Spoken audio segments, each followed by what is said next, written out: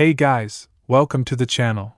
As you see in the thumbnail, what if Issei was summoned by Ingvile and sent to different world? Before I start, please do support for more awesome content, and subscribe my channel and like this video. Go support and follow the RageRevan for writing that awesome fanfic, and also make sure to comment on this story.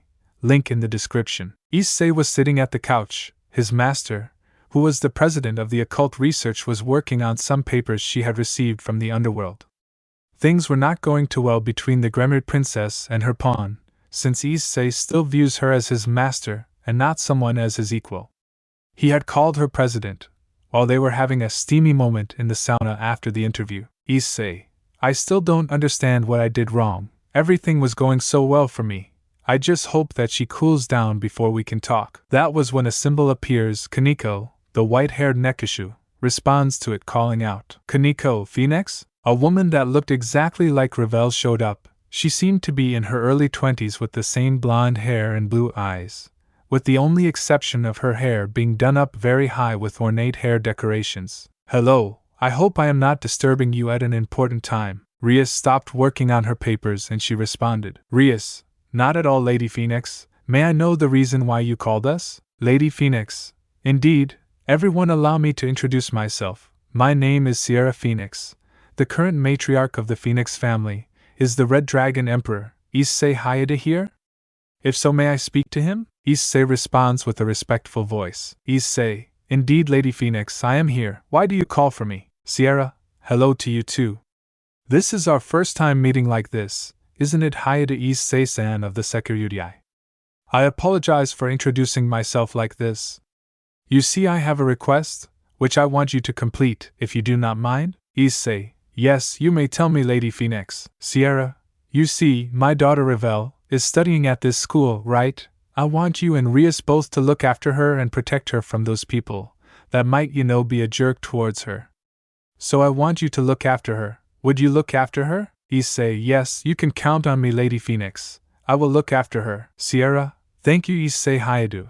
Oh, and one more thing. I had Riser trade with me a while back, after which she is a free bishop. Your goal is to be a high-class devil, right? Issei, yes. Wait, you don't mean? Sierra chuckled. Sierra, indeed, she will be in your peerage once you become a high-class devil, so I am counting on you to look after her, and who knows, maybe she will. Ravel, mother! Ravel yelled out of embarrassment and bashfulness.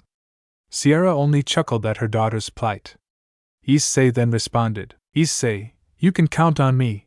I will protect Ravel with my very own life. She will not be in any danger. You may not worry about anything. Sierra, thank you, Issei, and you see around Rias. Rias, indeed, Lady Phoenix. The symbol and the circle both disappear. Rias then all of a sudden goes out, which Issei and the other club members present notice. Issei then asks, Issei, are you going somewhere, President? Rias looks to him. With a sad look, Issei flinched. He did not know exactly what happened, or why is she still sad. Rias, may I ask you a question? Issei, alright. Rias, would you protect me, just like you would protect Ravel? Issei, yes, I would. Rias, would you protect Asia? Issei, yeah. Rias, would you protect Aquino? Issei, yes. Is that even a question? Rias sighs. Aquino and Asia both understood where Rias was trying to get. She had a sad look, and she asked one final question. Rias, I see. What am I to you? Issei, to me, President is president, and Rias looked at him in shock. She yelled out in agony and despair. She then cut him off and responded. Rias, you are an asshole. Rias ran away in tears. Asia followed her suit, not before saying, Asia, Rias, wait. I cannot believe you just said that. Asia ran after Rias to calm her down. That was when Kiba, the blonde knight, spoke up. Kiba, geez, even I would have noticed. Issei, what do you mean? Kiba, you still do not get it, do you? Issei looked around, having no idea what he meant. All he could find were either looks of disappointment, scowls, or even hate. He did not understand what had happened. Aquino, the half-breed fallen, then spoke up. Aquino, I seriously don't understand that you are this foolish. Issei, you should know at this point what she meant. Zenobia and Irina chimed in. Zenobia, even though I am known to be quite naive, I also know that this is your fault. Irina, yeah, I cannot believe you. Kaneko said something that Issei noticed was filled to the brim with spite and pure hate. Kaneko, You really are the worst. Issei then looked around for any support. He asked Gasper. Issei, do you also still think that, Gasper? Gasper, the hybrid damper shyly replied. Gasper, why yeah, I cannot believe I looked up to you, Issei. However, instead of getting disheartened, he started to get angry, for once in his life, towards the girls he loved and friends he once cared for. Issei tried to go after Rias. Akino, stop. The Issei that is stupid and foolish will never understand. You going there will only make a bad situation worse. I still cannot believe you failed to see the situation, Issei. That did it. Issei remembered as Wrangler once said similar things to him. When he watched Asia die, that was more than enough to make Issei snap. Issei, is this how you all treat me, after everything I have done for you guys? Everyone flinched and had their attention to Issei. They knew from his voice alone that he was pissed, no beyond pissed at this treatment. Kiba kept his hand on him, but Issei deflected it off. He nearly lost his balance. Issei, do not touch me, Kiba. Kiba, Issei, calm down. Issei, hell no. One mistake, and I have become the #1 enemy of women. I ask that what you all are trying to tell me. Everyone present, including Revel, flinched. Issei, on the other hand, was radiating a dangerous aura, enough to make even high-class devils shiver in fear. He was hyperventilating, because of the pressure itself. Akino then tried to calm the situation down. Akino, Issei, listen, we did not mean it that way. Issei looked at her in pure anger. Issei, shut it, Himejima. Akino fell back. By the sheer tone of his voice, coupled with his aura, she fell backwards. She was completely shocked by his tone alone. She had seen his anger before but had never been through its receiving end of it. Issei then spoke. Issei, you know the words you just said, those were the exact same words that Wrangler said to me. In reality you are acting no different to her. Akino, who was looking at him in shock, now had an angered look on her. She then spoke. Akino, I am not like her. Issei, oh really? Then what were those words that you just said? Stupid and foolish, right? Those were the exact same words Wrangler said to me. I was wrong. You are not acting, Akino. You really are becoming like her. Akino now had tears in her eyes. Every word that Issei said to her was hurting the fallen. She wanted to just fly out of the room at the moment. She was really becoming like Wrangler, the same fallen that had killed and manipulated Issei once. Kiba, alright Issei, you have gone too far. Issei looked at him with a death glare, causing the latter to flinch. Issei, too far? Too far? I snapped back once at you guys and now I go too far. Did you even think twice before saying all those words to me? No. You did not. If you even had thought for a little bit, you would have let me complete it despite that incident. Zenobia, Irena, Gasper, and Revel looked in confusion. They were already in shock because of Issei's outburst. Irena then asked, Irena, what incident are you talking about? Issei, oh, you know, the same incident where I became a devil of fallen, saw me as a threat and took it to herself to eliminate me. And that's not even the worst part about it. She pretended to enjoy her date with me and stabbed me with a light spears. She was my ex-girlfriend Wrangler, the one that killed me in cold blood. The reason I am a devil. Kiba, we are not like her. Issei, you are our comrade. Issei started laughing, which shocked everyone, but even more the who just came to know about the incident, right? Issei, really Kiba? Don't make me laugh. If you really saw me as a comrade, you would have helped me. Let me complete my confession instead of berating me. The worst part about a betrayal is it comes when you least expect it. I was trying to move on. But no. You guys and President had to jinx it before I could complete. Some tried to approach him to calm him down, but the aura and the hyperventilation became worse. Drake spoke up from the boosted gear. Drake, everyone stay back, partner, calm down. Issei, like hell I will. Drake, they see me as the biggest mistake, nothing more. Nothing less. Everyone was silent. Issei was not wrong. They never did let him complete his confession. Everyone felt guilty, especially Kaneko. She most of the time saw him as a mindless pervert. They knew that Rias had never officially asked him to call her by her name. Issei then dashed outside. Irena tried to stop him. Irena, Issei, wait. Issei looked at her with a glare. She fell a step back. Issei, stay the hell away from me. Irena, I thought that at least you would understand since you were my childhood friend. But no. Stay there, Irena, don't make me hurt you. Irina fell behind, she had tears in her eyes. Issei then ran outside the ORC building. Revel then spoke, she had never seen Issei like this. Revel, I feel like this is my fault. Aquino, no, this is not your fault, it is our fault. And it is time that we fix things and set it right. Aquino had tears in her eyes, she never thought that Issei would snap, not like this. The others agreed on Aquino's statement. They needed to fix this and bring their friend back, before it is too late. Most of the girls had tears in their eyes. Kaneko stopped eating her sweets. Kiba was visibly shaking. Gasper was inside the box for most of the outbursts, while Zenobia was completely dazed and shocked, while Revel knew that deep down she was indirectly responsible for this mess. Scene change. Outside the ORC building, Co Academy, PM, with Issei. Issei was running away. He did not stop or even look behind. Drake was constantly trying to talk to Issei, but he did not respond. On the way he saw two girls. These girls were none other than the captains of the Kendo Club Yui Kates and Kaori Murayama, the girls who used to not only trash-talk him behind his back and to his friends but also beat him up when he was found near the Kendo Club room, peeking or otherwise. On the way he saw two girls. These girls were none other than the captains of the Kendo Club Yui Kates and Kaori Murayama, the girls who used to not only trash-talk him behind his back and to his friends but also beat him up when he was found any. Murayama weighed up pervert. Issei gritted his teeth. These two were the last he wanted to meet, especially after the terrible meetup with the ORC. Issei, what do you want? Kaori was taken aback by his tone. She then spoke. Murayama, why the hell were you running and from whom? Issei, that's none of your business.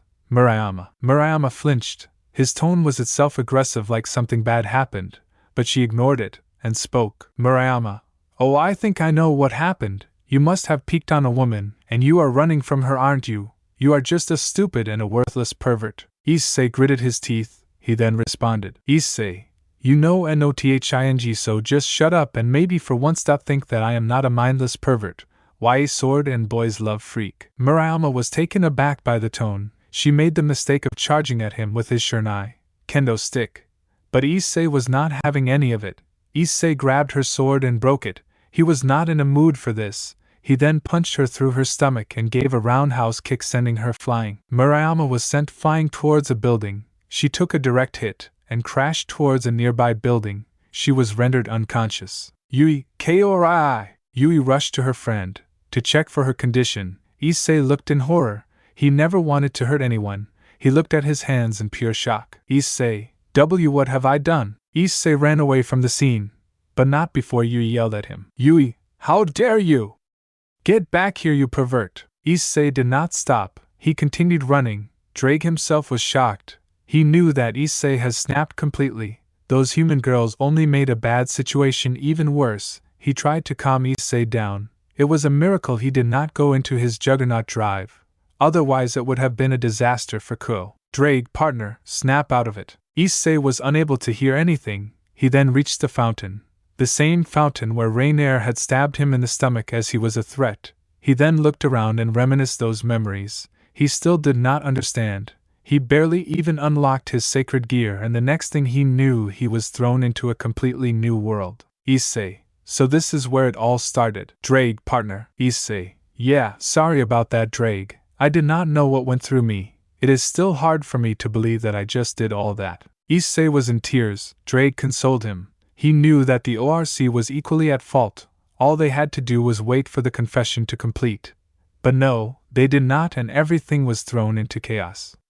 That was when Issei started to fall through the ground. Issei, Drake, what is going on? How the hell am I falling through the ground? Drake, there is no magic. Even though you are teleporting, you need to get away from the ground, and before Drake could complete, the ground swallowed Issei completely. He fell into the ground itself. He glitched through, it would be the accurate term. He fell on his face, knocking him out for a while. After a while he woke up, only to see that there was a yellow moist carpet, some yellow walls, and fluorescent buzzing lights. He immediately jolted from the carpet, and used the towel he had in his pocket to wipe the water. He looked around to see that he is somewhere else entirely. Issei, Drake, any idea where we are? Drake responded from the gauntlet. Drake, I have no idea, partner. Before Issei glitched out of reality. Co Academy AM. Rias was running towards a room. She did not care what was going or where she was going. She just could not take this anymore. She hated this hard games. She could not take this anymore. She was crying throughout her running. Rias,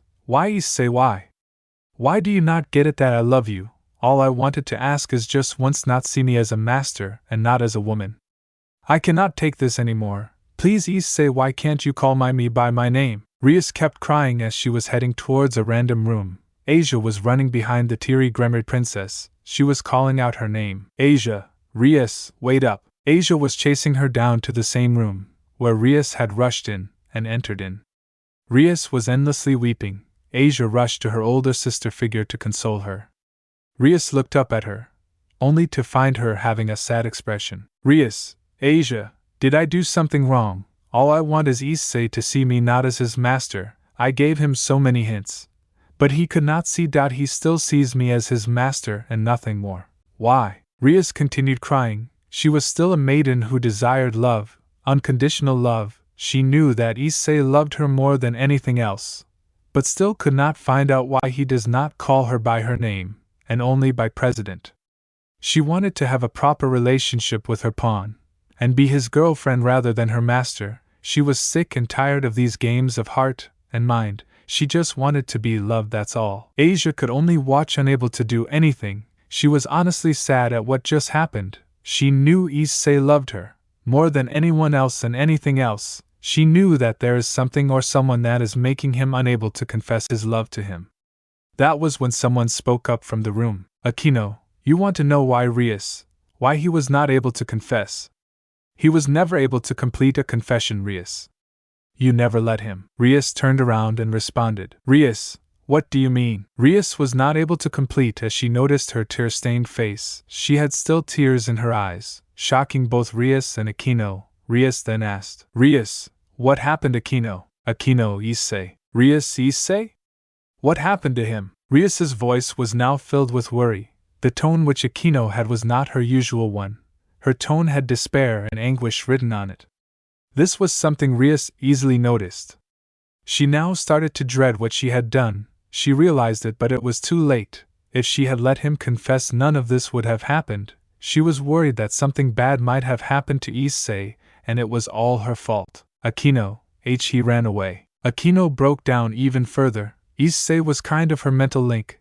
Without him, she would have been completely lost and never would have reconnected with her father. She wept endlessly, as she herself dreaded the fact that Issei might never be found. Rias and Asia themselves were in a complete state of shock. Asia had tears in her eyes. The man that had given her everything ran away. She dreaded that he may never be seen again. Rias had it the worst. She blamed herself for this. She is the reason he ran away to begin with. If she had let him complete his confession, none of this would have happened.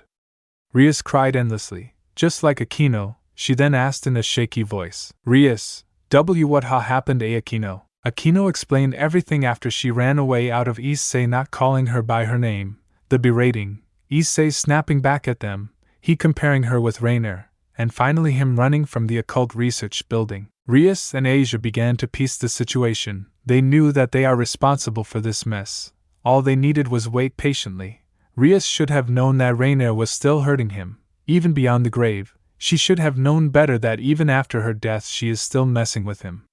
They both knew that he is afraid of women because of her. Asia in particular was ashamed at what she said to Issei back then, before she went to chase Rias down. Asia, no Issei. Asia wept endlessly. She blamed herself equally for the situation. They knew that they needed to find him before it is too late, before something bad or worse happens to him. Rias then spoke up. Rias, we need to find him. He needs help. We need to help him, just like he once helped us. You are right about that, President. A male voice was heard from the other side. It was revealed to be Yudo Kiba, along with Zenobia Korda, Irina Shidu, Kaneko Tuju, Gasper Vladi and Ravel Phoenix. They all either had a sad or a teared look on their faces. Kiba, we need to find him, and apologize to him for this, before something bad happens to him. Zenobia, we all are equally responsible for this. We berated him to this point. Irina, and it's time we do something about it. Kaneko and Gasper nod. They knew that they needed to find Issei and at the very least apologize before it is too late, before something bad happens. Rias, You are right, Kiba. Rias then suddenly noticed she lost the link to her pieces, which is not possible, as wherever Issei went she can still come to know what happened to her. This was to prevent any stray devils from taking place. Usually the granaries were known to keep tabs on their servants or peerage members, but she could not even sense her pieces, let alone Issei. Rias, I cannot sense him. Aquino? Aquino looked shocked by what Rias said. She then spoke. Aquino, what do you mean you cannot sense him, Rias? Rias, I cannot sense him, not his pieces or Issei at all.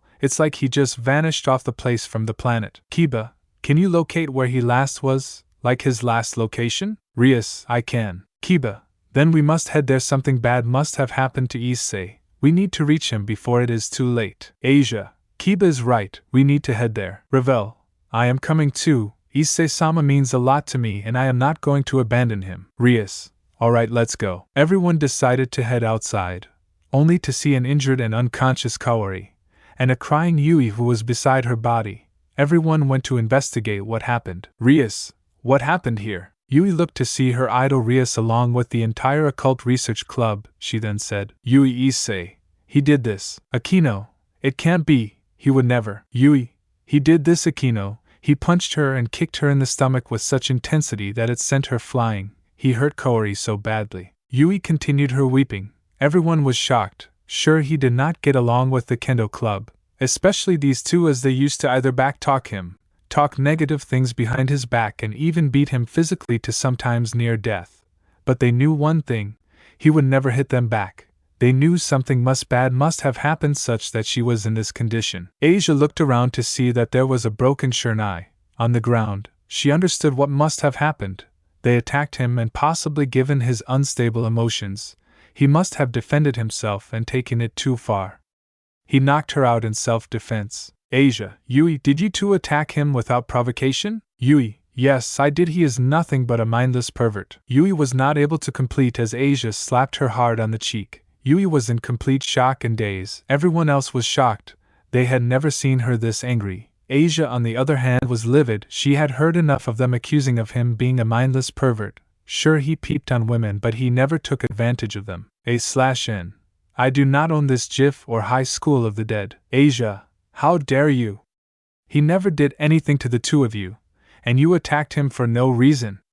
How could you, Yui? I never expected you would become like this. Yui, but he attacked and peeked at the Occult Research Club, that's what we thought. And another slap was given to the pink-haired girl. This time it was Rias who slapped her. They did not want to hear anything from this girl. They have just made a bad situation even worse. It was already bad enough, and now these two girls berating him only worsened the situation. Rias then spoke with the same anger. Rias, did I tell anything to you two? No, you two just jumped to conclusions. What you two did was assault with a deadly weapon. I understand he is a pervert, but that does not mean that he peeks on women every time. Like every now and then, she deserved this. Not to this extent, but she needed to see what she was doing. Be grateful that he did not take it too far. Do you know why was he running? No. 'Cause you two tend to jump at conclusions and not listen to others. Asia, let's go, President. We need to look for Issei before something bad happens. Yui, what bad? Asia. Oh, so now you care for him, Yui. A minute ago he was nothing but a mindless pervert. We had a fight and all of us berated him, minus Revel. And now he has ran away from here. So before jumping to conclusions, at the very least hear others out. Yui looked down in shame. It did not make it any better that those slaps were a constant reminder of how she and her friend Kaori used to treat Issei. She would tell Kaori about everything once she woke up. Yui, I should also help. She was cut off by Aquino. Aquino, no, Yui. Look after Kaori for the time being. She is currently defenseless, and we do not want something bad to happen. Look after her. We will bring Issei back. Leave it to us. Look after her. There are some people that may be far worse than Issei, and they might well assault her. Yuli. We do not want that to happen. Yui, alright, I understand, but please bring him back. I would like to apologize. The others nod and head towards the fountain where the signature was last found. Rias noticed the fountain was where she revived Issei as her one and only pawn. Rias, this is the place where the signature was last detected. Look for the pieces. If Issei is present, find him. This is where I had revived Issei as a devil. Why would he come here? Asia, I do not honestly know, but he wanted to get some free space. Let's look for him. They all looked for him, even trying to use their magic to check whether he is buried underground, but they could never find any. It was like he had just vanished from the face of the planet. They all fell into despair knowing that he was not here anymore. Rias screamed his name and started crying endlessly. The other girls also started crying. He just disappeared away in an instant, and there was nothing they could do. It was all their fault, and they are responsible for it. They looked for hours and there was no trace of his energy as well as the pieces anymore. There was not a single trace of him remaining on this planet. Kiba realized that there is only one person that could find Issei. Kiba, Rias, there is still hope. We need to contact your brother and Azazel-sensei. They might be able to find him and if possible locate him. He still has his evil pieces. Maybe Lord Beelzebub could find his location. Rias wipes her tears and responds. Rias, you are right, Kiba. There is still hope. We need to find him before it is too late. The others agree if there is anyone that could locate him. It is Ajuka Beelzebub and Azazel. They needed to find him before it is too late, and they would help. Issei is Azazel's student. While Surzex cared for him like his own brother, they would definitely help. In the backrooms, with Issei. Level PM. Issei was walking for what seemed like forever across the endless hallways. There was no sign of any change, aside from those buzzing lights, yellow walls and yellow moist carpet. There has been nothing new ever since his entrance at the backrooms. Issei. Hey Drake, did you notice anyone, or sense anyone's presence, like another person or something? Drake responded from the sacred gear. Drake, nothing, no presence, nothing at all. It seems like this place is completely devoid of any life or anything sentient as a matter of fact. We need to keep moving. At the very least we could find something or someone in the near future. Issei. And what makes the situation even better in the fact that there is no signal coverage here. Like we are stranded here unless someone comes and helps us. Issei then leans on the wall. He was starting to get exhausted after continuously walking for what seemed like hours. Like there is no exit point or any way to get out of here. Issei started to feel thirsty. Drake then spoke. Drake, feeling thirsty? Issei, yep. Drake, the carpet is moist. You can use the water present and drink it. Issei, I am not interested in carpet juice. Drake. Lucifer knows what is there in that, whether that is even water or not. Issei then starts his move once again. It was not making things any better given that the buzzing lights were getting into his brain. Like a bee buzzing into his head, things were not getting any better. Given that this area was driving him insane, literally. Thankfully Drake was there to keep him company and to keep his sanity in check. Issei notices that this area lacks everything: no life, no cell service, no food or any consumables. As a matter of fact, no sound unless you consider the buzzing fluorescent lights and the wet and moist carpet. Thankfully Issei was wearing shoes, so it was not much of a problem. He kept walking endlessly for what seemed to be hours without any stoppage. Any human would have been exhausted and would have collapsed by this point. A human walking for 3 hours would have fallen to the ground, not caring for his clothes getting wet by the time. But Issei was no human. He was one of the strongest low-class devils out there. Personally trained by Tannen, he was made to endure rough environments and survive on his own for a week. Tannen also made sure to push Issei to his limits during his training. This was in an attempt for him to unlock his balance breaker, and he truly did it, although by unconventional means. That is, by poking his master S. It was Azazel's idea, though after all, the guy has been a pervert ever since his fall and has been instrumental in shaping Issei for the man he is today. Honestly, if there is anything that would stop Issei, it would be a woman with big S that will stop him, or any woman in general. Issei is not the type to judge women based on their features after all. Issei continued walking for hours on end, having no idea where he was going or heading off to. He was just going wherever instincts were telling him to go. He would be lying if he had any idea where he was supposed to be going. The loneliness of the level was not making this any better. Honestly, we was worried about the people back home. His parents would honestly not bat an eye, considering that he has been missing only for a few hours. Not that they did not care for him. He was honestly more worried about the ORC and the Kendo duo. He was quite harsh to them, even hurting several of them with words, causing them to cry. Issei was regretting what he had done because of his anger. He made Akino and Irina cry because he was unable to let his emotions under check, not to mention he had injured the Kaori Murayama, one of the 2 Kendo club captains. I mean, sure, he was defending himself from their attacks, but at the same time he went too far. He just sent a human flying to the point of knocking her out unconscious. He knew that he needed to keep himself under check. He did not want to hurt anyone else, but he needed to move on ahead. He knows that there will be an end to these hallways, and maybe, just maybe, he would be able to find the exit and get out of this damn place. Drake, having regrets, partner? Issei, yeah, I kind of went too far. I mean, I lashed out on everyone, including several of them who meant the world to me, like Akino. I called her that. She is just becoming like Rainier. I mean, how could I go this far? Not to mention I threatened Irina with violence. They both were crying. How could I not see that? That's not all. I punched Murayama, the girl that I had once a crush on. Sure, you could argue that it was out of self-defense, but honestly I should have just stopped at crushing her. Shine, after that I could have paid her the money for a new kendo stick. But I did not do that. I hurt her so hard. How could I? Issei started to weep on remembering everything that had happened to him back at the club room. Drake then spoke in a consoling manner. Drake, Issei, listen. In anger people tend to do things that they never imagined they would.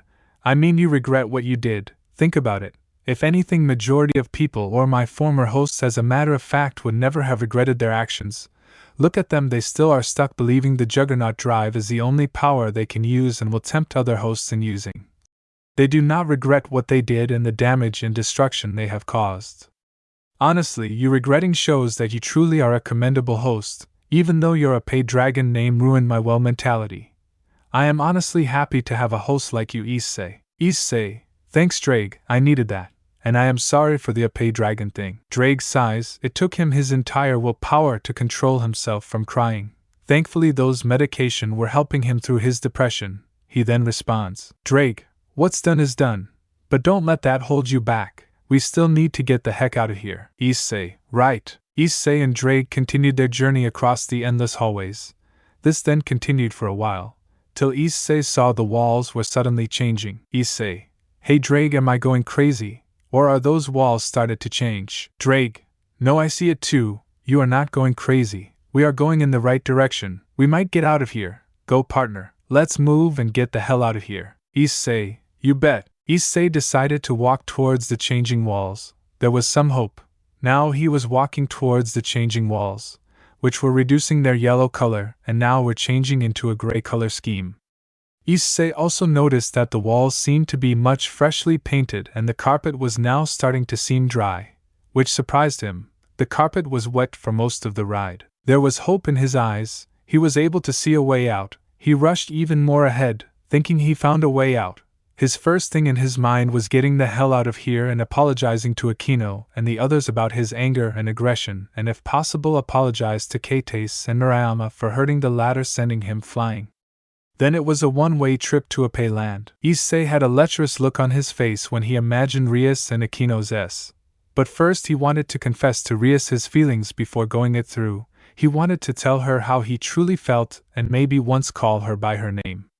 Drake initially sighed when he decided to think about his perversion, but was happy that he was ready to man up and confess his feelings. Issei then looked at what seemed to be an oak door. This showed that he had reached the end of what seemed to be an infinite hallway.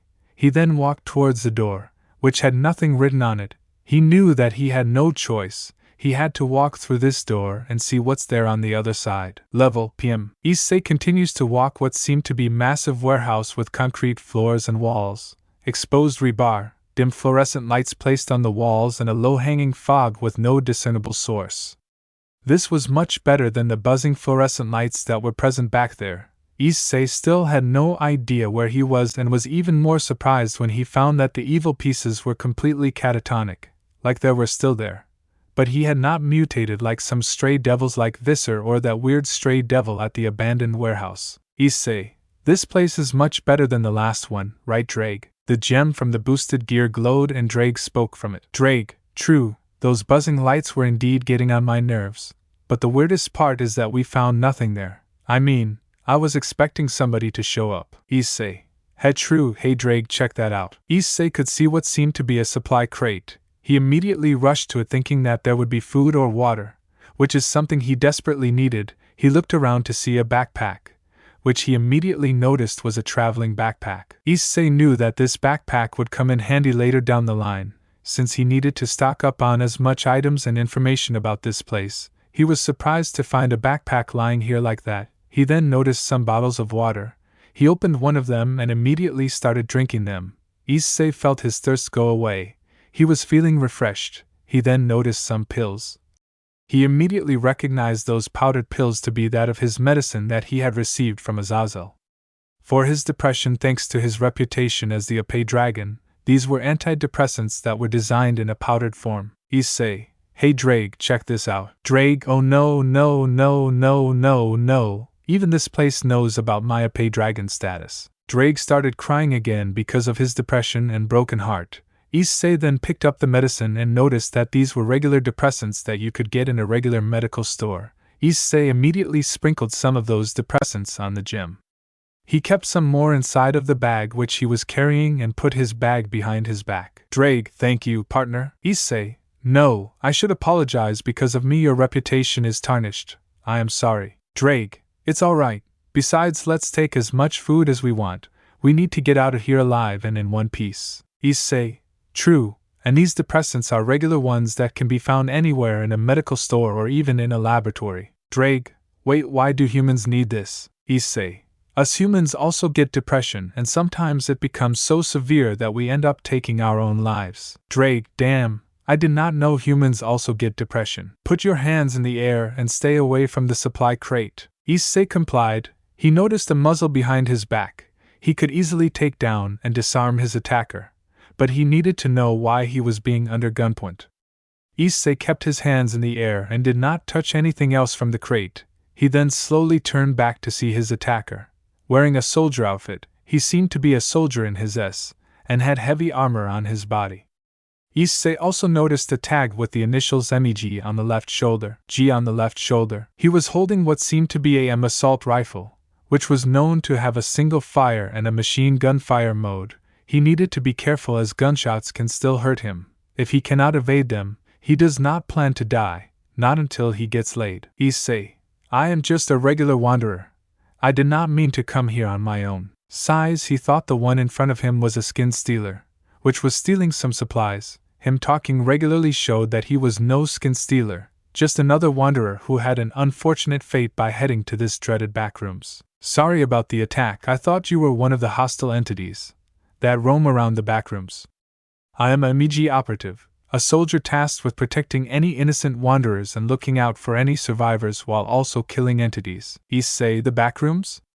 Can you tell me how I ended up here? MEG operative. Yes, the backrooms. You do not end here by choice. If you are not careful, you can no-clip or glitch from reality itself and enter here. Issei, I see, so no clipping like those video games. MEG operative, indeed wanderer. Issei, so like a soldier of some sorts? MEG operative, yes, you can call me a soldier, wanderer. Issei, so what are these hostile entities you keep talking about? MEG operative, there are many like hounds, dullers, scratchers and skin stealers. They are all known to be the hostile ones, but there are some that are less hostile like adult facelings, at least they are less hostile here. Issei, okay. That was when the lights flickered off. The operative was on guard. He knew that this is the time when entities show up. Issei, thanks to his enhanced eyesight in the darkness because of his devil physiology, noticed a nude humanoid entity with unkempt black hair on their heads and large mouths filled with sharp teeth. They have long bony limbs, sharp claws, and crawl on all fours like a dog. Issei, I see someone. It seemed to be a humanoid entity with unkempt hair and large mouth filled with sharp teeth. MEG operative, stay behind me. These things are called hounds. They are known to be quite aggressive. Issei, I can fight. I will be alright. MEG operative, okay wanderer. But don't let them bite you or you will turn into one of them. Drake, having a hound as a host, that's a total nightmare. Issei agreed. The mentioned hound lunged at them.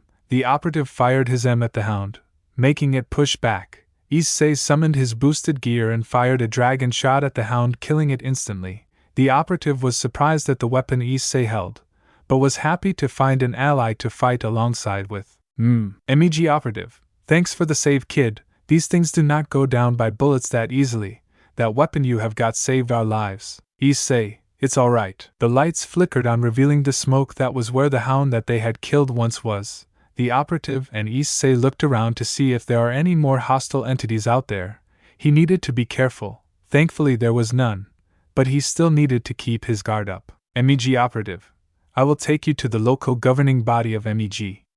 You want to leave this place, right? Issei, yeah, I have people back home worried and waiting for me. MEG operative, very well, then I shall take you there. Issei and the operative then head to a base of what seemed to be a military one, with heavily barbed walls and men from MEG surrounding it to guard the base from any of the hostile entity threats. The operative immediately gave his identification, and the walls opened up to reveal the inner part of the base. Issei looked around the military camp that was present there. Some of the other operatives were training the next generation of cadets that were going to protect any of the wanderers that would stumble across the backrooms. Issei noticed that he was moving towards several female soldiers wearing uniform. Their S were constantly jiggling. It took Issei everything in his power to control himself from gazing at those sacks. Issei and the operative continued their walking towards what seemed to be a statue. Issei, hey, whose statue is that made of? The operative noticed and responded. MEG operative, that is the statue of the first. He is the founder of MEG in the year. He was the reason that this organization still is alive. Rumor has it that he can travel to any level with ease in the backrooms, which is presumed to be infinite. Issei, is he still around? If so, where is he? MEG operative, nobody knows, Wanderer. There have been instances of him being in level, but that is just a theory. Nothing is there about him. Besides, I never got your name, Wanderer. Issei, the name is Issei Hayadu. MEG operative, I see. Nice name. We are currently at level as we speak. The level which most wanderers come here to the backrooms is level, also known as the lobby. Issei, okay. Issei and the operative continued moving forward to what seemed to be an office. He immediately knocked on the door. Come in. The operative opened the door, revealing a man in his S wearing a military vest and a pants. The vest was green vest along with a dark gray long-sleeved shirt. He also wore knee pads and military boots, along with dog tags around his neck and a pistol on his hip. May I know who this is, operative? MEG operative. He is another wanderer named Issei Hayadu. He helped me against the hound using a weapon he has on his hand. I see, interesting. So kid, why so you wanna go back? Issei, I have people waiting for me back home, my parents, some people who I love, and many more. Many people, huh? You seem to be quite popular there, Issei. Issei, yeah, that's true. By the way, I forgot to introduce myself. The name is Cage, Johnny Cage. I am one of the local directors around the MEG base. Pleasure to meet ya, Issei Hayadu. Issei, the pleasure's all mine, Director. Issei, the pleasure's all mine, Director. Issei and Johnny shake hands. Johnny then takes Issei for a tour around the MEG base where he meets several of the operatives present and gets along with them. He then shows him the different backrooms weapons that were being used, even the squirt guns that were used to kill entities and to defend wanderers. Issei was getting along with many people, including the female operatives, surprisingly. He was able to control his perversion, and some females taunted about it. Issei was barely able to hold himself. While Drake and Johnny were chuckling seeing Issei's pity, he then went to a projector room. Johnny, well kid, there are many items that you need to know about before going on your journey. These will be important if you need to survive these backrooms, cause some of these levels are really dangerous. Drake mentally chimed in. Drake, Cage is right, partner. We have encountered the safer levels so far. Who knows whether the next level will be safer or not. Issei, okay, go ahead, Director. Johnny then started a slideshow revealing an image of what seemed to be an almond water, under a package. Johnny, these bad boys are called almond water, usually a sweet almond or vanilla flavor. These things are important, so stock on these as soon as possible. They not only taste good but also maintain your sanity. If there is anything, gather these as much as you can. Thankfully they have a shelf life of year, so you should be alright, if you have them. But avoid the expired ones, they can cause death. You will be able to recognize them as their smell is similar to rotten milk. He moves to the next image. Johnny, these things are known as liquid pain. Whatever you do, do not consume this.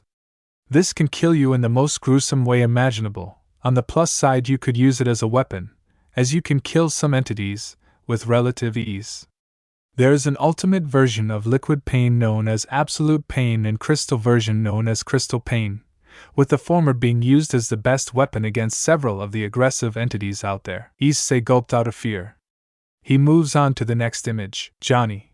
These things are known as neon water. The good news is that it is a better version of almond water. The bad news is that it can only be found in certain levels, and is extremely rare to do so. He moves on to the next image. Johnny. These things are called fire salt. Think of having a walking cracker in your hands. Now calm your nerves, these can be used as a weapon as well. Just throw them. When these bad boys crack, they can create explosions. The big boys work similar to dynamite. You can damage a huge amount of entities as well, mostly the harmful ones, in order to protect yourself. Issei. That's really nice. Johnny. There are several more items. Can your weapons store information? Issei then mentally chatted with Drake. Issei. Can you store more information? Drake. I theoretically can, just like how you put Ascalon inside the gear. Cage should be able to put information related to it. Issei. I can direct her. Johnny. Excellent. I will be taking you to the place where science experiments will be held. That's where the data disk is present that will help transfer the information to your weapon. Johnny then takes Issei to what seemed to be a much scientific room. This was where most of the experiments were being held. Issei notices multiple test tubes and other equipment meant for the experimentation. He is then taken to what seemed to be a computer laboratory. He then notices a man looking at them. So what brings you here, Cage? The man was in his S of African American origin, wearing a brown leather vest with his last name Briggs on his back, a black tank top from the inside and 2 dog tags, and olive green pants along with knee pads and a black army boots. Johnny, come on Jax, don't be like that. Besides, I am here to give information about the different entities and items to this kid. The man known as Jax sighs. It is rare for Johnny to take interest in a mere kid, given the actor's former arrogance. But here he is actively helping a random kid. Jax. The name is Jax Briggs. I am in charge of the science division here. It is nice to meet someone who can take this guy's interest. Issei shook his metal arm. He was surprised that both his metal arms were completely bionic, and he had 2 normal hands remaining. Issei, Jax, what happened to your arms? Jax.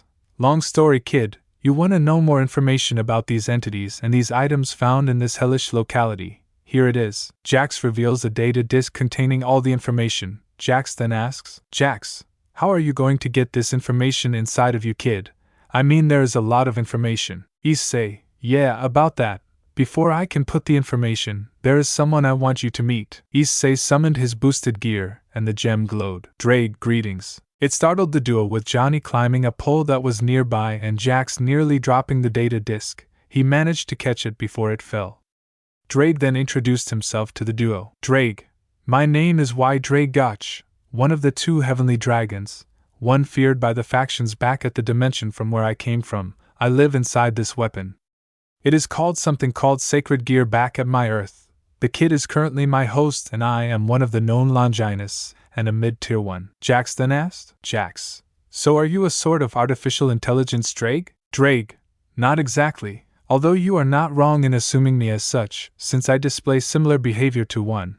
I am a spirit who has been sealed inside the Sacred Gear. It was because of an incident known as the Great War. Drake then explained the Great War that had happened between the 3 factions Devil, Angel and Fallen Angel faction, when there were 2 dragons who decided to settle their rivalry, him and another dragon called Albion Gwilber. They both were killed despite heavy casualties on the 3 factions, and were both sealed inside different sacred gears. Jax and Johnny had listened to the story intently, and with interest. Drake then asked, Drake, although I am surprised that you 2 are taking this too well, people from my Earth usually freak out when they find out that the supernatural is real, or that everything that was a myth is a reality. Johnny, before we ended up here, we come from a world where entities known as Elder Gods exists. One of them is a good friend of ours. I guess his name was Raydude. Jax, it's right in Cage. And when did you get down from the pole? Johnny, what pole? I do not see any pole. Johnny was chuckling nervously, while both Jax and Issei looked at each other, thinking that he is not fooling anyone with that. Jax, anyways, Cage is correct. We do have beings that are what you call gods back in your dimension, and we have a 4-armed superhuman, a cannibalistic humanoid, a princess who never ages, a hat-throwing monk and a fire dragon monk from Shaolin. Issei, it seems like your dimension also had a history. Then why don't you guys return back? Jax, We would love to, but we have a job back here, to prevent any wanderers from dying and sending them back home, just like you, plus we have nothing back there, so we might as well help whoever we can. Issei, I see, so say Drake, how are we gonna take this information inside? Drake, just like you took in Ascalon, just match the wavelength of your gear to the data disk. Issei, alright. Issei then matched the wavelength of the gear to the data disk he was holding. The data disk revealed a port in the sacred gear, surprising the duo. Issei then inserted the disk into the gear port. Drake was then overflowed with information from the data disk, revealing information from several other entities like skin stealers, dullers, smilers, camo crawlers, arachnids of level, death moths, dollfaces, facelings, partygoers, and many more entities. This was the first experience he had a massive information gain. Drake, I got everything stored. Jax, alright, tell me what's a partygoer? Drake, partygoers are tall, bipedal creatures with rough and leathery skin, typically tinted a dull yellow. They have no other functional features, with the exception of a cartoonish smile drawn onto their face with a substance resembling human blood. The partygoers are highly intelligent, reportedly being spotted operating complex machinery and effortlessly traversing the backrooms in search for prey. Most do not venture alone, rather, they tend to hunt in groups. They are a class entity, which are considered to be very dangerous as they can kill a wanderer with relative ease. Some may even turn the said wanderer into one of them. Partygoers hunting prey hide in the shadows of their habitat levels and wait for prey to pass. They then begin singing a nursery rhyme which has the supernatural property of tiring and numbing their prey while sprinting at inhuman speeds towards their prey to latch on. Partygoer attacks usually only last a few seconds, as partygoers never initiate sustained chases. They can only run for an average of seconds before growing fatigued and leaving themselves open, so if their prey is not transformed or dead by then, the partygoer has failed the hunt. Jax, so you managed to take most of the information from the data disk. I am impressed. Drake, thanks Jax, I could go on since there is a lot of information about them and it is pretty messed up. There are even party hosts and party poopers. But I think that this is more than enough. Issei, are party poopers less dangerous? Drake, indeed partner, many used to get along with the Wanderers until they were eradicated. Issei, why? Drake, it was an infamous event known as the Fun War. Drake then began to explain what had happened during the Fun War, where the partygoers and party poopers had a war which lasted for a day. This was a total victory for the partygoers where they eradicated all party poopers. Many partygoers forced humanity to fight for them with the promise of sparing them in case they won, since the party poopers do not hurt humans. They were forced to stand down, forcing them being killed by partygoers. Even the humans that worked with partygoers were either turned into one of them or outright killed. Jax and Johnny looked down in shame as they could not do anything to help those humans or party poopers. Issei, on the other hand, was livid at the actions of partygoers. He wanted to make those psychopathic creatures suffer for what they did. Jax, and that's not even the worst part. Several of the leaders known as party hosts are capable of manipulating and hacking our databases, making Level Fun, the place where they are commonly found, a safe place, when it is considered a dangerous place. Issei, I have no words. Johnny, if you encounter one, don't fall for their traps or their attacks. I know you are strong enough to kill one of them, but they are known to gang up on their prey in case they escape. Issei, alright then. That was when a scientist barged in. Scientist, leader and head of the science, sir, there has been an full-out assault on our base. Several skin stealers, hounds, dullers and scratchers have attacked us. Jax, damn it.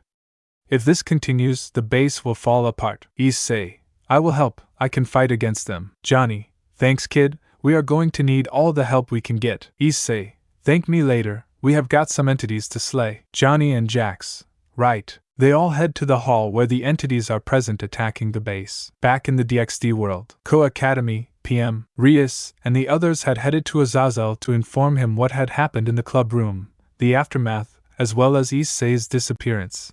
Needlessly to say, the Governor General of the Fallen Angels was angered at the actions of the Occult Research Club but kept it inside since his priority was to find Issei as soon as possible. Azazel then immediately contacted both Surzex and Ajuka Belzebub about what had happened. They knew that if anyone were to blame, it is the Occult Research Club members.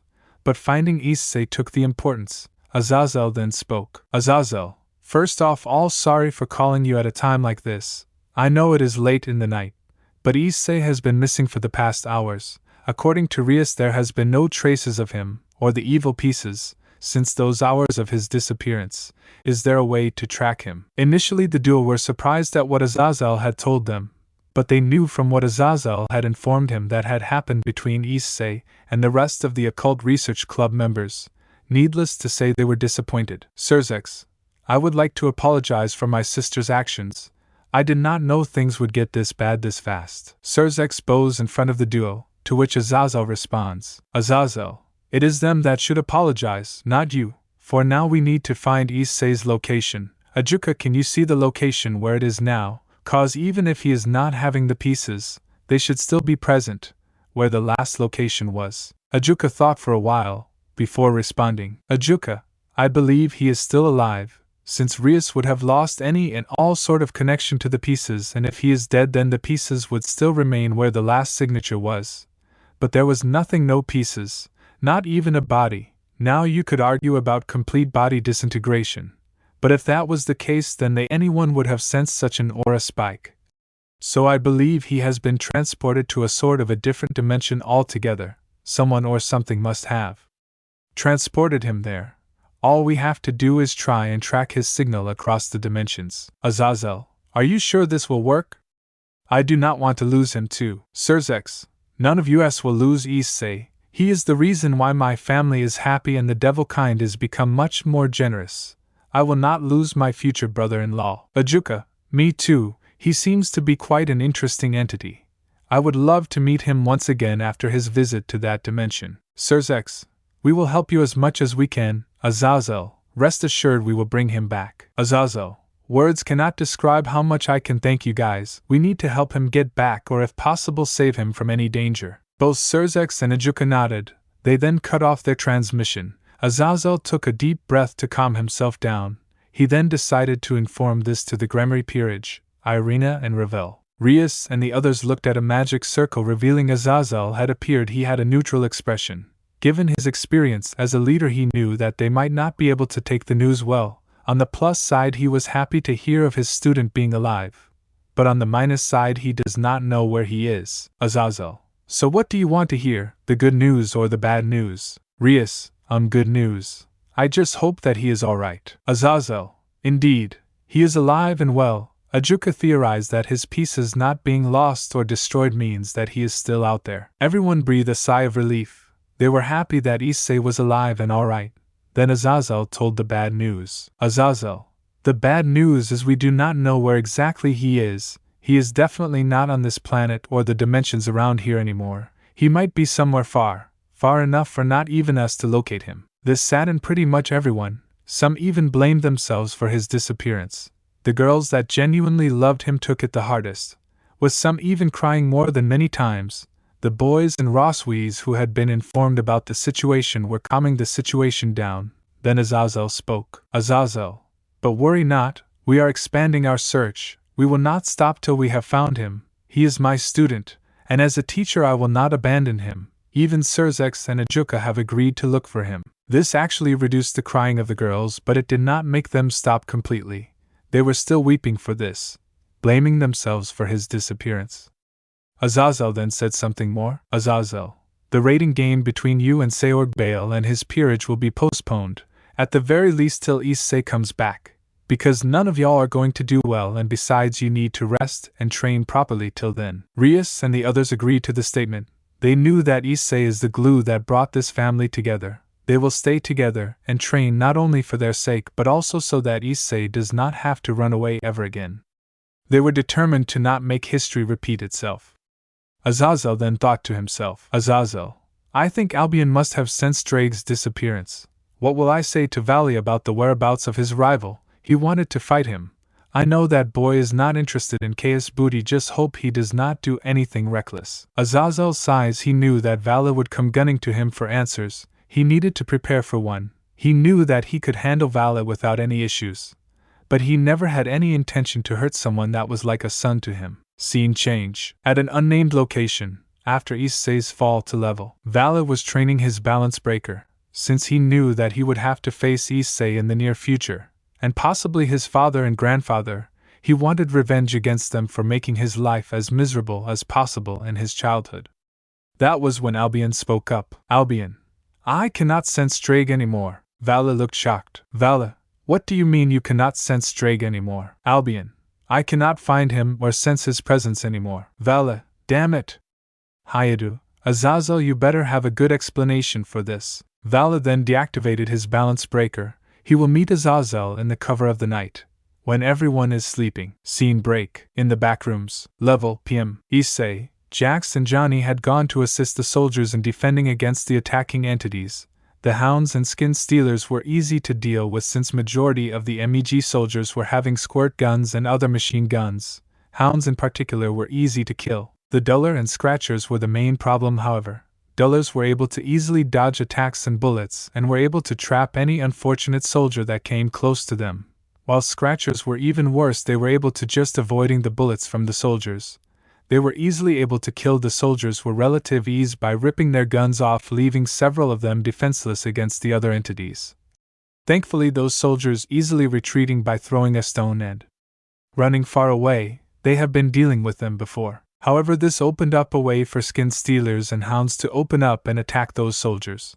But before they could kill them, Johnny Cage along with Jax Briggs and Issei Hayadu came to assist them to destroy the attackers for good. Johnny, leave the dullers, skin stealers and hounds to us. Issei, can you handle the scratchers? Issei, you got it. Drake, partner, be careful, you are dealing a scratcher. Think of it as dealing with a low-class supernatural being. You should be able to take it without any problem. Issei, it is about time then. The boosted gear then announced. Welsh Dragon Balance Breaker. Issei immediately rushed to the scratchers that were attacking the soldiers. He summoned Ascalon to make things even. Blade. The Ascalon was strong enough to slice through the scratchers without much effort, surprising the soldiers. They knew that the armored man was as strong as the Red Knight, who can slay hostile entities effortlessly. He wanted to avoid using illegal move Triana because it drained a lot of stamina. He then said, Issei, those infected with hound bites, go to the medical center, ask someone to treat yourself with almond water. I will take care of these. The soldiers and rookies nodded. Issei then continued to deal and effortlessly kill scratchers without any issues. He managed to help anyone that were under attack by those dullers and skin stealers. One of the skin stealers decided to go after Johnny Cage. Any normal human would fall to their attacks that are driven out of hunger. Johnny yelled, Johnny, not the face. Not the face. The skin stealer did not respond when all of a sudden Johnny's hand started to glow green. In a flash of light, he charged faster than the skin stealer and managed to give a punch straight to the lower region. A/N. I do not own this GIF or MK animated show. The skin stealer howled in pain. He then grabbed a shotgun and shot the thing right in its face. It had taken the skin of a human male as one of its hunt. Johnny looked down at the dead skin stealer and said, Johnny, man, even the paparazzi were not like this. They would make excellent news reporters, if they weren't so fixated in having human flesh. Just stay away from this handsome face next time. Issei looked at the scene in complete confusion. He knew that hitting in there of all places must be painful. He made a mental note to ask the director to teach him that move. Jax also was dealing with several of these entities without much problem. Given his metal arms were made of a special metal, the scratchers were having a tough time trying to destroy the metal. Jax then spoke. Jax, that's just sad. Jax pummeled the scratcher to the ground. He then brought his shotgun and destroyed the creature with a single shell. He then took a cigarette and lighted up, smoking it during the battle. The other hounds and skin stealers were easily being gunned down and killed by the armed soldiers. There were still dullers that were a constant source of problem. However, Issei had a solution. The boosted gear immediately announced. Boost! Boost! Boost! Boost! Boost! Boost! Explosion. Issei sent a dragon shot at the dullers present, disintegrating most of them with relative ease.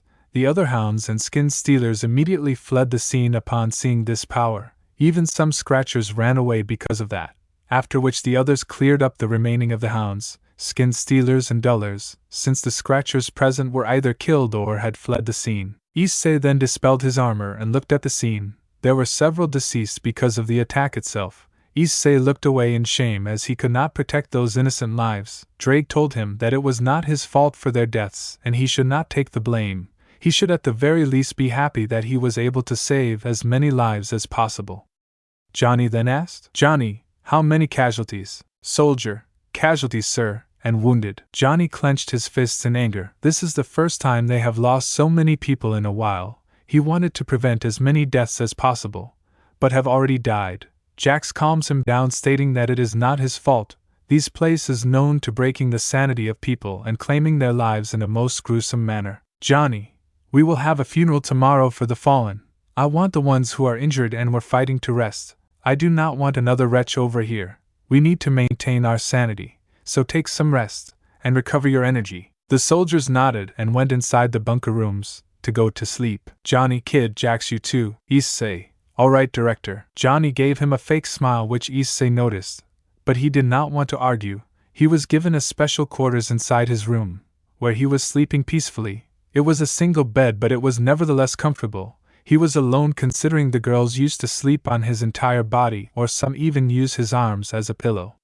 He then went to sleep only to see, "Hello there." Issei noticed the man in his S was wearing a black formal suit with formal pants. He seemed to be a man of the th century. Issei noticed that he gave a weary leader-like vibes around him.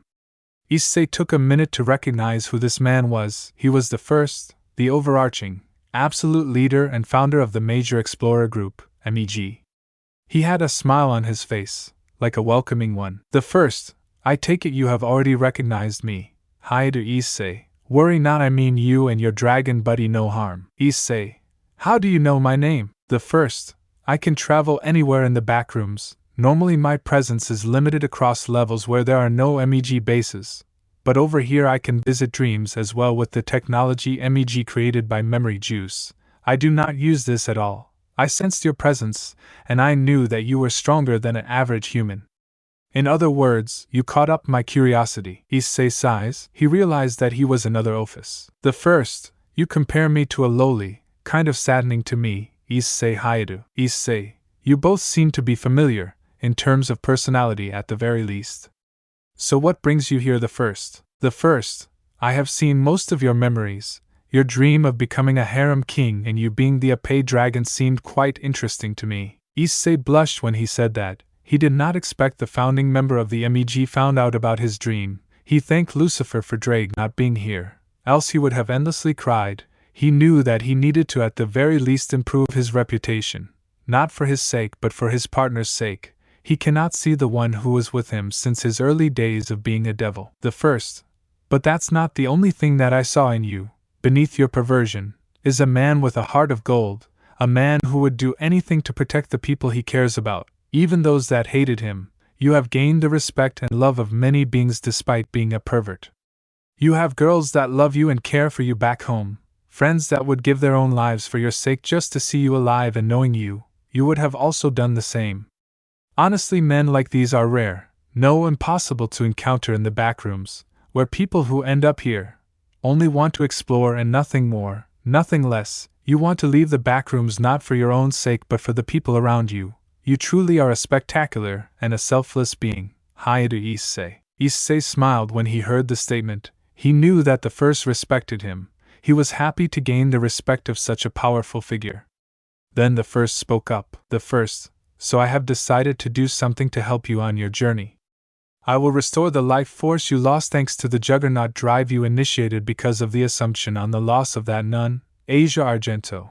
As you can see, I am kind of immortal and I can pass down the trait to those that are close to me. My wife and son have this trait which I specifically gave them, so that I can live with them forever." Issei, "Whoa, nice, thank you." The first smiled at Issei in response. He then spoke. "The first, as you know, I got this ability thanks to when I was sent here. A lucid dream got me to this place, with the perk of immortality along with my ability to travel to any backroom level I so desire, including the ones that wanderers cannot leave like level Redacted and level Omega, although I would not recommend you to go there cause they are considered class dead zone, which is basically a death sentence if you head there." Issei gulped on hearing that these two levels seemed to be nightmare fuel. He needed to avoid going there at all costs. Even if there was a way to no-clip into those levels, he would have to avoid. Listening to the first seemed to be the right call of action. "The first, as for my second gift, This is similar to traveling to a different level which wanderers cannot normally do. You will have to mark the level and visit that level at least once, like a checkpoint in a game. Then you can visit it anytime you can desire. But this skill will have a 2-day cooldown however, so be mindful of using this skill in an emergency situation only. Issei, alright, understood. The first then smiled and spoke. The first, alright, looks like the memory juice for the device has run out. Besides, your dragon buddy is worried, so you might want to wake up. But I will try to meet with you again, at the very least before you leave the backrooms. Issei, alright, the first. Issei smiled at the first. Before the dream sequence faded, Issei woke up, seeing that it was AM. Another day had begun for the Red Dragon Emperor. Level aim. Issei woke up. He noticed that Drake was worried about his partner's unresponsive tendencies. He knew that he had gone to sleep. Drake, partner. Thank Ophis nothing happened to you. I lost your connection. I am so happy that you are safe and sound. Issei, worry not. Nothing is going to happen to me. Drake then sensed that Issei's life force has been restored. Needless to say, he was shocked. He then asked, Drake, partner, how did your life force got restored? Last time I checked, even that cat's senjutsu did not work. How did you get your life force back? Issei, oh Drake, do I have a story for you? Issei then explained his run-in with the founder and the leader of MEG, the first. He then informed him that he was the one to restore his life force and gain access to marking levels, which he needed to visit. Then only he could teleport at will. He told his entire run-in with the man. He minus the Issei dragon thing for his dragon's sanity. He did not want him to cry after this. For him, Drake was like his most valued partner. As much as Rias is, he is almost like a brother to him. Drake, to think my partner managed to get the attention and respect of the first. He may not be my strongest host, but he is certainly the best I have had. He treated me as a person rather than a tool, and now he has gained the powers and respect of one of the most influential men in the backrooms. I am honestly proud of him. Drake, that's nice, partner. I am so proud of you, but we need to get up. Cage must be waiting for us. Issei, yeah, let's go. Issei then wakes up from the bed and first takes a shower, which he had not done once since his arrival in the backrooms. He then wears a green army shirt and track pants, which were much more comfortable than his regular school uniform. He then walks to what seemed to be a funeral procession to the fallen who had died during the entity assault yesterday. After the procession, he heads to the outside of the base and marks the area down for instant teleportation. Issei then visits the Johnny's office back at the MEG base. He then informs him that he would be leaving very soon. Johnny, I can take you to the next level entrance. However, this one will be much dangerous than the previous one. Issei, I understand that, director. Johnny, alright then, let's go. Johnny then took Issei to what seemed like a metal door. Issei then asked, Issei, director, you could have taken me to the hub, then why here? Johnny, well, there have been a lot of entities that have been spotted around the hub, mostly the hostile ones recently, so it is going to take time to clear them off. Like they have been relentlessly attacking and killing wanderers, so I would not recommend to take that route. They would mostly end up ganging up and killing you, so I would not suggest to take them on right now. Issei, so kind of like a roadblock in RPG games? Johnny sweat drops and responds, Johnny, yeah. But before you move through that door, I will give you my number and access to the backrooms Wi-Fi. This should allow you to connect to me anytime you want to contact me, and the outside world as well. Issei smiles and responds, Issei, thank you so much for your help. Johnny, no, I should be thanking you for your help against the entity swarm.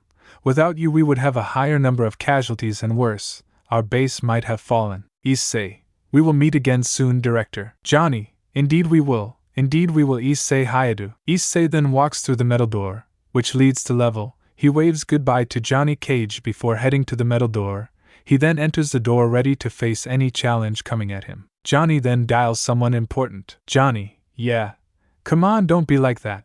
Yeah, a boy might come here, I want you to look after him. His name is Issei Hayadu, is a good kid. You might like him. He defended the MEG base that was under siege at night. Because of him most of us are still alive. Okay, and help him if you can. Issei walked through level for what seemed like forever, given that the level was supposed to be much harder than a regular level. Issei encountered a few scratchers and hounds, which he effortlessly killed without much effort. Earlier Johnny had given him some spore bombs and spore thrower. Earlier Johnny had given him some spore bombs and spore thrower. Drake, those grenades are coming in handy, ain't that right, partner? Issei, indeed. I never knew that mushrooms could be used as a weapon, these are pretty good. Drake, things in the backrooms are something else. The squirt gun which Cage gave us as a thank you gift for our help against these entities makes dealing with those annoying scratchers much easily. Issei, so let's summon them and fight against these. The boosted gear then announced. Gun. A water gun with a super soaker showed up in Issei's boosted gear, which was attached to a water tank formed inside of Issei's bag. Issei managed to integrate this thing into the boosted gear, just like he had assimilate Ascalon inside of him. It was filled with almond water. This was meant to weaken certain entities that are weak to almond water. Drake had informed him about certain entities that can be weakened by the water, including certain entities like wretches and insanities. Issei then moved along the pipelines after slaying those weakened entities with relative ease. He needed to avoid using more of this because of the less amount that was present in level. He then noticed a lone entity sitting on the side of the pipes. It was about feet tall, and is very light in weight. The hair is typically made of yarn or horsehair, eyes are sewn on buttons, and the mouth is sewn on with yarn or pipe cleaner. The skin color is usually brown or dark blonde, their bodies made of fabric and cloth. The ends of their hands are decorated with shards of broken buttons. It was looking around for a wanderer. Drake, partner, that's a dollface. Issei, what now? Drake, a dollface, codenamed entity, are small doll-like, humanoid entities, similar to a Ragadan doll, that can be found in the backrooms. Their physical body appears to be a cloth or wool plushie. They are self-replicating, and extremely hostile unless tamed. Issei, so I need to either kill it or tame it. Drake, indeed, partner, fortunately, dealing with a dollface is as easy as taming one. Just offer almond water to them and act friendly to them. After this, the dollface will act kindly to you and follow you around. It is not possible to tame one if it is part of a large group. Thankfully this one is a lone wolf, so you should be alright. Issei, alright. The dollface notices him and responds. Dollface, hi. I'm Dollface, it's nice to meet you. The dollface charged at Issei. Thankfully it was pretty weak. It was easily knocked down by Issei. Issei then immediately brought out a bottle of almond water and fed it immediately, after which the struggling dollface immediately toned down. It then spoke. Dollface, hi. I'm Dollface, what's your name? Issei, hi to Issei, it is a pleasure to meet you. The dollface looked at his new master for a while. Issei then asked. Issei, I am planning to get the heck out of here. Do you plan on joining me, Dollface? The dollface looked at him and responded. Dollface, yes I will, but can you give me a name? Issei, a name, huh? How about Rex? The dollface beamed at the name's suggestion. It liked the name, it responded. Rex, I like this name, I want to follow you, Issei. Issei, great, let's go on this journey together. Rex climbs on Issei's shoulder, and they both head towards the endless pipe rooms. Issei noticed the inside of the pipelines to be running some liquid. Drake, these pipelines are theorized to supply almond water, partner. Issei, wait, so all these pipelines have almond water? Drake, indeed, that's the best part. The worst part is that the temperatures here reach degree Fahrenheit. It can literally cook a human alive. Rex, cooked? I don't want to be cooked alive. Issei, we will not explore those pipelines, worry not, Rex. Issei and Rex then proceed to find an exit to this level so that they can go to level. Their goal is to reach level as soon as possible if they needed to find a way to get out of here. They noticed something dark in the pipeline area. Issei felt killer intent coming from that thing in the dark area. It had a long smile, with multiple sharp teeth, and has white glowing eyes. Issei felt killer intent coming from that thing in the dark area. It had a long smile, with multiple sharp teeth, and has white glowing eyes. Drake then silently spoke, as only Issei and Rex heard it. Drake, partner, be careful, that's a smiler. Whatever you do, do not shine a light source at them, or make sudden movements. Issei, what exactly is a smiler? Drake, smilers are hostile entities, recognizable by their signature reflective eyes and gleaming teeth. These entities only appear in dark corners or doorways, where the rest of their form is not visible. Sighting of these entities are among the most common in the backrooms. It is speculated that these entities do not have bodies. Rather, The darkness is their bodies, however, some people beg to differ. The Smiler are typically passive creatures, but sudden noises or motion, from panicking or retreating, will make them highly aggressive. When seeing a Smiler, it is best to stare it down and retreat. Do not blink. Smilers have a rivalry with Frowners and Rattlers and will go out of their way to attack them, even abandoning their wanderer target. Issei understood what he needed to do. He stared it down, however his hands made a shuffling sound loud for the Smiler to hear it. The Smiler lunged at Issei in an attempt to kill him, but Issei dodged it, making it move to the sideways. In a split second, Issei transformed into his balance breaker, Welsh Dragon Balance Breaker, Flame Blaze. In a split second, fire emanated from the gem of the armor. As it burned the Smiler alive, the Smiler, being attracted to a light source, decided to move towards the light source. It ended up being burned alive easily with relative ease. Issei then dispelled his balance breaker and asked, Issei takes the moth to the flame quite literally. Are you alright, Rex? Rex looked around its body for any scratches and responded, Rex, I am fine, Issei. Issei, well, we need to move on ahead. Who knows, we might run into other wanderers after all. We can trade with them if we can. Thankfully those crates also had some back dollars. Cannot use yen over here. Rex moves ahead to check whether there is danger ahead. Drake then talks about something important. Drake, partner, there is something I want to tell you about. Issei, go ahead. Drake, there are entities called Doppelgangers. Issei, I take it they are considered imposters. Drake, indeed, Doppelgangers, codenamed Entity, are malicious entities, known for their ability to imitate and manipulate wanderers. Indistinguishable from humans, these entities should be avoided at all costs. Unlike most hostile entities, this entity chooses not to kill wanderers right away. Instead, they rather choose to befriend wanderers. After successfully earning the trust of a person, they slowly manipulate their victim to go insane by gaslighting them, tricking them into entering dangerous levels, or influence them into killing other wanderers, etc. This process can take weeks, months, or even years. The entity also has the ability to transform into their victim after they die. It is theorized that they take their last victim's appearance, so if, by chance, the entity stumbles upon a person that their last victim knew, it will be easier to lure them into its trap. Issei, damn it, is there a way to identify them? Drake, although identifying doppelgangers is hard, as their anatomy is identical to those of humans. They breathe, bleed, sense, and age. However, there are a few things that can help somebody identify a doppelganger. There are 4 ways to identify them. Doppelgangers seem to have difficulties understanding abstract concepts such as mathematics, philosophy, networks, art, law, nations, etc. Doppelgangers may also have difficulty remembering things. X-rays can reveal doppelgangers that have recently transformed. Doppelgangers may not be able to read nonverbal gestures that are not used so often, since they all learn about humans by observing. Doppelgangers are not aware of most of the things in the front rooms, our world. Issei, alright, that makes it much easier. Drake, there is another way. I can sense a deceptive or killer intent from them. They need to get through me. If the being is a doppelganger, I can identify them.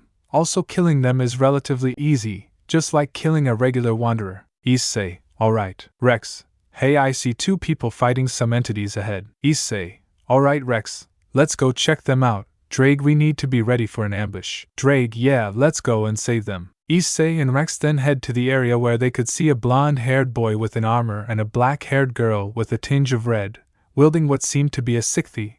The blonde boy was holding what seemed to be a sword. They were fighting a horde of scratchers, hounds, and skin stealers. Damn it, these things are everywhere. They are worse than Grim back home. We need to stay alive. We have been surviving so far. True. Even back in Remnant, where everyone hated my guts for some damn papers, we cannot fall. We have huntsmen training meant to survive situations like these. But they seem to be too overwhelming, but I won't give up. That was when the duo noticed that more of these entities have decided to gang up on the 2 lone wanderers. Great, more of these things. Now what do? We cannot hold them for much longer. I wish there would be another wanderer to help us. I don't want to die here. Neither do I, John, neither do I. That was when Issei decided to step in to help these 2 wanderers. With using his speed, he managed to defeat most of these entities without much effort, shocking the duo. John, who are you? Issei, just an ally. Worry not, I am on your side. Do you have a name, mister? Issei Hayadu, I am here to help you guys. Now let's finish these entities once and for all. Name's Ruby Rose. It is a pleasure to meet you, Issei. Let's finish them once and for all. Jon nodded. They immediately began fighting the horde of entities that had started to approach them. Issei immediately went into his balance breaker state. Welsh Dragon Balance Breaker. Issei immediately transformed into his balance breaker armor, which was a red dragon armor with green jewels that covered the body of the user. This armor has a pair of rocket thrusters at the back that gives a temporary boost of speed and flight, assisted by the retractable dragon wings that come out of it. Ruby had stars in her eyes. She had never seen an armor like this before. Even Atlas did not have armor like this. She wanted to touch the armor once. She immediately brought out her crescent circle, a high-caliber sniper scythe which she designed herself at signal, as well as her eye for detail when observing other people's weapons and tools. This weapon can transform between a scythe and a sniper rifle and can fire dust rounds in either form with massive force. Jon, on the other hand, brought out his crossramors, which was a simple sword and a shield. This, coupled with his semblance aura amp which he had unlocked in Forever Fall and enhanced in the backrooms due to him fighting an endless horde of entities in level. This allowed him to enhance his abilities and his own aura regeneration to the point of some entities like hounds and skin stealers having no effect on him.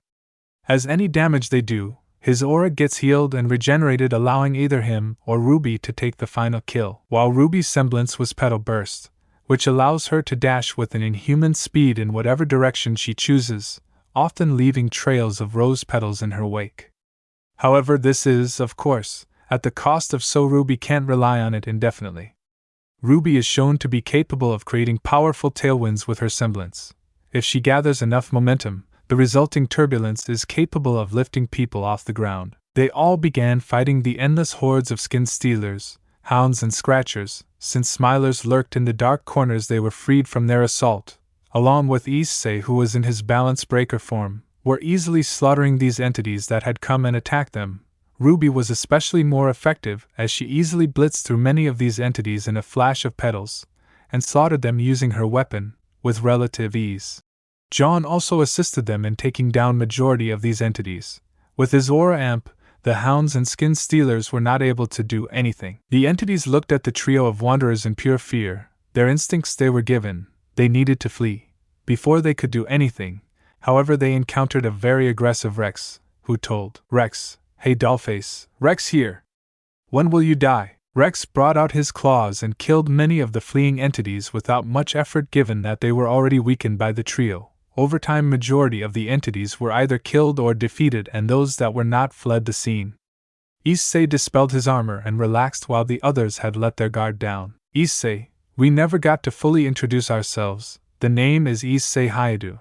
I am from a place named Ko, which exists in Japan. Jon suddenly had his guard up along with Ruby. Jon, how do I not know that you are a doppelganger? Issei, can a doppelganger do this? Issei brought out his boosted gear, surprising the duo. He then summoned Ascalon and his squirt gun as a way of proving he is not a doppelganger. Jon let his guard down. Ruby was still a bit skeptical, but she also let her guard down. Jon then spoke. Jon, sorry about that. Doppelgangers can manipulate us and turn on us at any time, so that is why we stuck together, never to leave sight of each other.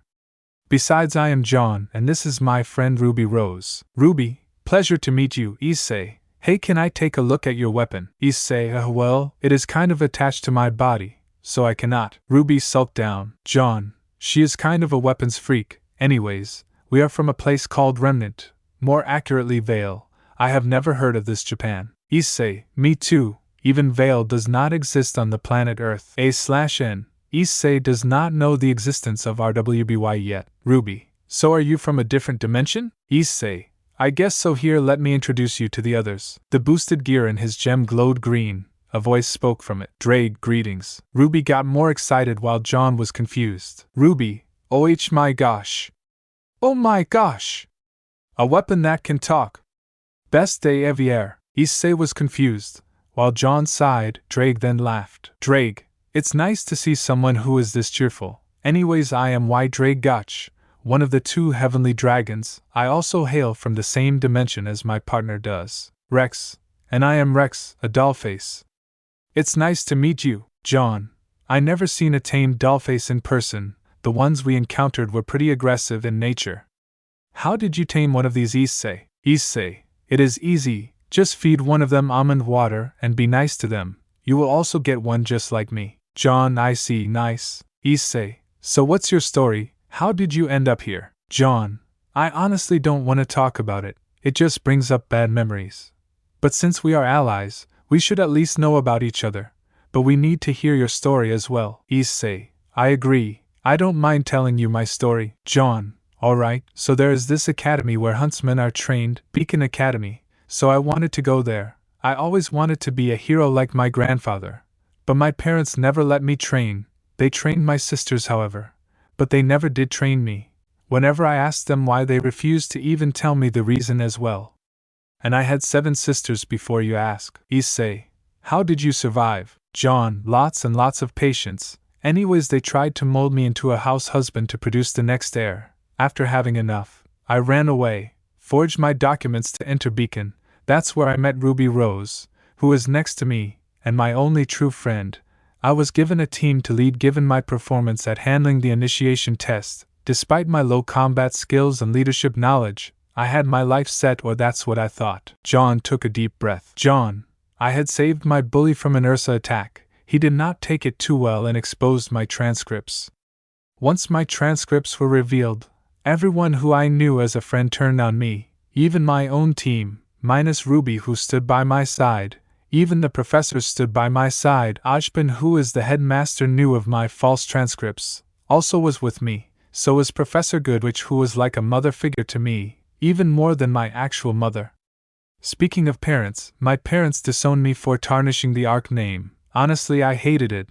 That's not even the worst part, however. The students, including my own team, used to either insult me or beat me to near death. Thankfully, Professor Goodwich was there to protect me and even heal me from the injuries. But honestly, it seemed like torture. Anyways, honestly, I don't even know what to do. The people I cared about betrayed me, my parents abandoned me, and everyone I cared about abandoned me. Jon broke down in tears. Ruby comforted him. However, Issei, Drake, and Rex were pissed beyond pissed. They wanted to tear those people apart from even hurting Jon. Issei in particular wanted to break them apart. He knew that those people do not deserve to be huntsmen anymore, and definitely not a hero. Ruby then continues. Ruby, one of his torturers, was my own half-sister, Yan Xiaolong. She was the one who used to lead the other students to beat him up when I was away or the professors were away. I was there whenever I could. Honestly, the woman in front of me was not my sister, never was, and those people were not my friends. After Jon ran away, I joined him and we both ran away. Eventually we were surrounded by Grimm, a species that feed and are attracted to fear. I and Jon were forced to make a jump, and we then teleported to a room full of buzzing lights, yellow walls, and a wet carpet. We both were separated, but we met up in a massive warehouse with concrete walls. After that we headed here, where we got surrounded by these creatures. After that we met you, and the rest is history. Issei, Jon, who was the one who revealed your transcripts? Issei said with a growl, telling the duo that he was angry, no furious at their actions. Jon then wiped his tears and responded. Jon, and my partner Perinikos and my bully Carden Winchester. Issei, I will tear those bastards apart. Issei was radiating a massive killer intent, making the duo flinch. Any entity that was trying to ambush them immediately fled as they did not want to deal with him.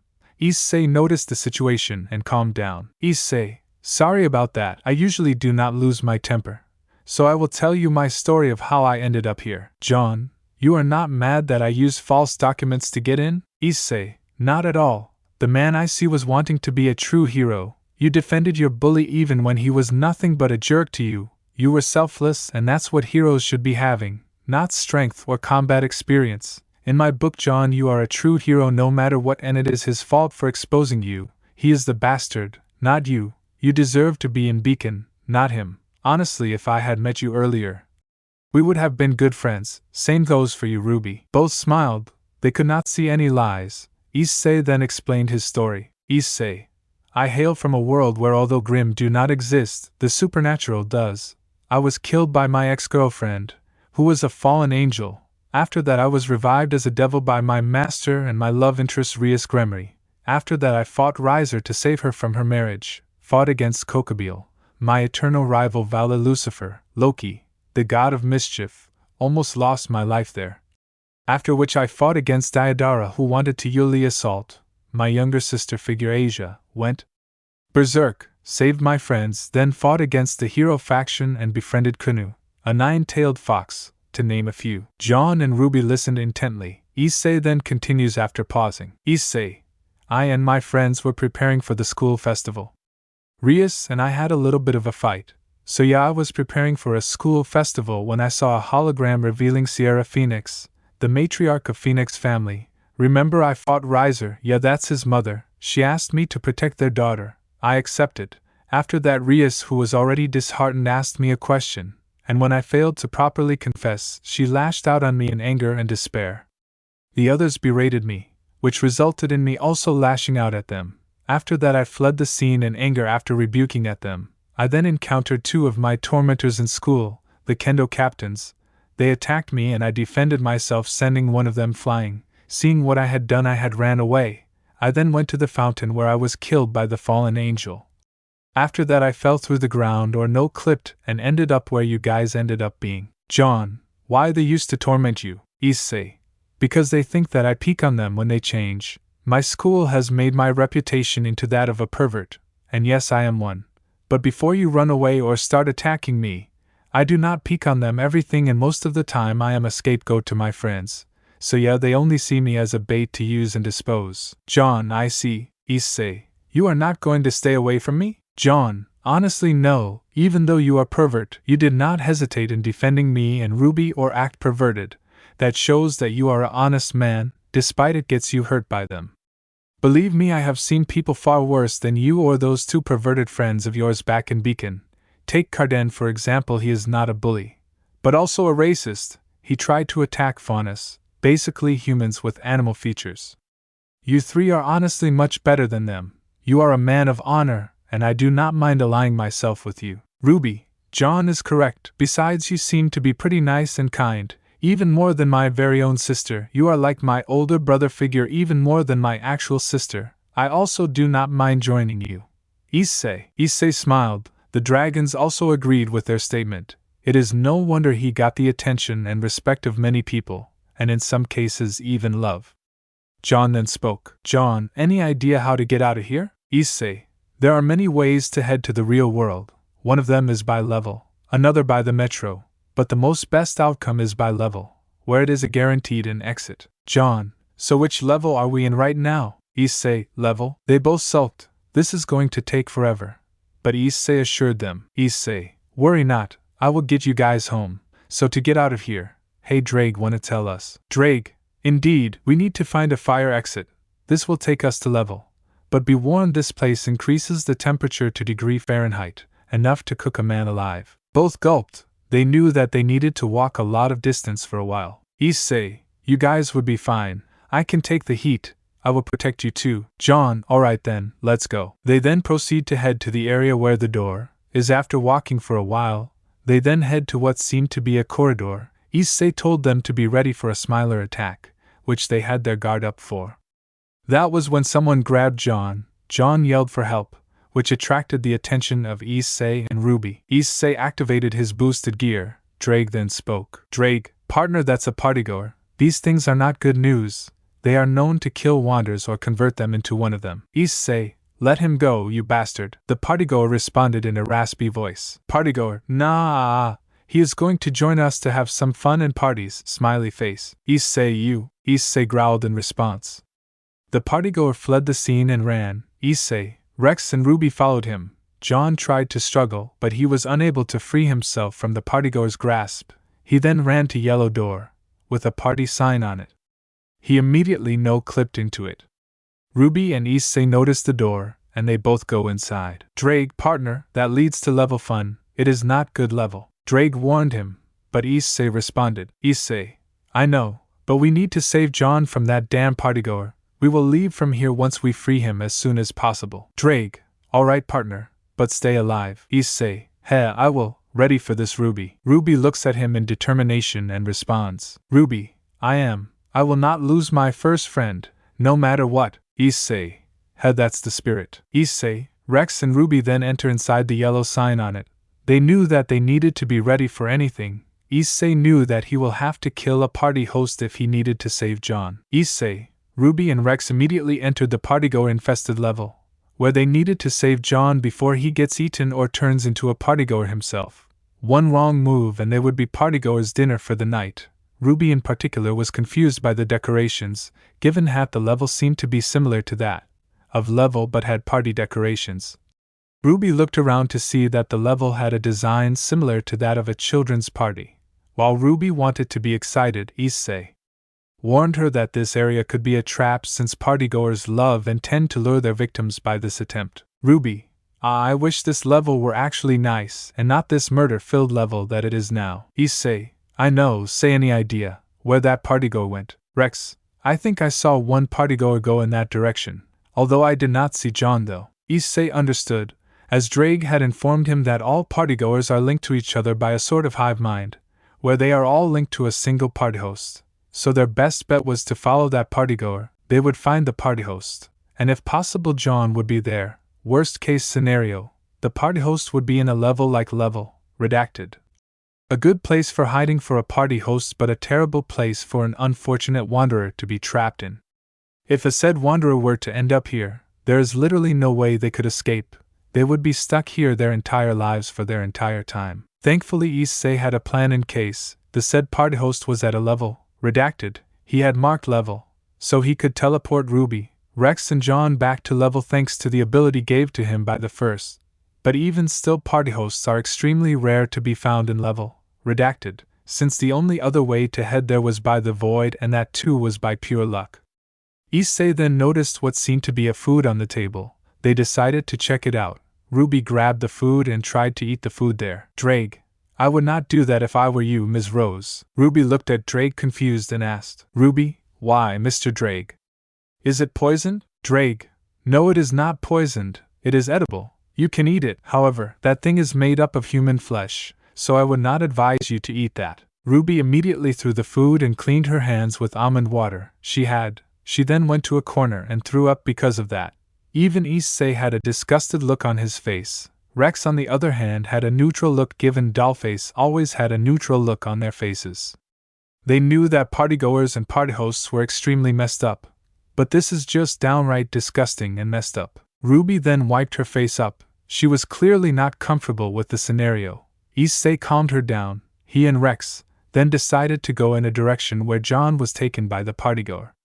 They then noticed an almond water on a table. Ruby then walked towards the water. Drake, Ruby and oh.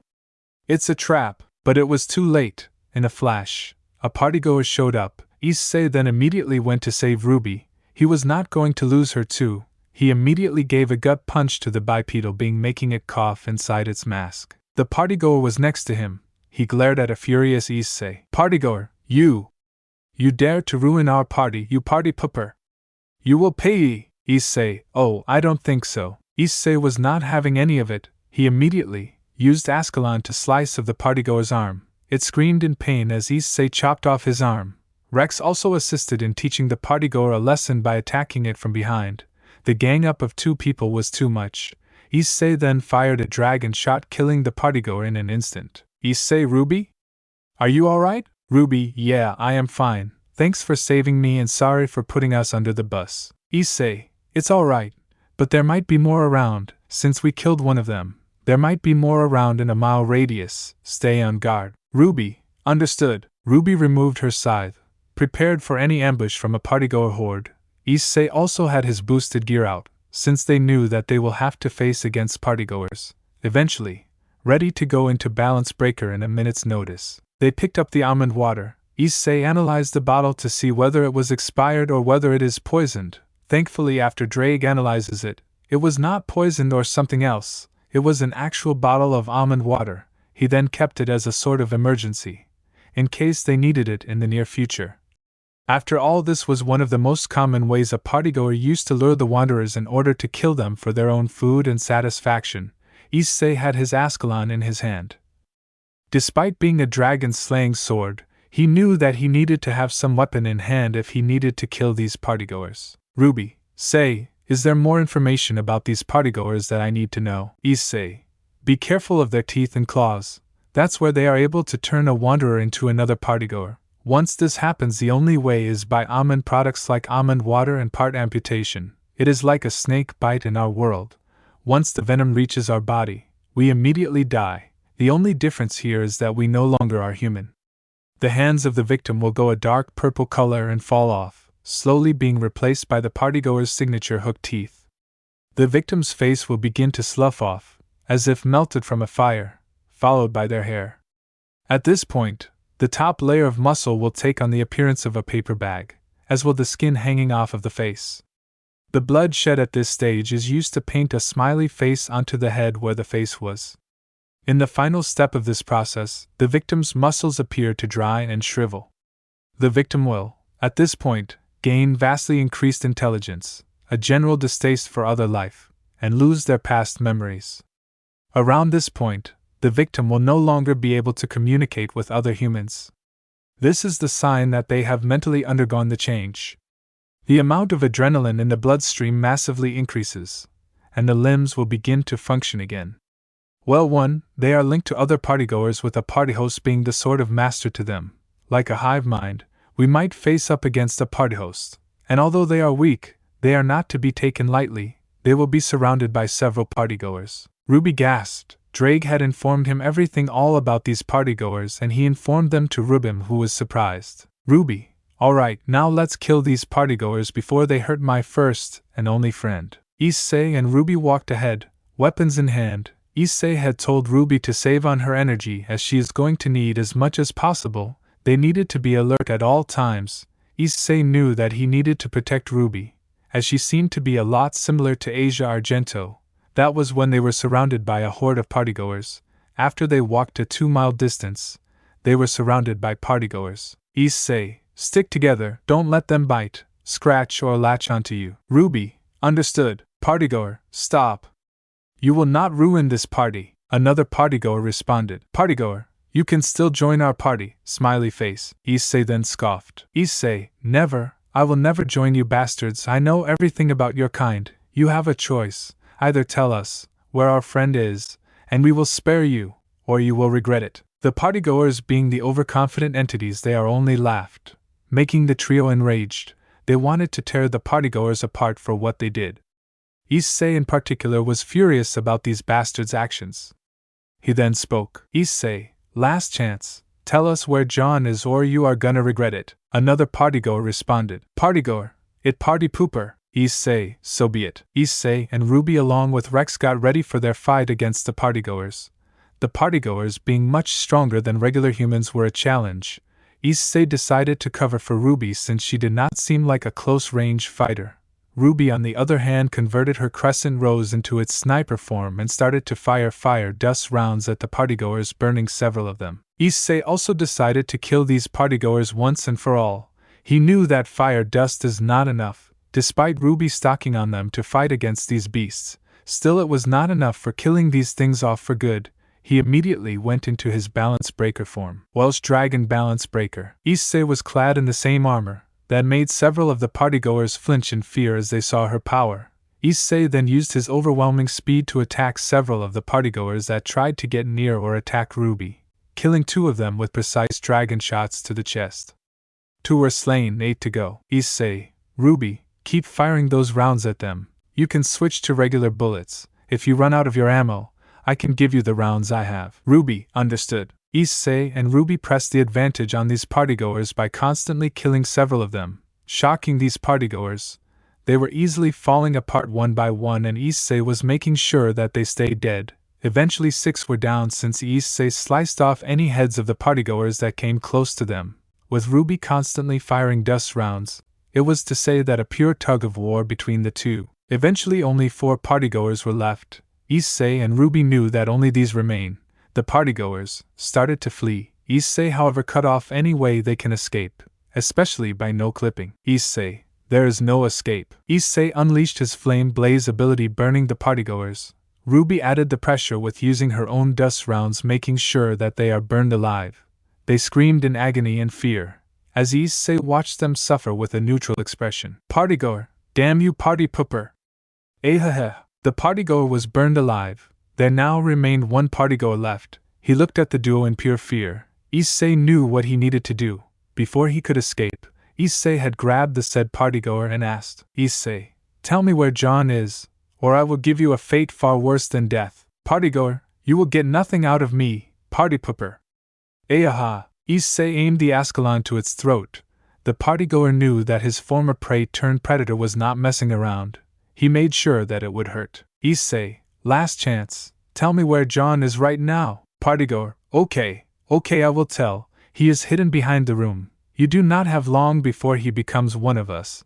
There is nothing you can do, Drake, I cannot sense deceit in it. It is telling the truth. Issei, very well. Issei burned the partygoer alive with his flame blaze ability. The partygoer screamed in agony. He then asked, Partygoer, I thought you will spare me. Issei had a smirk on his face. Issei, I said I won't give you a fate far worse than death. I never said I would spare you. The partygoer was burned alive. All 10 partygoers were killed with relative ease. He looked at Ruby having a shocked expression. She just saw Issei kill partygoers as psychotic as they are. Issei then asked her, Issei, sorry about that, are you alright? Issei patted her head. She responded, Ruby, yeah, I am fine. Issei dispelled his armor. Ruby sensed that Issei even though hates the partygoers, she knew that Issei was a kind man. When he saved her from the partygoer ambush as well as an entity assault back in level.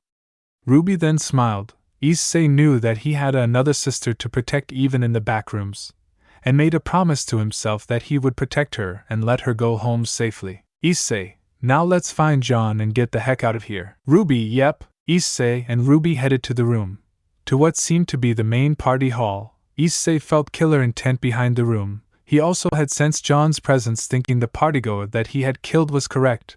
They really do fear death and can be negotiated with.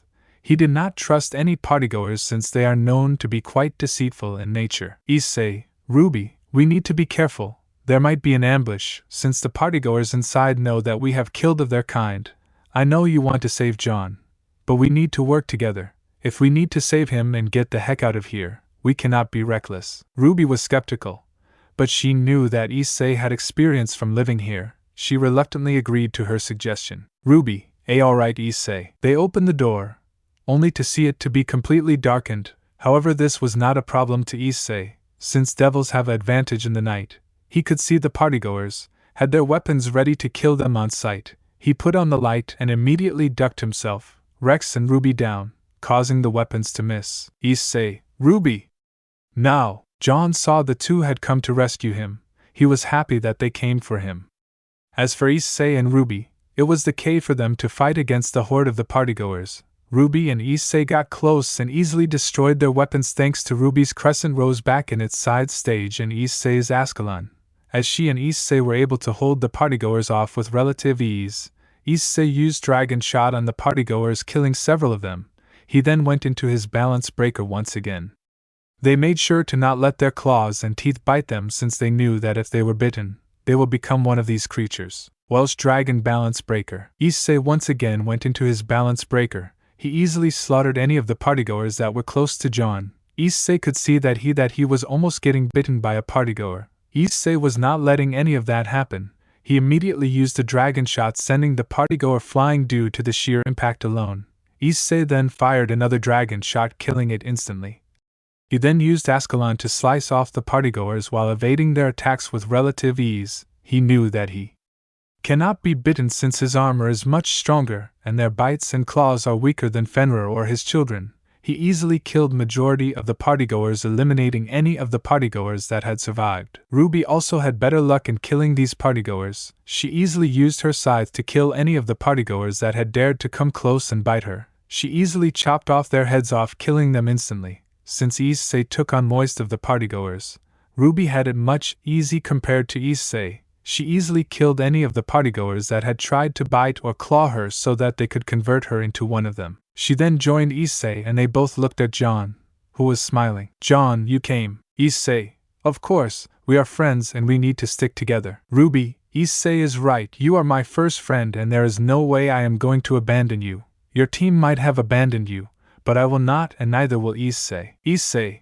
Now come, let's get you out of here. Jon, right, if you had come later they would have bitten me. They told that I would become one of them. What does that mean? Issei, I will explain later. Long story short, you will become a partygoer. Now let's get the heck out of here. I would not do that if I were you. Issei and Ruby turned around to see a mobile figure on a surface with shriveled eyes, surrounded by birthday candles. They were surrounded by even more partygoers. Issei and Ruby ignored his presence since their priority was Jon since he was captured by them. Issei knew that he should have killed it before it could gather more reinforcements. Issei, I take it you are the party host. Party host? Indeed, and you have been destroying my parties. You are not welcome here. But you will certainly not leave out of here alive, you party pooper. Issei, heh, it is kind of your fault in the end. One of your partygoers had the bright idea of attacking us and kidnapping Jon. It is your fault that they are dead. Ruby, yeah, you should have left our friend alone, you mean it. Party host, I cannot let that happen. You see, he is our special guest. He would have become one of us. If you had not intervened and killed the partygoer, either he would be consumed by us or become into one of us. We could have converted him into a partygoer, but we chose to keep him alive, since our bites were not having any effects on him, because of something protecting him. Ruby understood that it was his aura that protected him this whole time, and given Jon's semblance as aura amp, he can regenerate his aura for a long amount of time, allowing him to get the advantage on certain enemies like the Ursa he had slain back in Remnant. Issei, so are you going to let us go? With our friend, we will let bygones be bygones, and will not hurt any of you guys. The party host gritted his teeth. No way it is going to let these party poopers ruin the party. It gave the command telepathically to slaughter them, and destroy them and to extract their weapons. Issei, so be it. Ruby, Rex released Jon from his restraints. I will handle them. Ruby asked worriedly. Ruby, but there are too many of them. Your balance breaker will not hold them off. Rex, yeah. I can help you. Issei, who said that my balance breaker was my strongest? Ready, Drake? Drake, yeah, partner. Give that cocky party host hell. The boosted gear announced. Illegal move Triana. Issei activated his illegal move Triana, the same ability that was able to push back Chow Chow and the hero faction back in Kyoto, even to the extent of destroying his eye. He then went into his Knight form, Welsh Sonic Boost Knight. Issei, armor release. The boosted gear announced. Change Star Sonic. The form, also known as Dragon Star Knight, can easily move up to speeds faster than an eye can see. The speed alone was able to send several partygoers flying, shocking the party host. It never calculated that this mere human can perform such feats. Issei then entered his Rook form. Issei, Welsh Dragonic Rook. The boosted gear announced. Change Solid Impact. Issei easily transformed into his Welsh Dragonic Rook form, which was a form that was known for its durability and strength. He easily smashed the ground, smashing and killing several partygoers with relative ease. The party host then telepathically told the remaining ones to go after the Ruby. However, Issei noticed their cowardly tactic. Issei, Welsh Blaster Bishop. The boosted gear announced. Change Fong Blaster. Issei entered into his bishop form, which allowed him to use 2 cannons on his back. These cannons charged a greenish-red beam at the partygoers trying to go after Ruby and Jon. Ruby had a crescent circle ready just in case they did anything funny and tried to claw or bite her or Jon. However, the beam killed several and disintegrated the remaining partygoers with relative ease, surprising the duo. They knew that they managed to get a strong ally on their side. The party host was surprised that all the partygoers that it had linked to had all been killed with ease. It looked at Issei in pure fear. It hated the fact that it could only watch its partygoers get killed in cold blood. Issei then brought his Ascalon and said, Issei, any last words? Party host, no, please don't kill me. I will do anything. Issei, sorry mate, you had your chance. You should have asked your kind to flee. But you took me for granted. You underestimated us. You tried to kill us or make us your slaves. Now be gone. Issei then sliced off the party host's head before it could say anything. He then fired a dragon shot, destroying the remnants of the party host. Issei managed to save himself and his friends from the partygoers. But they needed to get out of here. They may not have the strength to face another party host and his partygoer army. Ruby managed to get Jon out of his restraints. They had a tearful embrace. Issei then came to Jon and asked, Issei, hey, are you alright? They have not done anything? Jon, no they haven't. They would have if you guys had not shown up. Issei, alright, let's get out of here. Drake told me that there is a door. it can either lead to level, or, Jon, right, anything is better than this Hell's Cape. Issei, along with the others and Rex who had been helping Ruby with the restraints, all of them reached the door. They opened the door and got out of there to what seemed like an electrical area. They seemed to have reached level. Butterfly effect. An action may result in a drastic consequence. Even small choices may result in something completely different.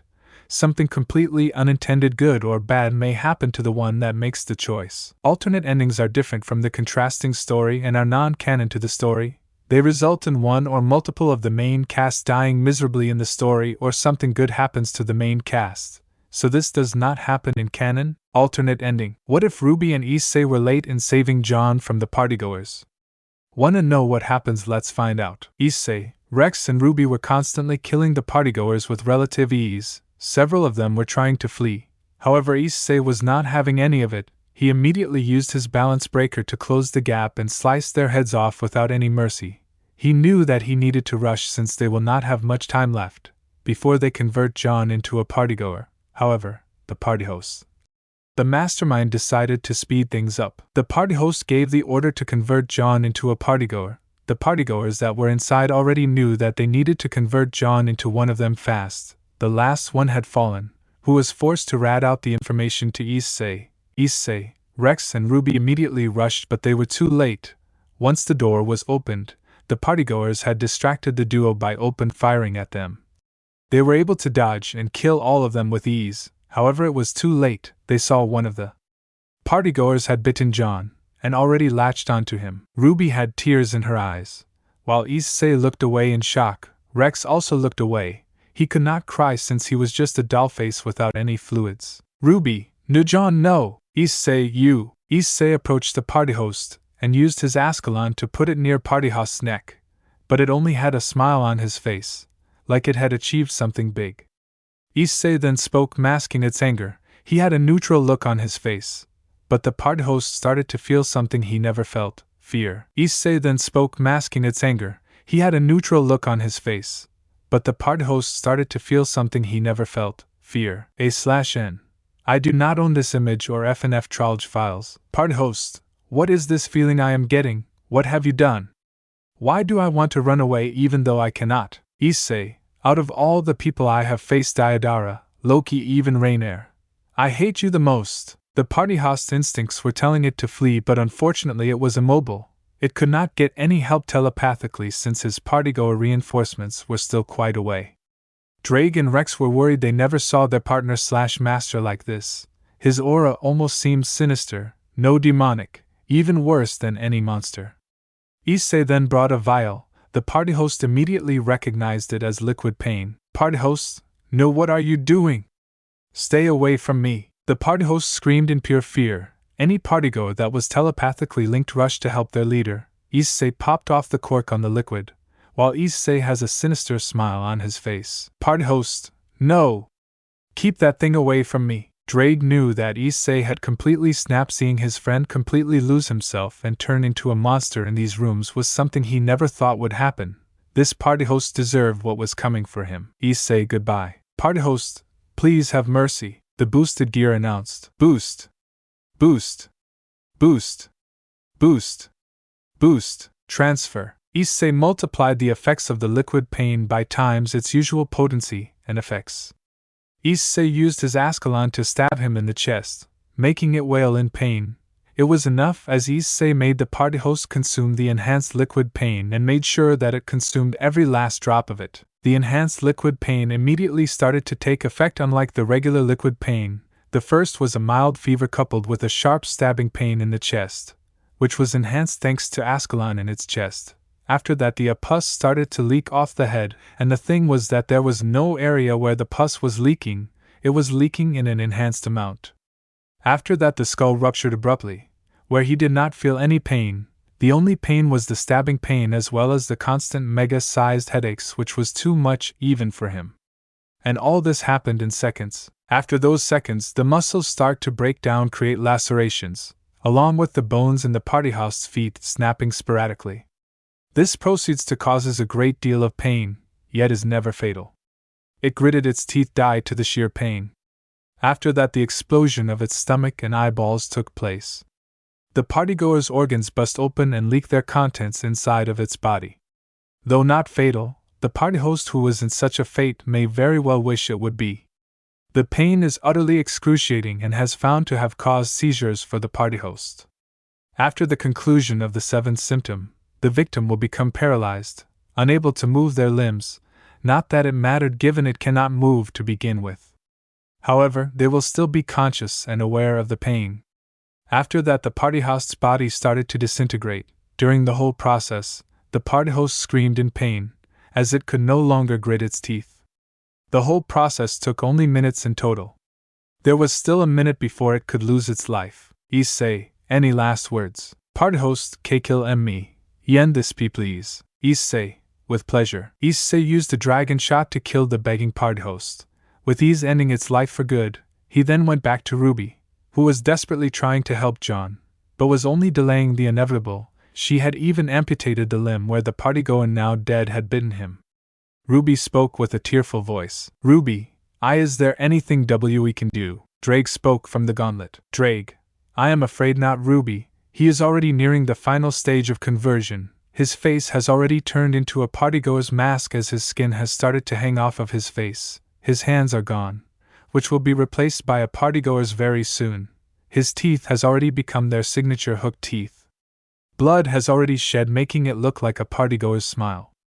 Now all that remains is gain vastly increased intelligence, a general distaste for other life, and lose all their past memories. Ruby cried even more. There was nothing she could do to help Jon. Her first and only true friend was gonna turn into one of these monsters. Issei looked away, trying to control his tears. This is the second time he could only watch as his friends die. First Asia and now Jon, the only difference being that one of them turned into devil. He now wished that there was Rias or any high-class devil that can somehow fix the issue. Jon then spoke. Jon, hey, it's alright, Crater Face. I have already accepted my fate. I don't have much time. I am turning into one of these monsters. Issei, I have one request. Issei, tell me. Jon, please. Look after Ruby. For my sake, protect her because I could not. Ruby, no! Don't say like this. There has to be something we can do. Drake, I am sorry. He does not have much time left. Ruby. Ruby endlessly wept. Issei consoled her. Even he was crying. Jon then spoke. Jon, honestly, I am better off dead. Back in Remnant, people pretty much hated my existence, except for a select few, just because of some damn papers. I am grateful that I met you, Ruby and Issei.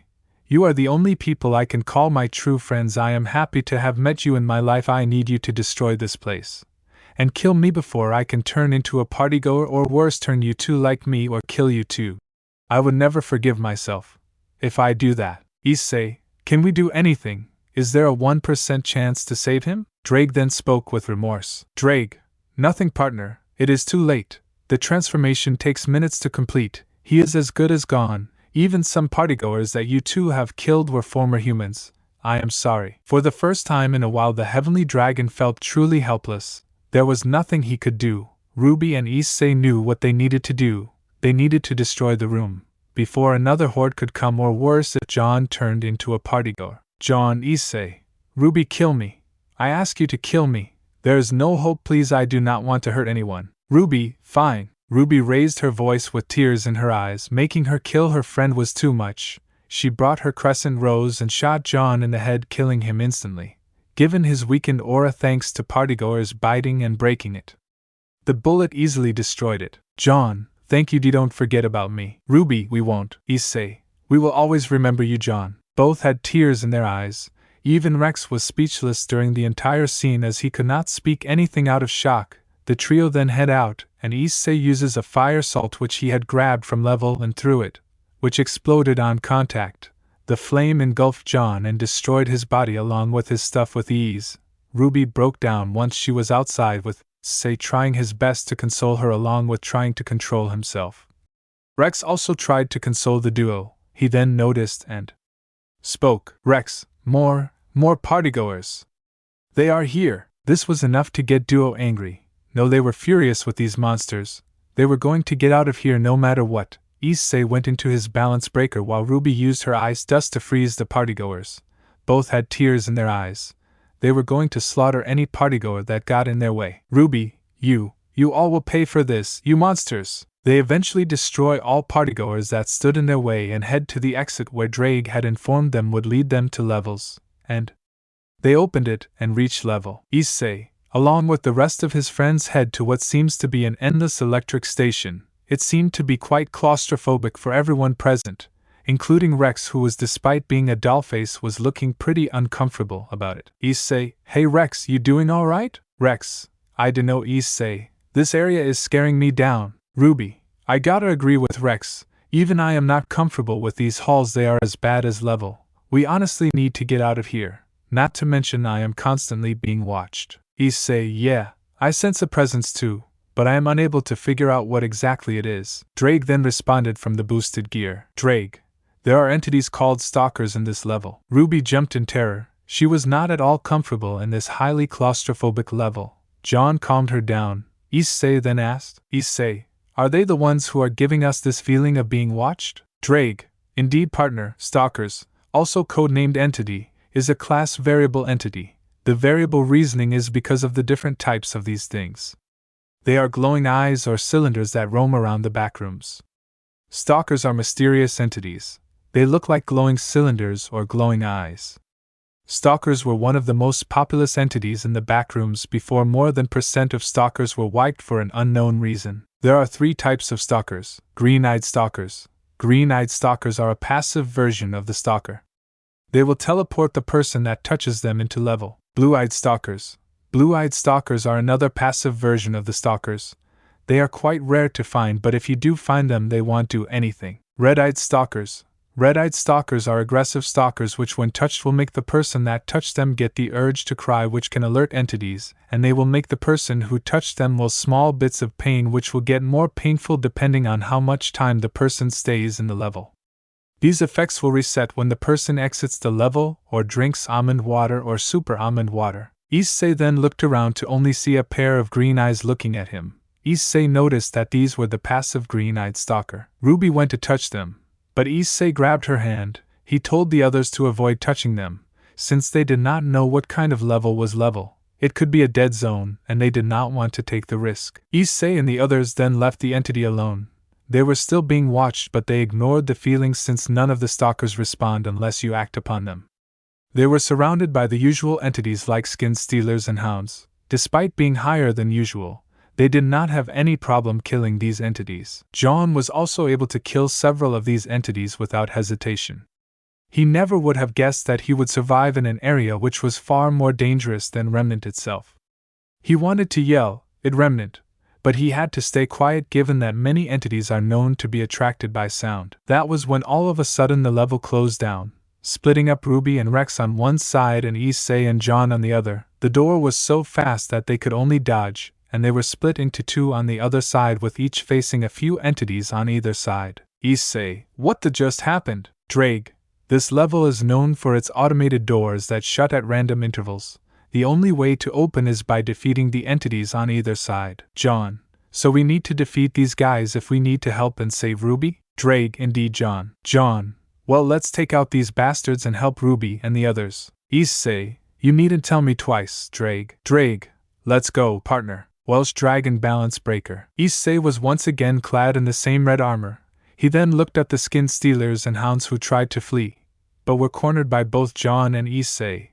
Issei used his Flame Blaze ability to easily destroy the hounds and skin stealers with relative ease. Jon used his sword to easily slash them with relative ease. The doors then opened up, only to see that Ruby and Rex were struggling against the hounds and skin stealers on the other side. One of the hounds tried to slash Ruby, but it gets its head impaled thanks to Jon aiming his attack at the head. Issei then asked, Issei, are you two alright? Ruby, I can still fight, just a little exhausted. Issei, now let's take them out once and for all. Issei and Jon also joined in the fight. Most of the entities fled out of pure instinct. They did not want to deal with this group. They all killed any of the entities that tried to attack them, and managed to move out of here unscathed. Issei then gave each of them a bottle of almond water to each of the gang, and they consumed it, restoring most of their stamina. Ruby, thanks Issei. How much of almond water do you still have? Issei, let me check, I guess I have of them left. That should be more than enough for us to survive. Jon, as for me, I have only of them. Plus we are gonna need it, since this area is quite making me nervous. With the constant stalkers, it still surprised me that many of them were eliminated, since they were known to be passive. Issei, yeah, if there is anything in the backrooms I have learned so far, being passive only gets you killed. I am planning to get out of here. My parents and the Occult Research Club along with the faction leaders must be worried for me. It has been a day and a half since our disappearance. Jon, I highly doubt they care about me back at Remnant. For them I was nothing but a faker, someone who did not deserve to attend Beacon Academy.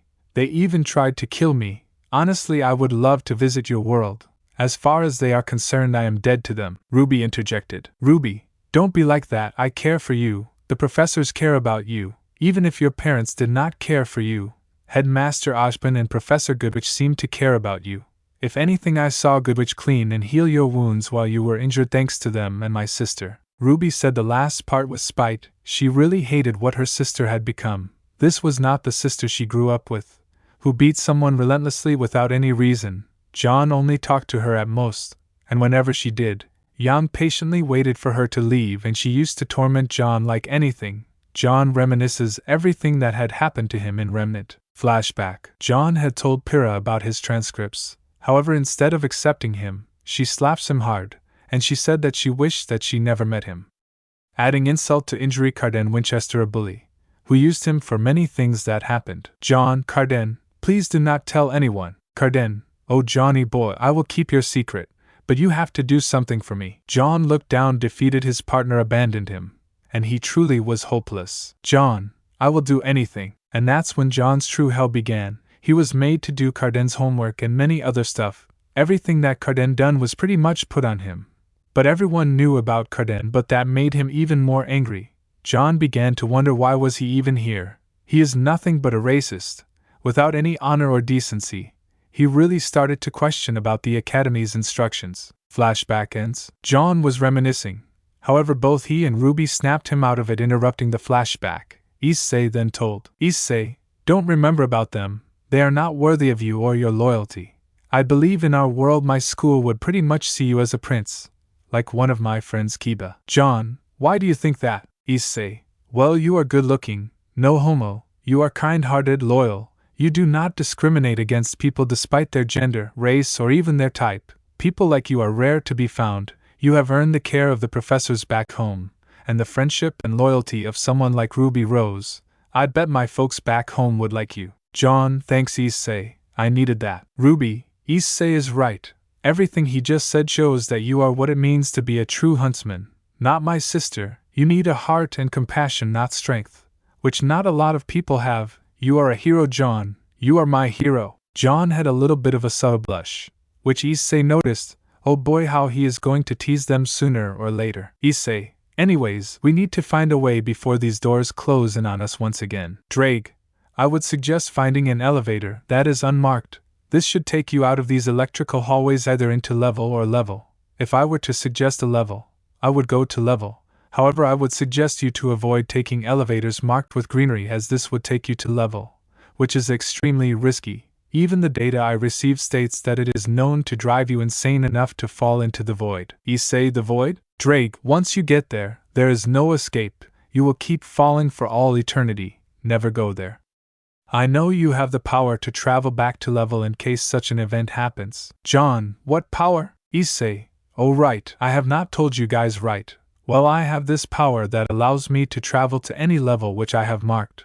But I need to visit that level once, and I have marked level. Jon, how did you get that power? Issei, oh boy, do I have a story for you. Issei then explained his encounter with the creator and the leader of MEG, Major Exploration Group. He took interest in him, and was happy to meet up with him. He then explained that he is the one that gave him these powers. Ruby, Rex and Jon was intrigued by the story. They were happy for their friend. He was then asked to look after any wanderers that came in and send them to a safe area. Needless to say, the trio looked at Issei with respect. He is truly something else. Issei, but even with these powers, if I use them, it would be under a cooldown of hours. I cannot use them once again. Despite this, we should avoid taking risks like these. Level is pretty dangerous, and it should be avoided. If there is anything about this place, It is known to be quite deceiving and we must stick together, alright. Is that clear? Jon and Ruby nodded. They knew that this level must be avoided, despite Issei's teleportation powers. There was silence for a while, after which Issei then broke the silence by saying, Issei, alright then, it's settled. We need to find an elevator that takes us to level. Jon, say, do you think I will be meeting him? Issei, I honestly don't know. If anything, I would consider myself extremely lucky just by meeting him. But I highly doubt this is the last time I will be meeting him. Ruby, I wonder what he likes to eat. I just hope it is not pancakes. Jon flinched, which Ruby noticed. She then apologized. Ruby, sorry Jon, I never knew. Jon, it's alright Ruby, I should just move on. Issei, I am confused. Ruby, I will explain later, now is not the time. Issei nodded. He knew that Jon's time at Remnant was pretty traumatizing, so he decided to stay quiet and ask Jon when the time was right. They moved through the claustrophobic hallways once again. It was honestly annoying, considering every now and then they encountered either a hound or a skin stealer, which they easily killed without hesitation. They needed to know an exact way out of there without attracting any more of the hostile entities. That was when they saw another human-like entity next to them. Drake, guys, that's no good news. That's a child faceling. Unlike the adults, they may either be mischievous or dangerous. The faceling had a knife in hand. She spoke. Faceling, precious. It charged at the four with the intent to kill. Jon immediately parried the faceling. Given her lack of experience in fighting, he tried to strike her down only to notice that she had no face. Jon watched in horror. The faceling had no facial expression. Nothing. Only a face, without any eyes, mouth, nose or ears. The faceling saw this as an advantage and pushed the blonde back, surprising Jon. Jon, that thing, had nothing on his face. No eyes, mouth, nothing. The faceling got up and dusted the clothes on her body.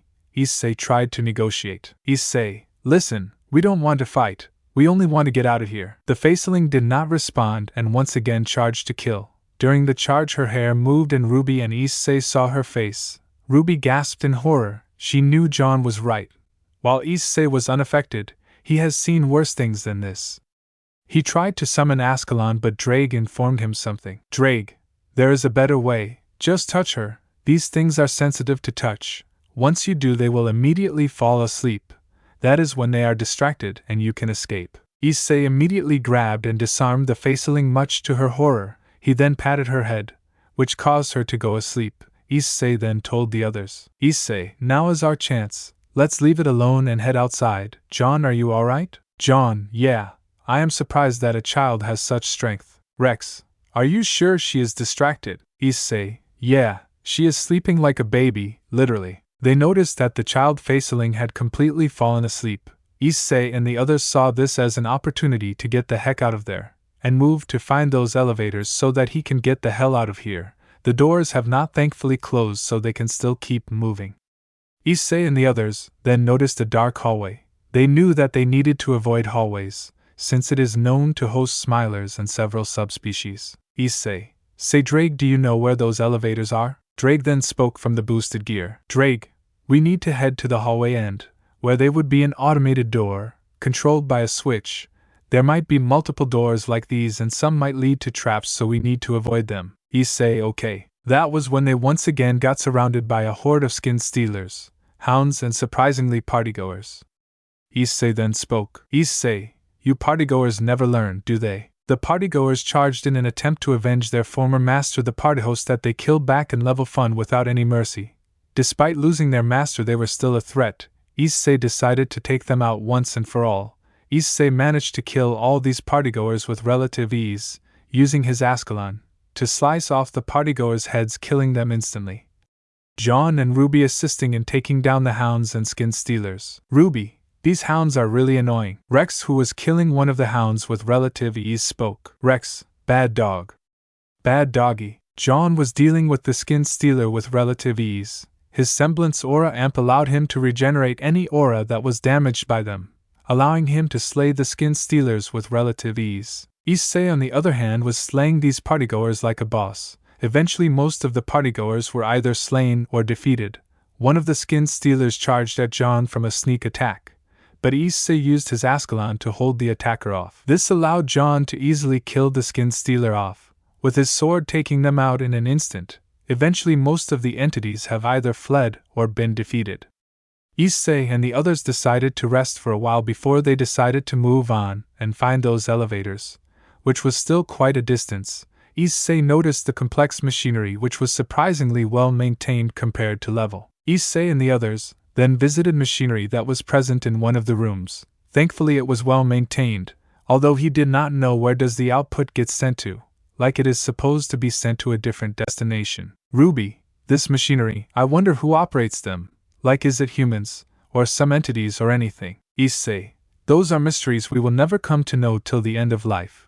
Well, let's go and find those elevators, before we get ambushed by another one of these entities. Issei and the gang then proceed to find the elevators when they notice a moth that was as small as a regular moth, and it fluttered around a light source. Issei and the gang then proceed to find the elevators when they notice a moth that was as small as a regular moth, and it fluttered around a light source. A/N.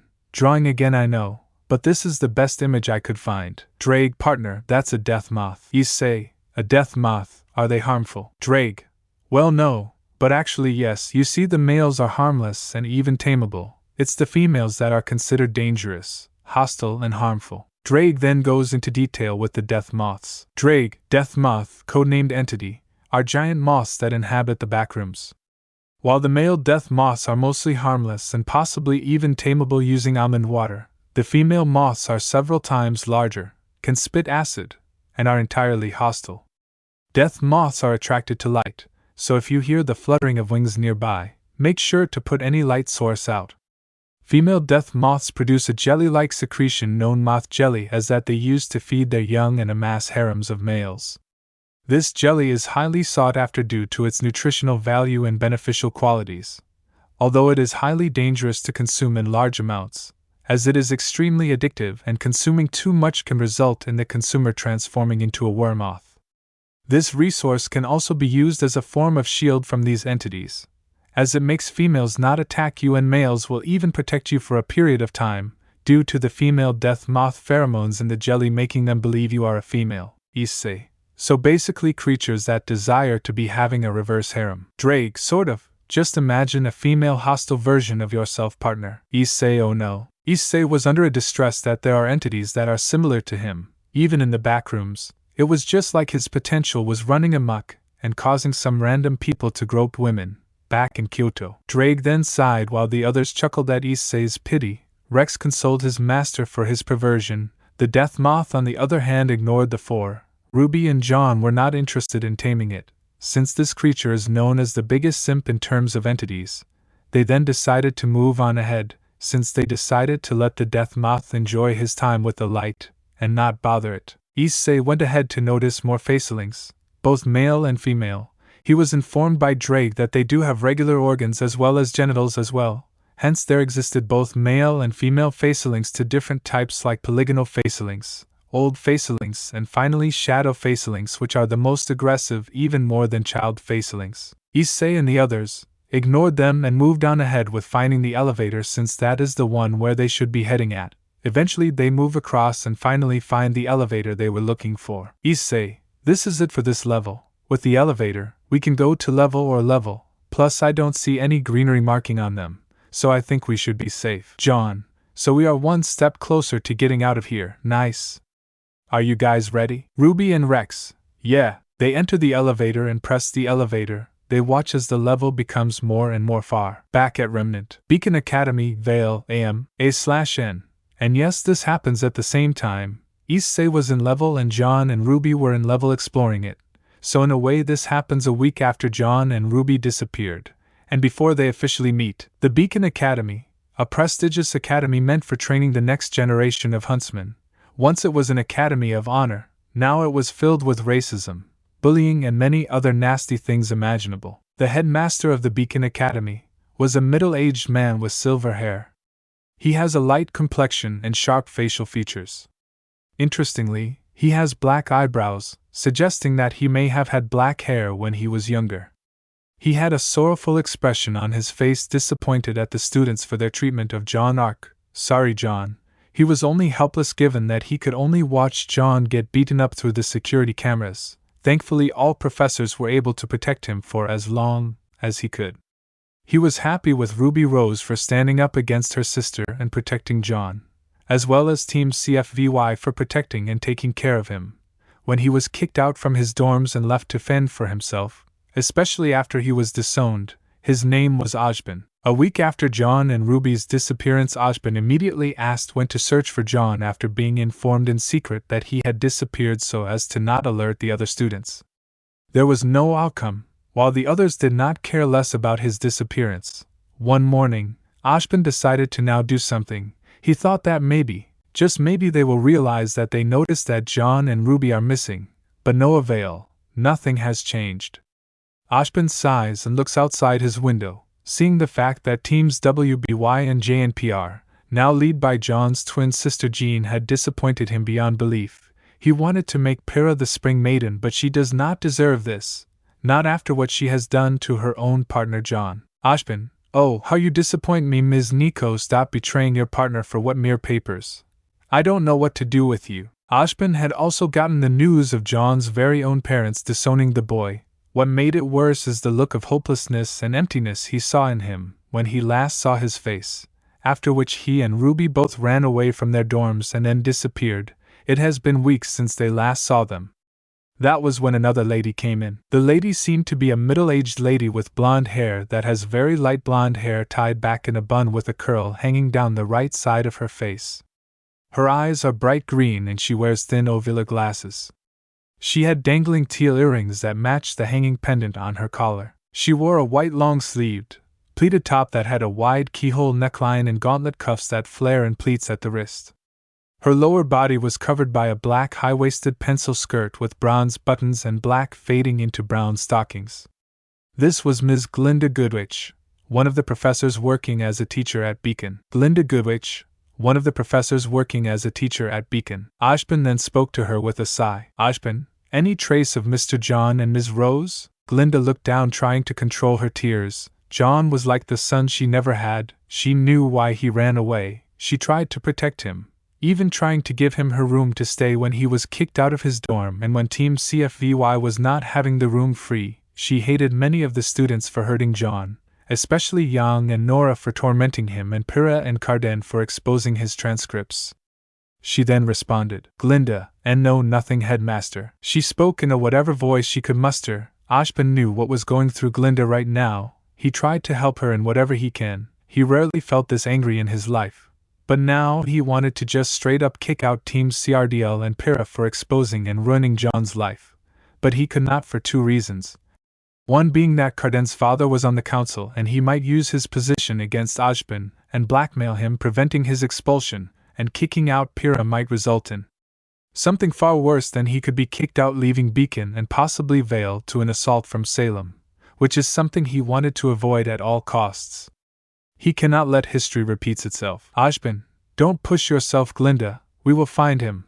I know we will find them. Glinda did not know what to do. Ever since Ruby started to support to Jon and stopped being with Yang, her very own team along with NPR turned against her. They started to be hostile to Ruby as well, with Yang and Ruby constantly bickering, and Yang hating Ruby for supporting Jon despite his false transcripts. Ojben then spoke. Ojben, none of this would have happened if I just made those damn papers authentic. I knew of Jon's transcripts being fake. I could have easily validated it. None of this would have ever happened. Ojben slammed the table. Glinda was shocked to see the calm Professor Ojben in such an angered state. Ojben, on seeing this, immediately composed himself. Ojben, my apologies, Glinda. I don't usually get angry like this. So what exactly happened to the search? Glinda, eyewitnesses show that both Jon and Ruby were heading towards the Emerald Forest, where they were last seen. After that there was no account witness. This all happened a week ago around midnight. Ojben sighed. He knew that this was all they came to know of. They then fell off out of existence, or that's what Ojben was told, and were never seen again. It is like they vanished out of thin air. He knew that Salem was not responsible for this since these were not the Grimm she controlled, so he had to be careful. He must not tip the search to anyone aside from himself and Glinda. He was thinking of bringing Ironwood into the search, as he probably understood that Atlas technology might be the best way to track them down. Ojben, we have no choice. We might have to bring James into this. Glinda looked at Ashbin like as if he has gone insane. Bringing ironwood into this might make matters worse. Knowing how prideful they might end up making more damage than amends for already the bad things that have happened. Glinda. But ironwood would already put him under danger if we bring him into the picture. Who knows what Atlas might do? They might use Jon for their own benefit. I never trusted Atlas even if I had some faith in James. He is nothing but a slave to the council. There is no telling that what they would do with Jon. Please Ashbin, is there no other way? Glinda was hyperventilating. She was wondering where Jon is, what he is doing, whether he is keeping well. She was worried like a mother was worried about her child. She already knew what Atlas has become. Even though there are some kind people back there, it is still hard to trust them, especially the council. Ashbin, I know Glinda, trust me, it is just a thought, but if anything we need their technology. I will try my best in case we need James and Atlas technology to help us. This is but a last resort, Glinda. I will not contact James right now. Only if we have no option left. Sounds good? Glinda calmed down a bit. She knew that Ashbin is right. Atlas technology is quite advanced, at least compared to Vale it is. She would need all the help she can get if she would get Jon back safe and sound. She is certainly gonna give that boy the scolding off his life. Ashbin, besides. Ashbin looks out of his window to see CRDL get along with JNPR and WBY. We should at the very least expose Mr. Winchester for what happened in the Forever Falls. It is the least we could do. Honestly, I should just boot him out. But it is better if he went through the same thing Jon did. I will make sure he gets punished for his actions. Glinda noticed the seriousness in his voice. He is done tolerating their actions. It was now he deals with them for good. It is the least he could do to help Jon for the time being. Glinda, I will prepare the amphitheater. Shall I call all the students? Ashbin, indeed Glinda. It is about time we expose the truth. Mr. Winchester will pay for what he did back a week ago. This should at least make him and his team suffer the consequences for their actions. Glinda noticed that Ashbin is going to give them the trashing of his life. He has had enough. The only reason she is not punishing Carden herself because 1, she is a teacher, and 2, his father has a seat on the Vale Council. She did not want to risk the Academy's safety, else she would have tormented the boy for ruining Jon's life. Glinda, very well, Headmaster. I will prepare them soon. Ashbin nodded. While Glinda took her leave, he is going to expose Carden and ruin his reputation for good. Meanwhile, Glinda broke down in tears once she was outside. She was extremely emotionally vulnerable ever since Jon and Ruby left, the only people she truly cared for. Thankfully nobody saw her in this pitiful state. Glinda, Jon, why did you have to leave me like this? What will I do without you? Scene break. In the backrooms. Level PM. Issei, Jon, Ruby and Rex had finally reached what seemed to be an empty office, without any furniture or any of the mechanical items that are present commonly in an office. Issei knew from Drake that this level had a lot of almond water present, so this is the place where they can get their almond water, since the levels after this are extremely dangerous, especially levels like End. Jon, is it just me or are there an awful lot of wanderers present in this level, even more than the regular ones?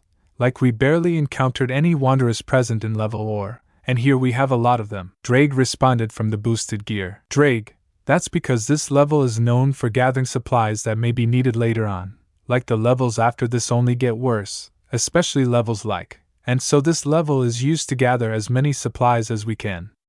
Hence this level is quite popular for wanderers to come here and get prepared, just like level. Rex, nice. A lot of people to meet and be friends with. Ruby, indeed these levels are pretty nice to get around. The aggressive previous 2 levels were pretty dark, and don't even get me started on level fun. This is quite a nice change of pace. Issei on the other hand was looking out for something. He only had like bottles of almond water. Thankfully he had a ton of empty bottles which he had gotten since level from back in the day. He was looking out for a filter which had almond water. He was thinking about where are these water filters were. Ruby, is something wrong, Issei? Issei snapped out of his thoughts and responded. Issei, nothing, just looking for the almond water coolers and fountains. We are kind of running out of them. Plus I wanted to ask how much cash you 2 have. Jon, why do you want to know? Issei, there are vending machines out here. I highly doubt your current currency would work. Back home yen is as good as paper out here. The only currency that does work here is back dollars. So yeah, whatever currency you have is as good as useless. Jon, So you are telling me that liens are as good as nothing here? Issei, I am afraid so, Jon. Jon, honestly, we only have like a back dollars each. What do you think we should do? Issei, thankfully I have a lot. Keep them safely with you. We might need them later. I like have back dollars, so we should keep them safely. Keep them with you. Without it you are as good as penniless. Jon and Ruby understood. Issei then spoke. Issei, there are vending machines out here that dispense almond water. I will check for more almond water. Let's see if there is anyone present. We need to collect as much almond water as possible. Jon, then we will come with you. Ruby, yeah, we cannot leave you alone. There might be doppelgangers roaming around. We need to be careful. Rex, what she said? Issei sighed. He knew that they will not leave him alone. He eventually accepted the offer and they all three visited the almond fountain, where Issei pretty much collected as much almond water as possible. He was helped by Ruby and Jon as they continued filling water as much as possible. They then decided to check if there are any more important supplies out there, since they are going to need as much as possible for the later levels. He did not want to run into a class entity since they are known to be pretty unpredictable and might kill him and his friends. Jon, so Issei, how do we get out of here? Issei, I think there should be an exit out of here somewhere. Let's ask the people around here. Issei then asks some of the wanderers out here. He encounters a colony named Amor Incrementum, a religious group that worshipped the agriculture. Despite this, the only plants that they grew here are nothing but mold and fungi that is grown on level and level. Issei was not interested in judging them, given that as long as he does not bother others, they should not bother anyone. One of the members responds, Amor, the way to get out, there should be an exit around one of the areas inside the office. This should take you to a hotel or a dark place, your choice. Issei, alright, thanks for the information. We shall take your leave. The Amor Incrementum member nods. He then informs this to the rest of the gang, who understand that they need to find the hotel to rest since most of them are exhausted after going to level fun and level, which are all above class difficulty.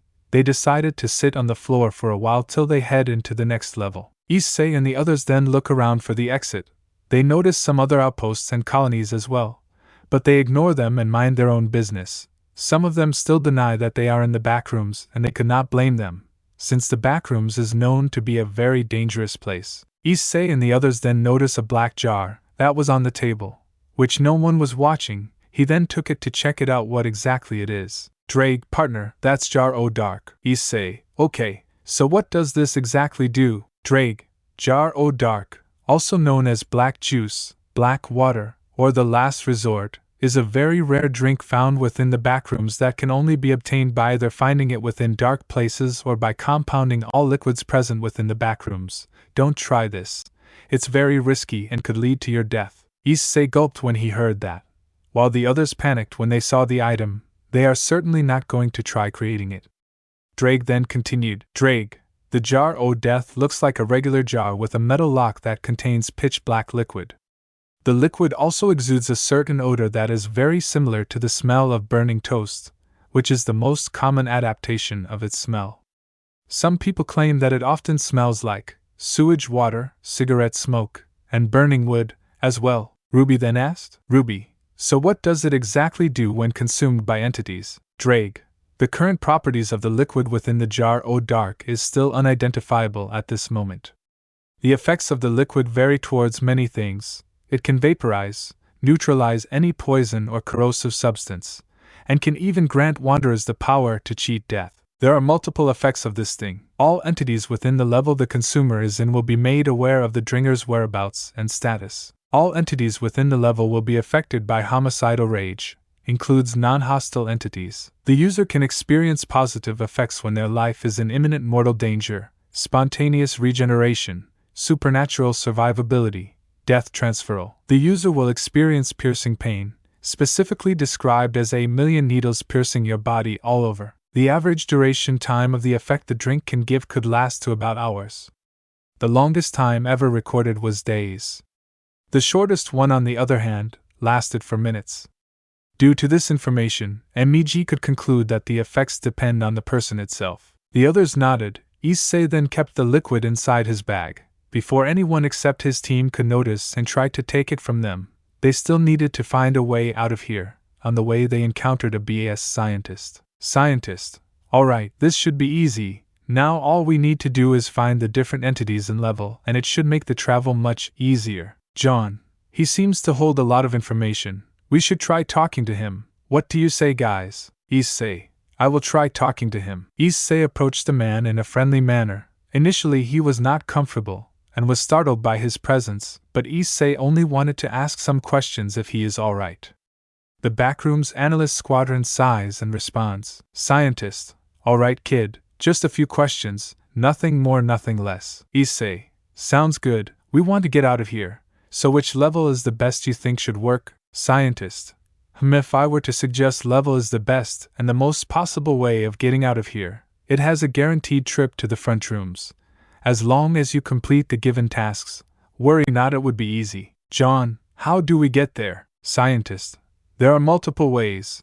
One of them is by heading to the end level and running the truend.exe file, and you should be teleported there. Another way is, one can find an extremely rare, large purple-colored unstable wall at a specific point of level. Knock-clip through it to be sent here. Theories suggest that the level can be entered through one point in every single level, including the void, as reports of someone coming here from the void were discovered. Many other levels have extremely hard to pull off exits to level which range from falling asleep to not clipping through a weird wall. This has no chance to send you to the void if done properly, or getting eaten by a very specific entity to teleport here.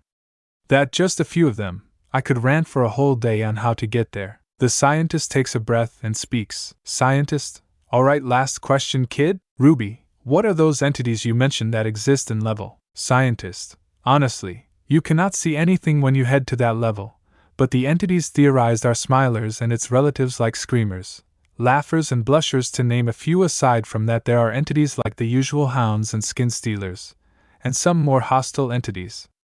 Alright, that's the entities we know of. If you want more information, then ask one of the wanderers, I think they should tell you. Issei. Okay, thank you for your time. The scientist nods and he leaves to look out for his group.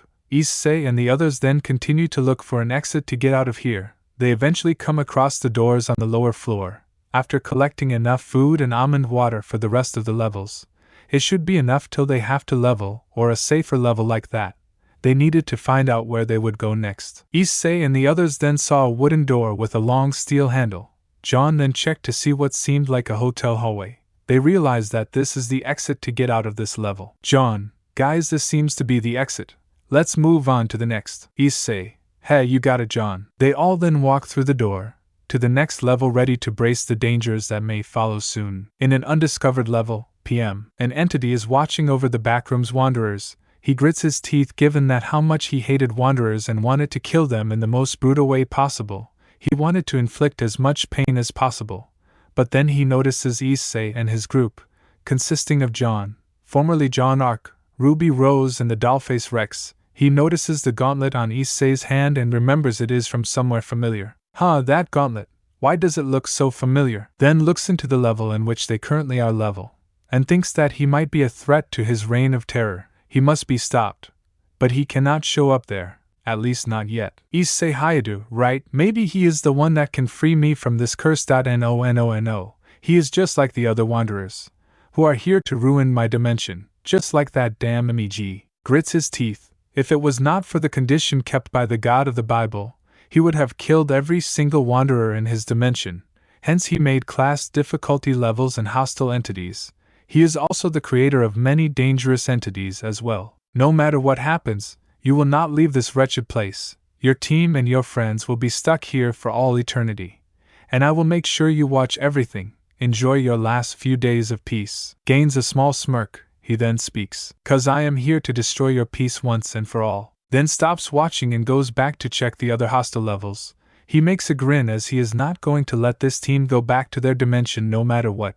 He will make sure of it. Scene break. Opening start. An entity is overseeing the backrooms, while having a grin. Rias looks up in the sky. Aquino does the same, thinking that it is someone. Asia also looks up in sadness, as the title screen shows up. Images of JNPR, WBY, Ojpin and the staff. And finally a crying Glinda is shown in the rain. Issei is seen looking around, trying to figure where to go home. He then walks away, seeing nowhere. Flashback of Issei being hit, and called a pervert is shown. Jon is being called a faker and undeserving of beacon while he falls to his knees. He then notices tears falling and looks up to see Ruby Rose was crying for him. Ruby immediately snuggles Jon, telling him that she is there with him. Issei is seen fighting entities like partygoers and smilers, killing them instantly. Ruby uses her crescent rose to shoot the entities assisting Issei in any way. Rex slices them apart with his claws. Jon and a man with a shield protect him from any assault, while they all are in a cave system. Issei then sees someone with wings,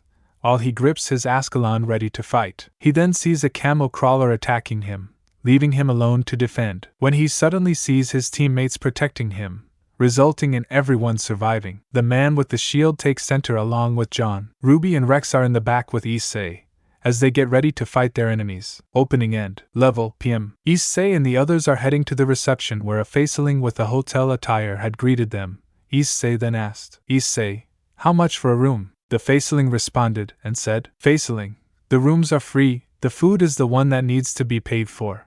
Oh, and one more thing, some people might be a bit aggressive, and there might be a death moth or two, so be careful. Issei, alright, is there something else I need to worry about? Faceling, yes, the beast of level is the most dangerous entity out here, so stay clear from the upper floors. If you need to exit, head to the boiler room and you will be sent to level. Although I would highly advise against it. Issei, alright, thanks for the tip, we will watch out. Issei and Rex take one room, while Jon and Ruby take another room. Issei then notices that his phone has signal. He then checked that there were a ton of missed calls as well as messages on his mobile phone. Most of the calls were from Rias and Aquino. He then looked to see that there were many calls from mostly all members of the ORC. He wondered why his parents did not call him. He then noticed the number of each of the calls. Issei wondered what the unknown number is. He then decided to call the unknown number. Little did he know that it would be someone surprising. Issei, hello? Issei, is that you? Where the hell are you? Do you know how much you have made others worry? Issei recognized this voice as Sona Citri, alias Sona Shurtorai, the joint ruler of Ko Town with his master Rias Gremry, and the heir of the Citri clan. He wondered why she of all people called him. On the other side, Sona was shocked that Issei called her out of all people. She knew that he better have a good explanation, given that he has been missing for 2 days right now. He then spoke. Issei, President, can you let me talk to others? Bring Azazel-sensei here as well. Sona calmed down for a while and responded. Sona, alright, I will do it. Just give me a moment. Back in the DXD world. Ko PM. Sona, on getting his call, immediately teleported herself to Hayada residence. She then called the others. Sona, Rias, everyone come downstairs now. It is important. Rias and the others rushed downstairs. Many of them were still saddened by his disappearance. But when Sona called them, they immediately came down. Rias, Sona, what's wrong? Sona, it is Issei. Rias, Sona, that's a very bad joke. Tell me the reason you are. Issei, President. Everyone's ears perked up. When they heard Issei's voice, Rias and Aquino had tears in their eyes, given that it has been 2 days since they heard anything from him. Several others also broke down on hearing his voice. Issei, President, it's me, Issei. I managed to get signal in the dimension I am in. I am currently in a hotel room, so that's the only place where I got a signal to contact you guys. I wanted to first and foremost apologize to talking rudely to most of you all, especially Aquino and Irina. Rias then spoke. Rias, I see. Where are you? Please tell me, are you alright? Issei, yeah, I am fine. Can you tell me where Azazel-sensei is? Sona, oh, he is coming. I just gave him a call. He should be here in a minute. That was when another teleportation circle opened up, revealing Azazel in a panic state. He was joined by both Kiba and Gasper. He initially thought that Sona was pranking him when she told her that Issei had called her, but realized Sona is not the type of person to pull pranks. Azazel, Issei?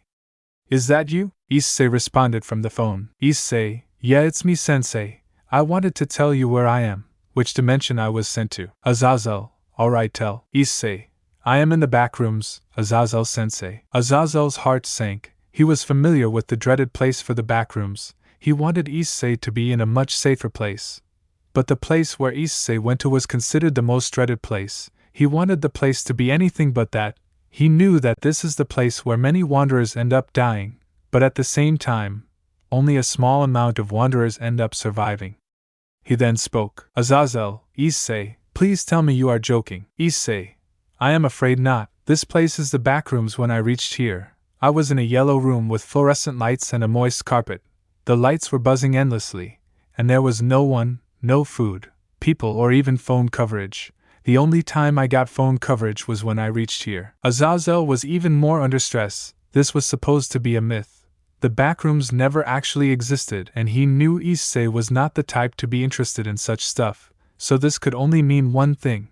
Everything Issei said was not a lie but truth. Knowing this, he knew that there is still a way he can get out. Azazel. Issei, which level are you in right now? Issei. I am in level. Say, how do you know about this place, Sensei? Azazel. You seem to be in a level called the Hotel. Thankfully it is a class 2 difficulty with a low entity count. Can you tell me which levels you went in? Issei. I was in level, then I had to take a detour to level fun. Azazel yelled in response, cutting Issei. Azazel, level fun? Do you know how dangerous that level is? Issei.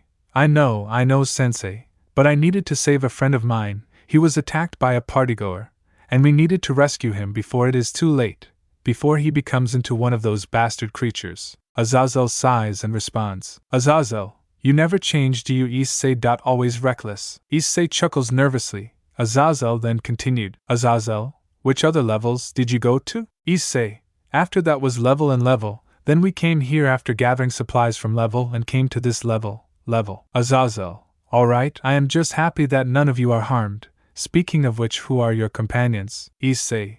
Their names are Jon, formerly John Arc and Ruby Rose, and I have a tame dollface, who I named Rex. Azazel. Even there this kid is able to bring people together. Despite being perverted, he still has a heart of gold, which none of us do. Azazel then spoke after snapping from his thoughts. Azazel. Say, are there any other allies you have? Issei. I managed to contact Major Exploration Group, aka MEG, and they helped me through and they informed me all the information about the different levels from 2, as well as all the entities and items present. It turns out that the boosted gear can turn into a USB port as well to accept information. Azazel. Well, this is new. Tell me more. The others were in a slightly better position given that Issei is safe and sound. At the very least for now, they were happy that Issei was alive. There was still hope for him to come out safe and sound. Issei. Well, I found them on level. Don't worry, I am not working for them, as my goal is to get out of here as soon as possible. The local director gave me a data disk with all the information. I managed to put it in the boosted gear just like I managed to assimilate Ascalon. After that, Drake managed to receive all the information from level 2 along with all the entities and objects. After that there was an entity attack in level. We managed to defend it with a few casualties. The next day I went to the local director, and he led me straight to level. Drake then responded. Drake, I can confirm. I have received more information thanks to MEG giving me that data disk with all the information. I have become a sort of navigator. Honestly, this is much better than being in that show. Azazel sighs. He knew how much he hated being in that Pay Dragon show. If anything, this is a better thing at the very least for him. Azazel then spoke. Azazel, I am just happy that the two of you are alright, and this is quite an interesting development. I never thought that Drake would be able to get more information, just like a computer gets when a data disk or a USB gets inserted to him. I would love to know more about this, Issei, once you manage to get back. After all, the levels after this are considered to be nightmare fuel, at the very least to level. Rias and the others looked at him in surprise and shock. Rias, what do you mean, Azazel-sensei? Irina, please tell me that Issei will be alright. Azazel, the levels after level till level are considered to be a minimum class difficulty, with level and taking the cake. Level is known to be quite unpredictable given that it is complete and utter darkness. Not even Devil's Vision may work. Then level is thalassophobia, which means fear of water bodies. Level is an infinite cave system filled to the brim with entities. And finally, level is a darkened suburb, which is known to be breaking the laws of physics. But I guess you know about this.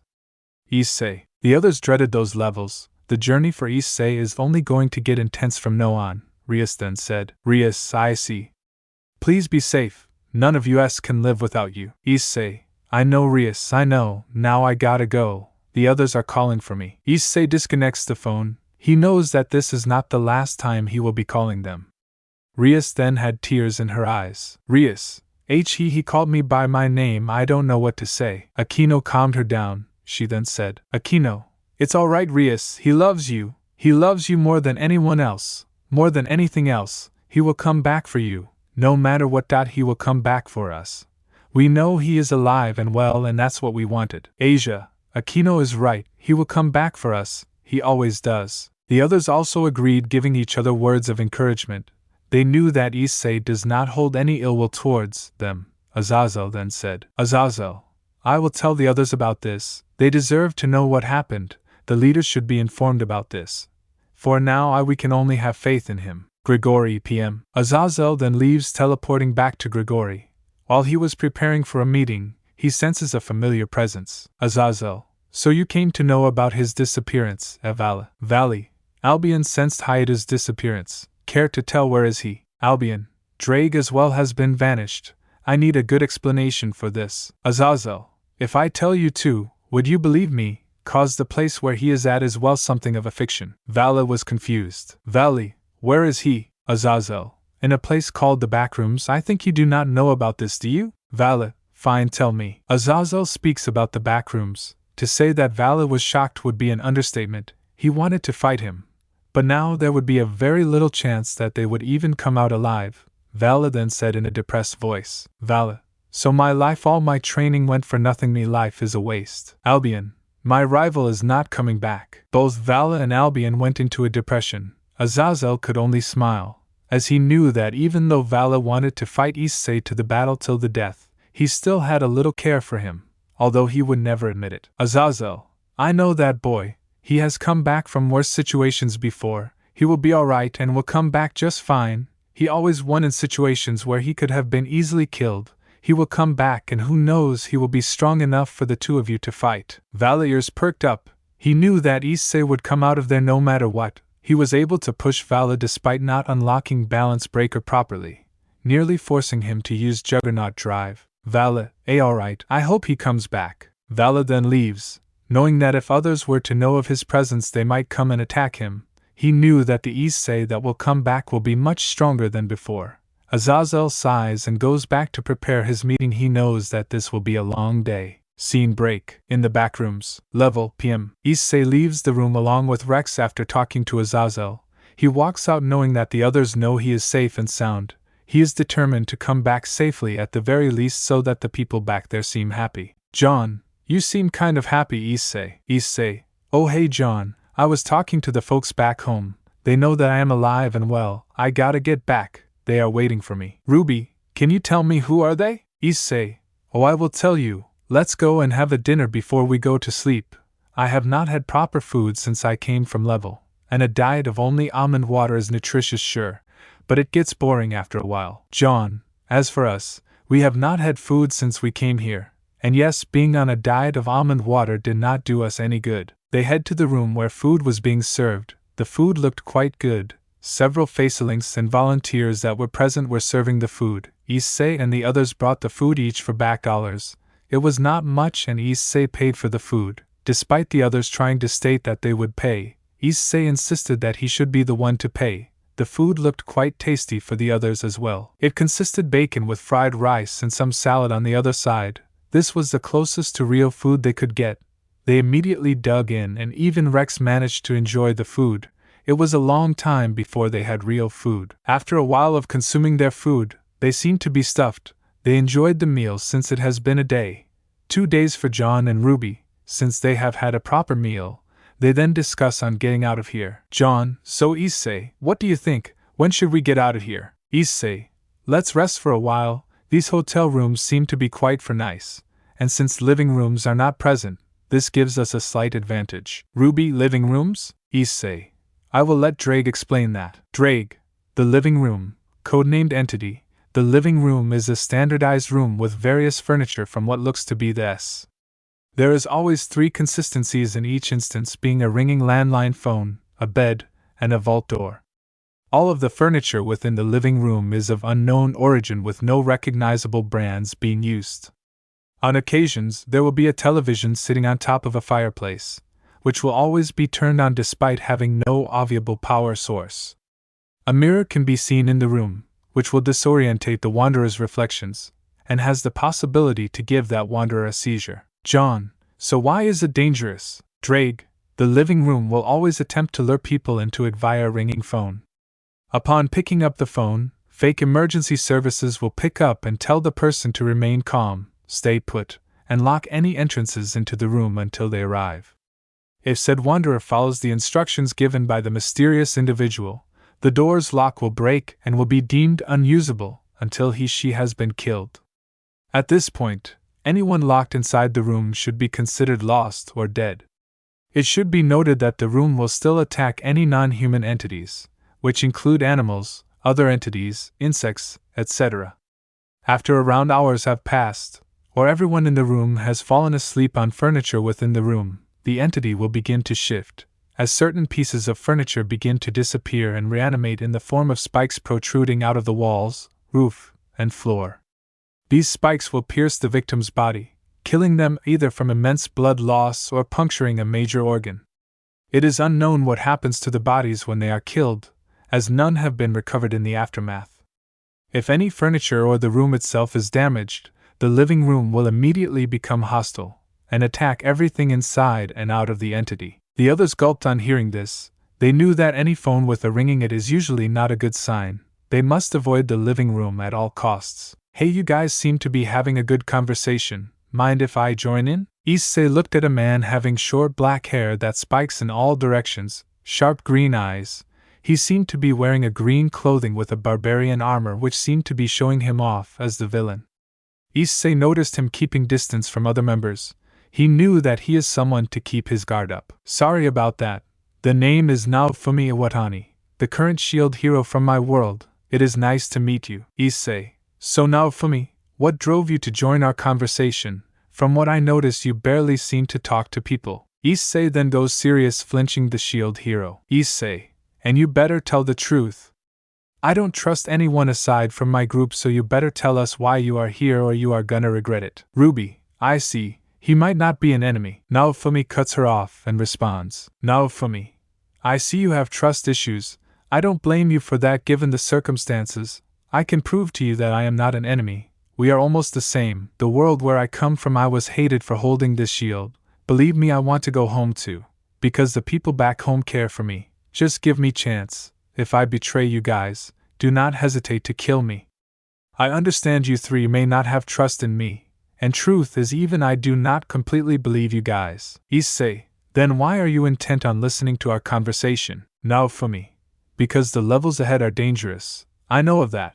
I can be of some use to you guys. I have this shield which has massive defenses as well as several defensive abilities that can help you guys fight against the entities ahead. I wanted to gather more information about the entities ahead. We both need each other if we need to survive, so it is best that we work together. Plus I am a healer.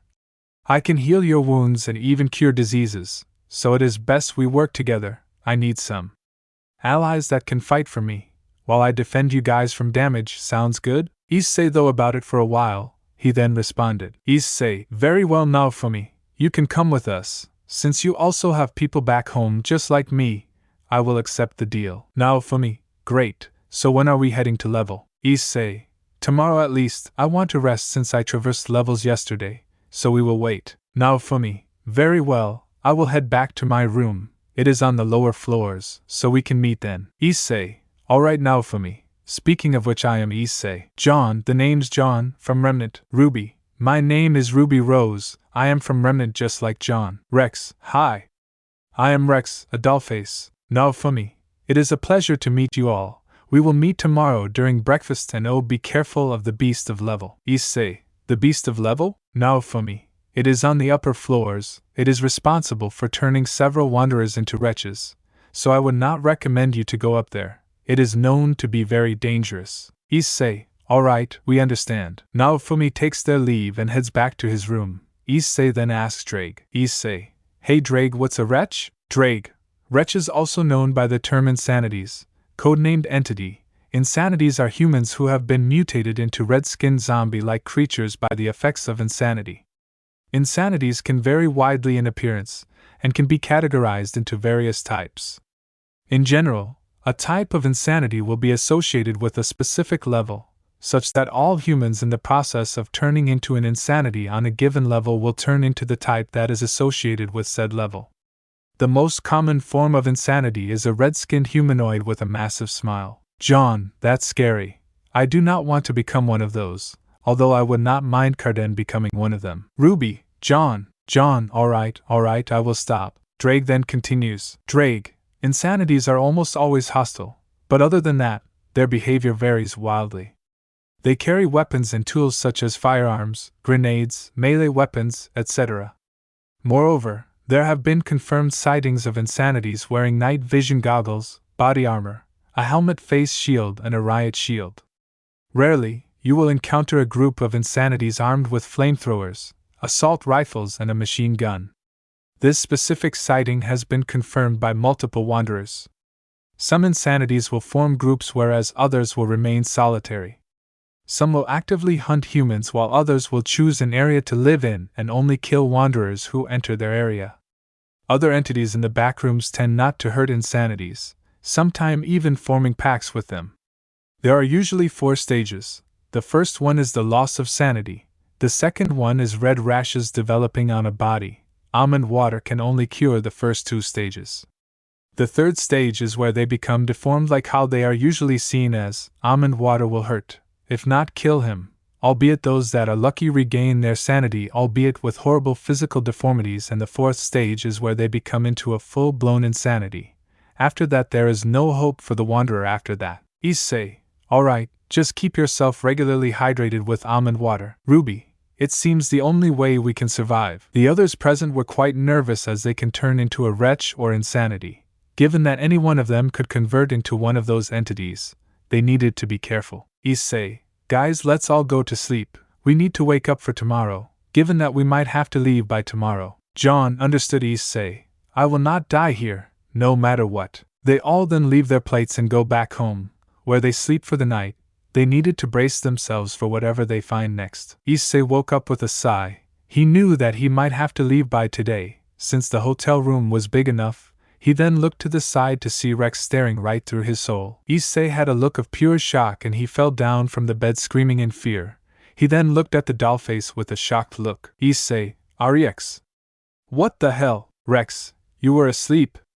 You look so amazing while you are sleeping, master. Issei, that's so creepy. Rex, anyways, I am here to tell you that Jon and Ruby are waiting for you outside. It is almost breakfast time. Issei, yet tell them I will be taking a shower and be out in a while. Rex, okay. Issei comes out after taking a shower and gets dressed wearing another pair of track pants and a regular sweatshirt. He then notices both Jon and Ruby wearing their casuals since they were in a hotel right now. So far they have not encountered any entities as of yet. But if Naofumi was correct, then there is a supposed beast of level present here, and Issei had this gut feeling that he would encounter it. He knew that he was definitely stronger than an average human, but he could not let his guard down, and he might end up fighting it. Drake decided to telepathically warn his host. Drake, I know what you are thinking, partner. I would not suggest to fight against him. Issei, why is that? Drake, it is known to drain your sanity before attacking you and consuming you. It is a tactful entity that knows how to camouflage itself under the radar and strike you when you have lost your sanity, so you need to be careful when you are facing it. It is also known to be extremely fast and agile, being so be careful in case you end up facing against it. Issei, oh okay. Issei snaps out of his mindscape. He then walks through the hallway to catch up with Jon and Ruby. Rex was alongside him and they both were heading to the table where they were having their breakfast. The hallway was not that big and they reached the end of it in no time. Issei then reached an area where the breakfast was being served. He was wondering where the others were. That was when he heard something. Ruby, Issei. Over here. Issei immediately headed to the place where Ruby had called him. He then took his food. When he noticed that Jon was already stuffing himself, he looked with a sigh and went to sit and start eating his own food. It was single fried egg, with some meat, along with potato salad, bacon and some noodles. Issei had also taken a glass of orange juice to consume. He was going to enjoy this as much as he could. He then took a while to have his own food. He immediately dug in the food and enjoyed it to its fullest. Issei, so Ruby, what did you have? Ruby, pancakes. Lots and lots of pancakes. with a baton of maple syrup. Issei, Jon, she has a sugar tooth. Issei, alright. Issei goes into his thoughts. Issei, she would get along with Kaneko completely. Drag, or have a cat fight against her, no pun intended. Issei snaps out of his thoughts. Issei, what about you, Jon? Jon, nothing much, just same what you had but at a lesser quantity. Issei, oh alright, speaking of which, did you have a run-in with a death moth or a death wasp? Jon, no not really, why? Issei, Drag informed me that this level has a lot of them. Plus the S machinery along with face-like wallpaper is known to drain sanity, at least for certain wanderers. Jon, alright. They have some silence for a while. Issei begins to play on his phone for a while. Jon then asks, Jon, Issei, what is that? Issei, oh this is what is called a smartphone. It allows us to click photos, make calls, chat with others, play games and many more things. Jon, we also have something similar to this smartphone. Issei, do show. Jon and Ruby bring out a collapsible, holographic tablet. They then open the folds of the tablet, revealing to be something similar to that of a foldable phone. Jon, this is what is called a scroll. It works similar to a smartphone from your Earth, but it is much foldable, allowing me and Ruby to carry it without any problem. Ruby, in addition to that, it also can see through metal as well, allowing us to see hidden entities and play advanced games on the mobile, although it cannot have long-distance communication and can be blocked by someone with some disabling skills. A/N, foreshadowing. Issei, this seems to be really advanced compared to my smartphone. They would go crazy on seeing this. Jon, who is it you guys are talking about? Issei, back in my world there are two people into techs. Their names are Azazel and the current Satan Ajuka Beelzebub. They would love to look at the scrolls and see what it is capable of, and who knows, maybe even enhance them. Drag, knowing Azazel, he would have a field day if he ever came to know of Remnant. Issei, true. Issei then informed who the two present, who Ajuka Beelzebub and Azazel were. They were known to be well-known nerds. One of them was a super devil who was known to be quite intelligent. He was way stronger than him, while Azazel was the Governor General of Grigori and the strongest fallen angel. He was a collector rather than a warrior and was responsible for creating multiple artificial sacred gears and was responsible for training many Longinus users. Jon and Ruby were surprised. Ruby, on the other hand, desperately wanted to meet Azazel. Since sacred gears may seem similar to that of a weapon, she wanted to see those sacred gears as soon as possible. Ruby, Issei, when can I meet him? Jon, Ruby, calm down. Issei, once we get out of here, we can meet him. That is if you guys choose to come to my world instead of Remnant. Jon and Ruby thought for a while. While Jon wanted to leave Remnant for good and start a new life and maybe one day go back when things are much better back in Beacon, or if Ruby wished to, Ruby was still skeptical. She still had her father who still loved and cared for her, while her sister still partially cared for her, or at the very least she thought. Ruby looked down. She was not sure on leaving Remnant, sure she would go with Jon. But she could not just abandon her father Taiyang Xiaolong and several of the professors. She wanted some time to think. Issei, I should not have brought that. Ruby, no, it's alright, I should have known that this would come one day. I need some time to think about it. Jon, me too. Ruby, Jon, while I would love to leave Remnant for good, because of them, I will never abandon you, Crater Face. I go back to Remnant if you so desire to. Ruby, Jon. Ruby immediately jumped on Jon, hugging him. Issei was happy that they have each other. That was when Naofumi joined in. Naofumi, yo Issei, did I miss anything? Issei looked at the shield hero in surprise. Ruby and Jon split up while they both were a blushing mess. Issei, no, nothing much. Naofumi, so what were you guys talking about? Issei, well, you are in for a long story. Jon, do you wish to tell me about it? Jon, no, I will tell. Jon then tells everything that had happened to him so far. From him being refused to train, due to them viewing Jon as having no potential and only seeing him as a house husband, to his running away from his house. He eventually enrolled into Beacon using fake transcripts, with him successfully passing the initiation. Everything was going well for him. He had friends that would have accepted him. But then he made one small mistake that made his life upside down. He told his fake transcripts to his partner named Pyrenikos, which caused her to rebuke and humiliate him. Adding insult to injury, Carden Winchester, a bully from Beacon, pretty much used this as a way to make him do work. When he saved him from an Ursa, one of the Grim, Carden did not take it too well and ratted his transcripts. His life was made a living hell, with everyone minus Ruby, the teachers. The headmaster of Beacon Ajban and Team CFVY, they are the only ones that cared for him. Even his parents disowned him after hearing about this. He eventually ran away along with Ruby and made a jump, resulting in them entering the backrooms. Naofumi was livid on hearing this. It seemed that his past was similar to how he was treated back in Melromark thanks to a certain BTCH and a trash king. Thankfully they have been arrested and punished severely, and they have lost all their titles and are now nothing but mere servants. He then spoke. Naofumi, I should not have asked, it just brought back bad memories. I know how you feel. Jon, what do you mean Naofumi? Naofumi, you see the world where I come from, even though I was seen as the shield hero, people still feared and hated me. This was intensified when the princess of that world framed me for raping her and attacking her, and that's not all. Everyone turned against me except for a few people. The king of that kingdom went out of his way along with the princess to ruin and bring me to despair. However, I did not give up. Eventually they were caught and exposed to the whole kingdom. They were slated to be executed. However, a better slated punishment would be that they would be stripped off from their titles and become nothing but mere servants. So that's my story, before I eventually tripped and fell into this new world. Issei, I see, at least that girl got what was coming for her. Anyways, do you have anyone waiting for you back home? Naofumi, yes I do. Their names are Raftalia, a Tanuki demi-human, and Philo, a Philolial, basically a big bird that can fly. Issei, oh yeah, I heard of demi-humans.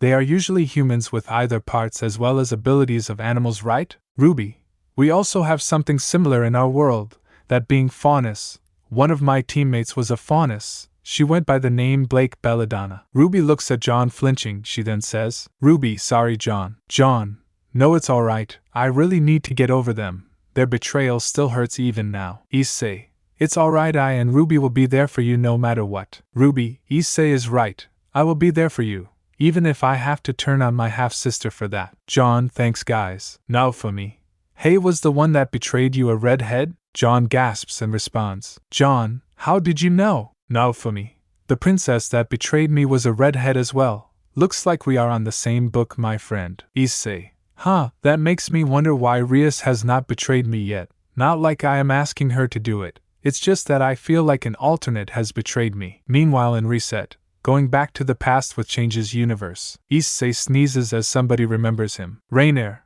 is something wrong I see? Issei, no, I feel like somebody is talking about me. Chara, I think it must be Sona. She still misses you given that she is in college. Issei, right, let's get back. Gaster is teaching us something new. He gets really angry if we get late to his class. Chara, right, don't even get me started on what he did to those two. They all then go to attend Gaster's class. Thankfully they are on time, so no punishment from the scientist-turned-teacher. Meanwhile in our universe, Jon, Issei, what are you talking about? Issei, nothing much. We should be leaving by today afternoon, provided there is not a problem. Naofumi, true, I will go back to my room and get my stuff packing.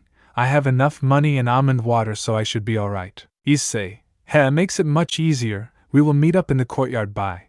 We should have enough time to pack up and leave. Naofumi, so where do you think is the exit for this place? Issei, in the boiler room. Once we wander far enough, we should be teleported to level. Now this is where the danger begins. At the very least to level, so we need to be as much prepared as possible. All three, right? They all then go back to their respective rooms. Issei and Rex go back to their own room, while Jon and Ruby along with Naofumi go back to their respective rooms. Issei is seen packing the necessary amount of almond water that he had found on level and a surprising pieces of royal rations he found in case he and his group run out of food. Issei, it is great we found those things before any of the other wanderers could. Drake, indeed I have to agree with you on that, partner. These things are extremely rare to find. Although I would suggest to keep these within your groups since there are known to be riots among wanderers for this thing, since it is known to be quite addictive. Issei, you got that right, Drake. That was when Jon came to the door and knocked on it. He immediately kept the food inside and went to answer the door.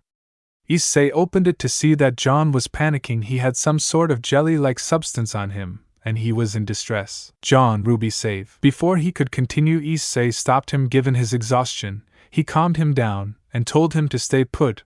He then noticed the attacker to be a huge death moth assisted by several death wasps. A/N. The above one is female death moth and the below one is death wasp. Issei, on seeing them attacking his friend, immediately got angry and went into his balance breaker mode. Welsh Dragon Balance Breaker. Issei was in the same red armor that had slain multiple entities before. Some death wasps fled due to their instincts telling them to run away.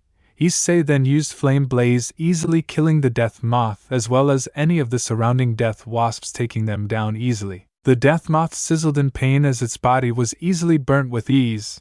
It was unable to spit acid on them since Issei destroyed it before it could do anything. It eventually died due to the pain. Issei then helped Jon up and asked what happened. Issei: Jon, what happened to Ruby? Jon: we were attacked by a bunch of death moths and death wasps. I and Ruby ended up getting separated. She went upstairs while I came here to help. Issei: shit, we need to head up before it is too late.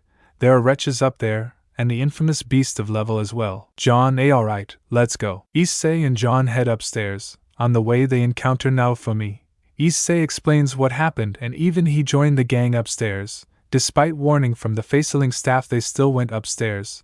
They then encounter something that would terrify them for all their lives. Issei: Holy Mother of Lucifer, what the is that? Drake: that my partner is an insanity or wretch. Jon: that thing is a wretch. Oh, this is just too much even for me. The wretch immediately yelled at the gang and attacked him. Naofumi immediately used his shield to protect the others. He then yelled, Naofumi, Issei.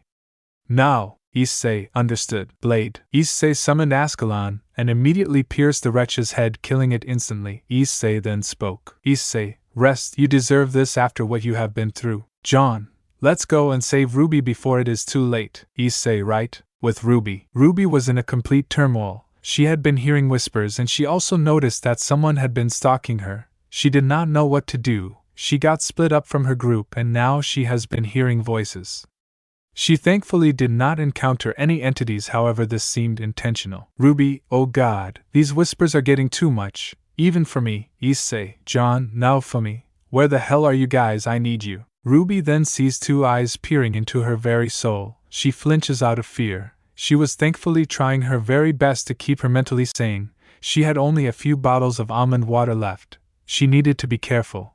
That was when she saw something that would terrify her for her life and scar her completely. The entity was wearing a formal suit with a tie hat. He had a head of a cephalopod and was known to be very hostile. Ruby was under pure fear given that she is completely alone and has never seen something like this. Even the faunus back and remnant do not look like what this thing is right now. The entity immediately opened its wide mouth in an attempt to kill Ruby and devour her.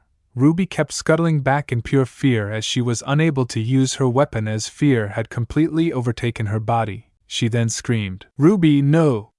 Stay away! Stay away from me! Ruby kept running away as the entity kept drawing close to Ruby. It enjoyed playing with its prey given how sadistic it is known to be. It kept on drawing close to that thing until Airstrike Shield. Airstrike Shield. A/N. I do not own this GIF or Rising of the Shield Hero. A shield was formed between the entity and Ruby, making it growl as it was prevented from attacking its prey. It tried to retreat, however. It was prevented by a dragon shot from Issei as it tried to escape and go back into the shadow. Issei: Jon! Get Ruby to safety. Leave this thing to us. Jon understood. Jon carries Ruby off bridal style and he takes her to a safe area. Ruby, who was clearly traumatized, clung to Jon for moral support, and Jon calmed her down. Issei and Naofumi took to dealing with the beast once and for all. Issei: Naofumi, you ready for this? Naofumi: you bet. Let's take this guy down once and for all. The beast went after Issei given that he could easily sense its killer intent. But any attack it did, Naofumi would easily block it easily. The beast was not as powerful once you get out of his sanity-draining attacks. Issei knew that base form would struggle against this thing. Illegal move Triana. Issei went into his night form and yelled, Issei, armor release, change Star Sonic. Issei's armor went into his aerodynamic state. The beast was unable to keep up with Issei's attacks. Given that it had never seen anything like a wanderer like this before, he had faced MEG before but even they were not this fast. At the very least compared to Issei. Issei then yelled, Issei, Welsh Draconic Rook. Change solid impact. Issei's armor changed into a much stronger and tanker version, allowing him to smash throughout the beast's skull with relative ease. The beast tried to attack, but now Fumi used another airstrike shield to break the beast, splitting him and Issei up. This allowed the beast to go into stealth mode. Drake, partner, keep an eye. Any moving eye would show the location of the beast. Issei noticed the eyes moving towards the duo of Ruby and Jon. Issei then called out, Issei, Jon, behind you. The beast attacked Jon. However, Jon was not having any of it. He easily sliced through one of the tentacles of the beast, and gave a kick sending it flying to Naofumi and Issei.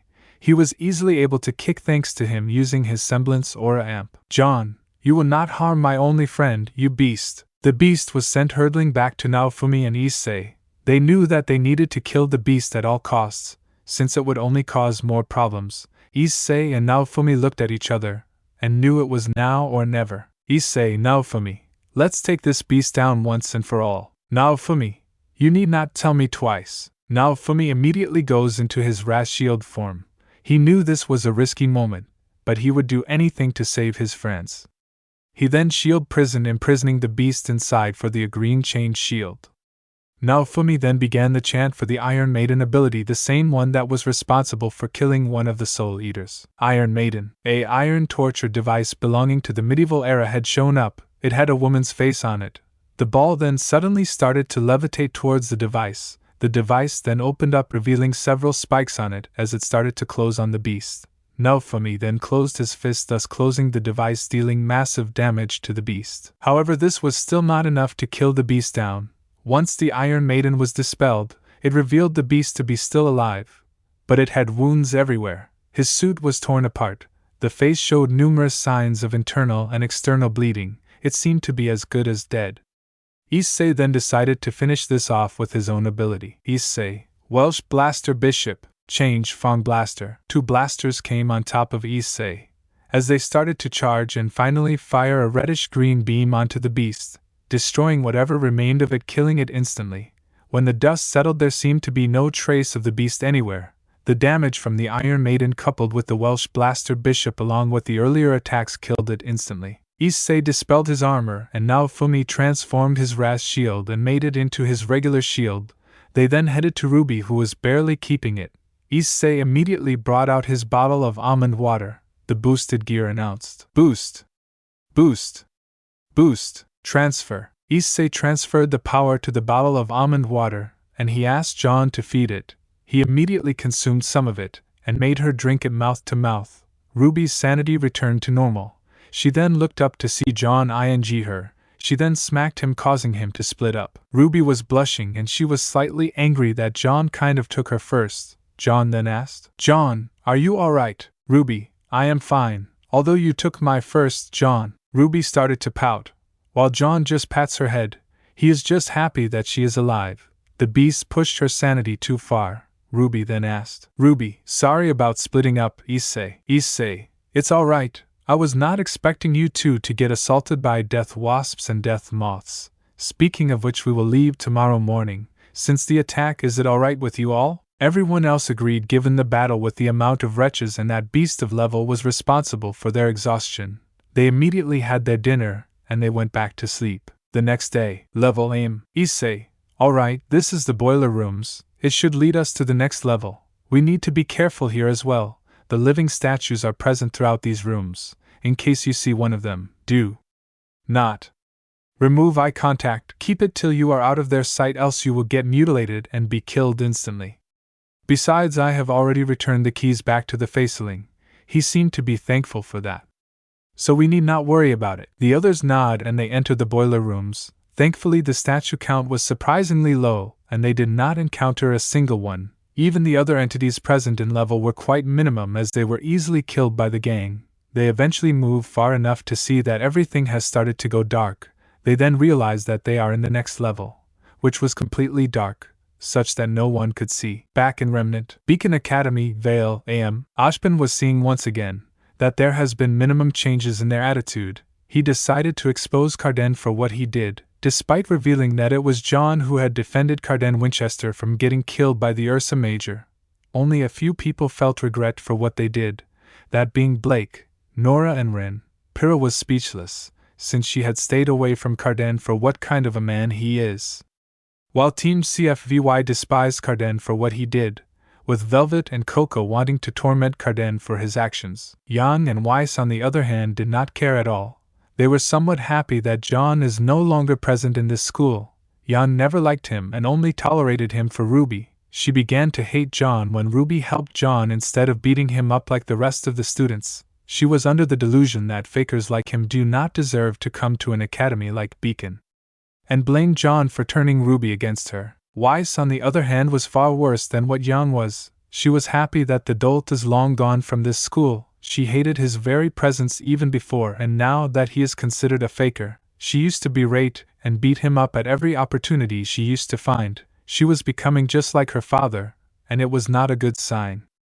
Weiss did not like Ruby much either, but she used to not talk about her given that Jan would beat her as well if she ever were to speak about her sister. Ashben had no words. He knew that this generation is pretty messed up, given that if they were to graduate and become huntsmen, they would be the worst generation of huntsmen so far. His focus was to locate both Jon and Ruby. They had found some leads, but it was leading to nothing. Ashben sighed as he knew that it was only a matter of time before they decide to take Atlas's help. Flashback days ago. Ashben had called everyone to the amphitheater. The students were surprised as to why they were called to the amphitheater. Ashben then announced, "Ashben, greetings. Now you all must be wondering as to why I called you guys here? It is about Jon." On hearing his name, everyone minus Team CFVY, Blake, Nora and Ren had a scowl or an angered look on his face, like they hated him with their very heart. One of the students spoke out. "Student, why did you call us for that damned faker?" "Ashben has had enough," he yelled. "Ashben, silence." His tone alone showed that he has had enough of people calling Jon a faker and humiliating and beating him up for no reason. The students were completely silent, since they knew that they did not want to mess with Ashben. "Young, why did you call us then, to listen to that faker?" "Ashben, I am getting to it, Ms. Xiaolong, and stop calling him a faker. So can someone tell me the Forever Falls incident?" Pyrrha replied. "Pyrrha, Carden saved my former partner's life when he was attacked by an Ursa, and he is the reason why Jon is still alive." "Ashben, that's where you are wrong.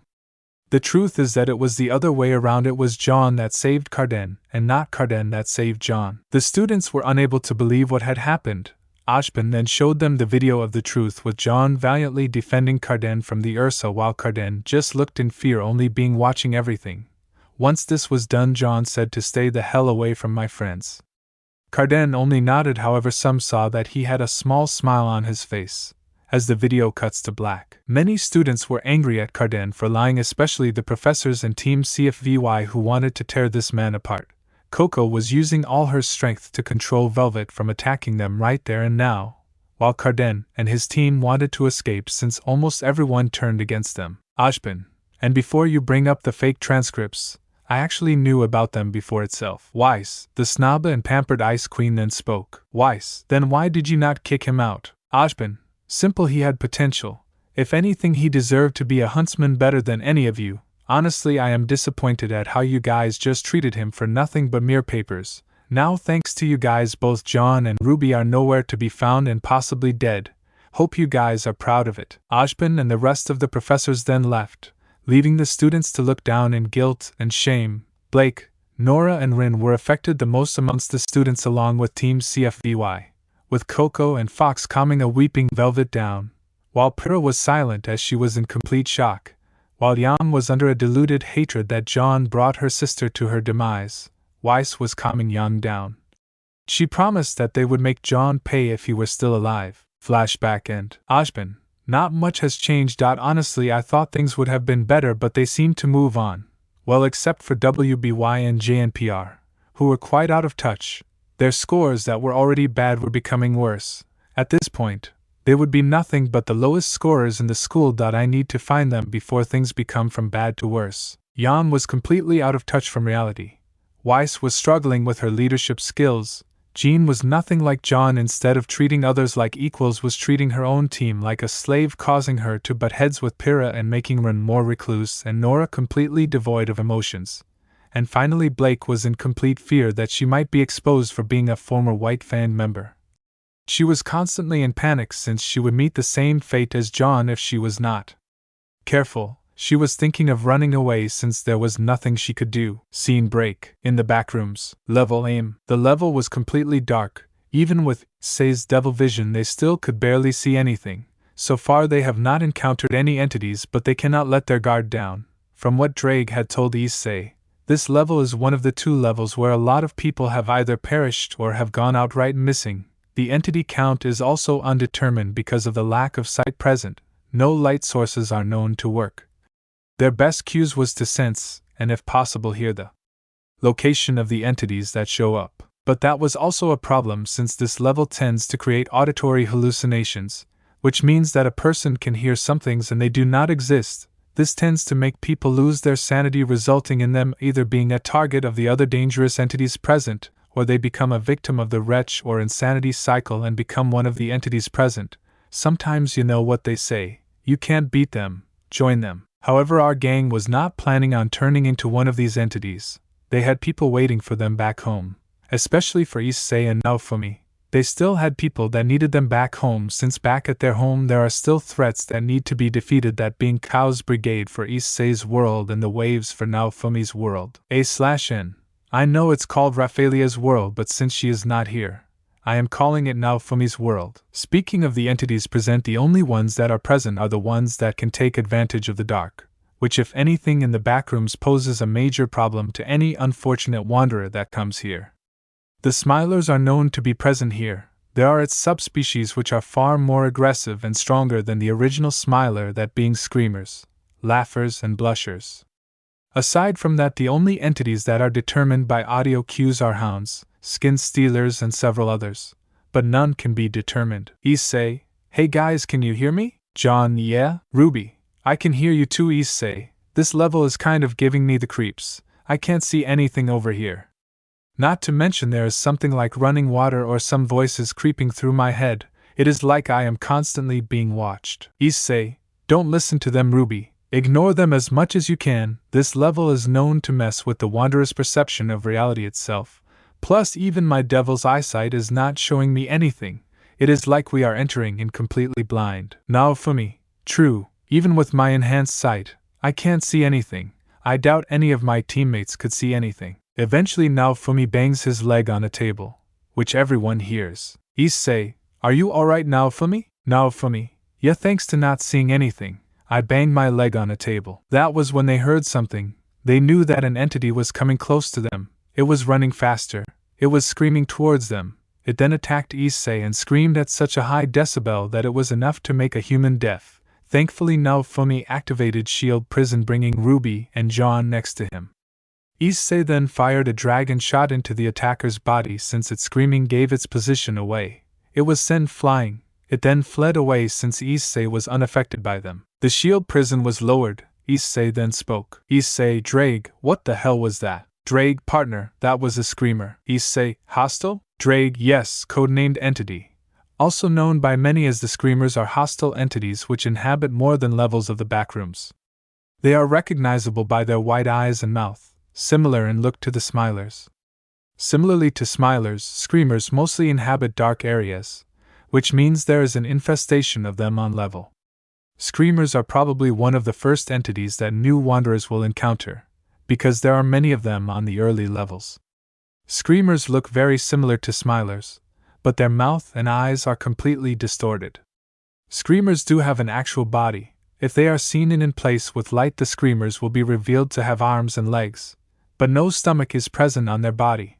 If there is one, then it is invisible. Screamers, unlike Smilers, are not attracted to light, and usually try to stay in dark places. They are, however, easily attracted to sound, as their sense of hearing appears to be on the same level as a canine's, if not better. Once a Screamer sees a wanderer, the Screamer will try to run towards the wanderer, and will start screaming so loud that some people have gone temporarily deaf from their screams. If a Screamer catches a wanderer, they will hold them in place and scream loudly in their faces, with the decibels quickly increasing with each millisecond, causing agonizing pain to the ears and head until they die. Ruby and Jon gulped on hearing this. These entities will kill you no matter what you do. Issei was thankful he heard the screaming entity before it could attack him. Naofumi then said, Naofumi, let's move forward. The more we stay here, the more entities like screamers will show up. The others agreed with it. They cannot stay here for much longer. They then constantly moved forward. They noticed that the level actually had metallic walls, brick floors, and a complex system of pipes. They were still unable to see anything given that this level was shrouded in complete darkness. All they needed to do was walk far enough, and they would be teleported to the next area. They needed to be careful since one sound they make might alert them to another entity. Issei and the others stuck together, while Rex was on Issei's shoulder, allowing the dollface to remain safe with its master. Issei had his Ascalon in his hand, not that it mattered anyway given that the entities here used the darkness to their advantage, allowing them to ambush and kill their victims. Thankfully there are no skin stealers, or at the very least anyone that had encountered them here, otherwise this level would have been far dangerous. Issei, are you guys alright? Jon, yeah, still kind of sane, alright, hehe. Ruby, it's alright Jon, say Issei. Which is the next level we are heading to? Issei, level should be once we get far enough, so yeah. Now for me, how is level different from the previous we encountered? Issei, I will let Drake explain that. Drake then speaks from the boosted gear. Drake, level is known to be completely flooded with water. When you enter the level you will be spawned in room completely filled with water. There will only be some places that will have no water, and the breathing room there is completely limited. You also need to be careful as there is a huge entity on that level present. However, it is so rare that people have even called it a myth. Aside from that, it is known to be a level filled with water, so those who do not know swimming are as good as screwed. Besides, the other levels did not have any water bodies, so this would be the first experience going leagues under the sea. Now for me, interesting. I think I should have breathing gear with me, although it would take me a while to activate them, so we have got ourselves covered. That was when they heard another sound. Everyone immediately became silent, given that it means that there is an entity nearby.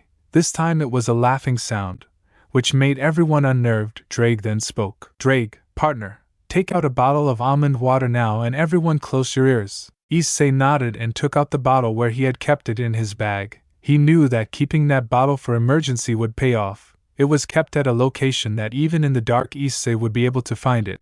Before that he put his sword back into his gear. Everyone covered their ears, preventing the laughing from affecting them. He then heard the laughing sound increase slightly. Drake then said, Drake, when the entity is nearby, make sure it never gets in your face, partner. I will give the signal, splash the almond water in the direction where the entity is. The laughing sound even louder. However, before anyone could go insane, Drake yelled, Drake, partner, now! Issei threw the almond water at the attacking entity, making it docile for a while, causing it to stop laughing. Drake then said, Drake, now is your chance to take it down for good. Issei, understood. Issei fired a dragon shot into the now docile entity. Catching it off guard, it was unable to defend itself from the attack, and it got killed instantly. Drake then informed, Drake, that was a close call. If that thing had gotten closer, all of you would have been a wretch or insanity. Issei and the others shivered. Jon then asked, Jon, what was that then? Drake, that was a laughter. Issei, a smiler subspecies? Drake, yes, codenamed entity. Laughters are hostile entities that reside in dark areas similar to smilers. They are similar to smilers in terms of appearance with slight differences. They have supposed tall humanoid bodies that are a mix of male and female. They can make wanderers go insane and most likely turn them into a wretch. They are rather sneaky when it comes to attacking wanderers.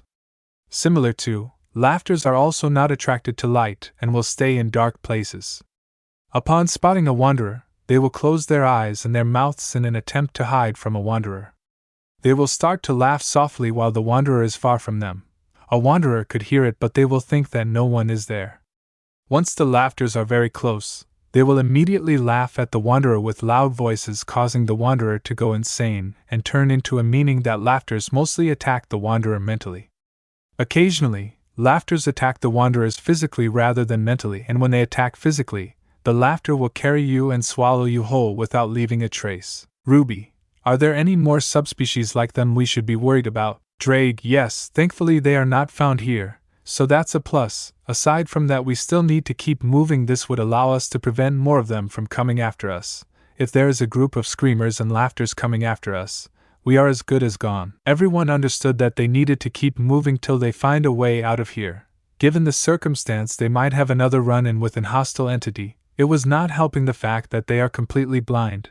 Because of this level's anomalous properties, they all had consumed a bottle of almond water back at level before entering this level, so that they do not lose their sanity. They kept moving ahead. They needed to be careful to avoid making any sound. Issei used his Ascalon to find whether there were any obstacles in front of him. This allowed him to identify the obstacles that was in their way.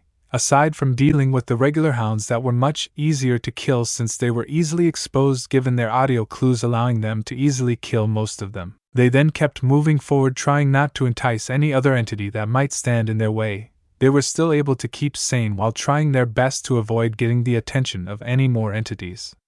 They managed to stay as quiet as possible before they eventually stopped seeing the darkness. They then saw that they were teleported to a room which was filled to the brim with water and was completely submerged from top to bottom.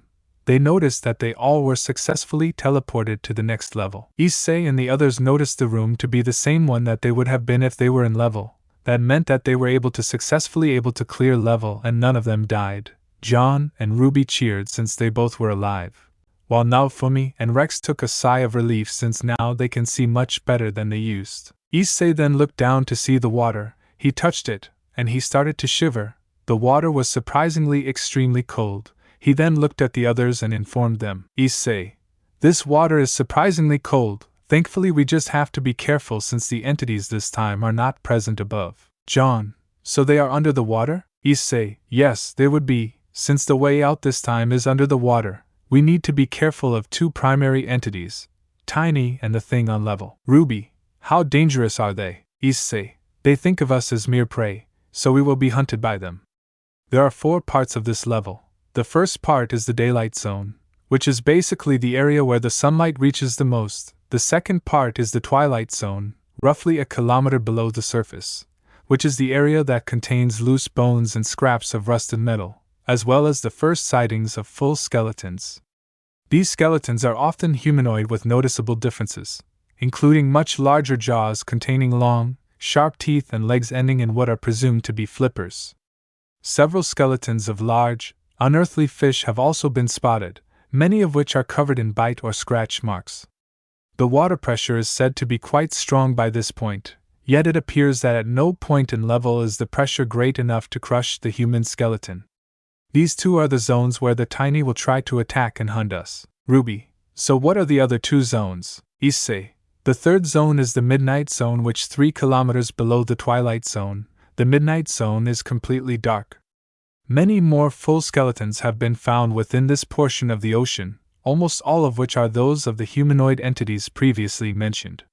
There have been reports of incredibly large fish-like skeletons in the midnight zone, but the skeletal structures of these creatures have been described by observers as incomprehensible. This is where the exit to this level is. There will be a cave where we can get out of here and head to level. And finally the abyss, the final zone located 7 kilometers below the surface. The abyss is sparsely decorated with mountainous piles of tar and rock, with a steady bubbling emanating from an unknown source below. This zone is also densely populated by the aforementioned humanoid skeletons, most of which have been eroded in some regard by the immense pressure. Thankfully we do not need to head to the abyss, Naofumi, so we do not know how deep the level is. Issei, yeah, oh, can you survive the waters, Rex? Rex, totally, us dollfaces are pretty resilient, you know, Rex said in a smug tone. Everyone chuckled. After a while Issei then spoke. Issei, anyways, we need to get down the stairs. We will be heading the ocean. This is where our exploration will begin. The others nodded and they all went downstairs. They then opened the door only to find that there is a beach. They then looked outside to see that the ocean seemed to be massively deep. Issei and the others looked at the beach scenery despite it being nice to spend some relaxing time here. He and the others then suddenly heard somebody singing. The singing was addicting, especially to a dragon like Issei. Ruby Issei? The singer was a beautiful foreign girl who appears to be in her late teens with a whimsical aura.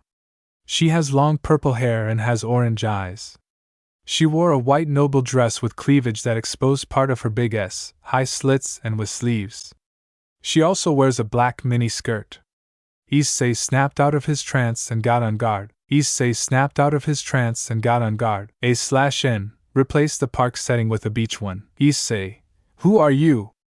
And why did you bring me here? The girl stopped singing and looked at Issei. Issei took everything to calm his perversion down, Since this might be a trap, he needed to be careful, as this would be a trap meant for luring and killing perverted wanderers.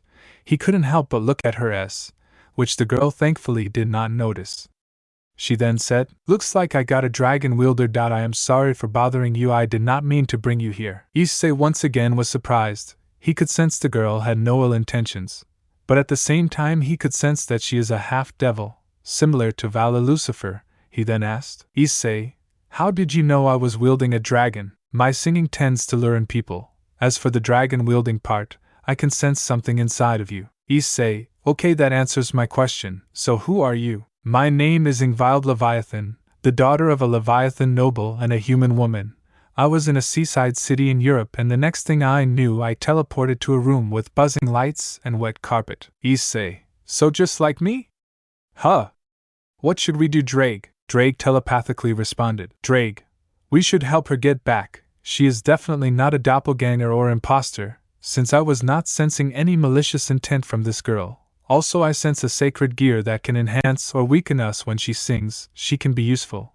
Plus, since she is a Leviathan descendant, she has control over water itself, which can be advantageous in this level." Issei, "Alright, Drake, I trust you." That was when the others joined in. "Ruby, I see. Why did you? Who is she?" "Now for me. Stop running off like that without telling." The girl got on guard as well. Issei then calmed the situation. "Issei, relax, everyone, she is not an enemy. Guys, this is Ingvild Leviathan, she seems to be from my world.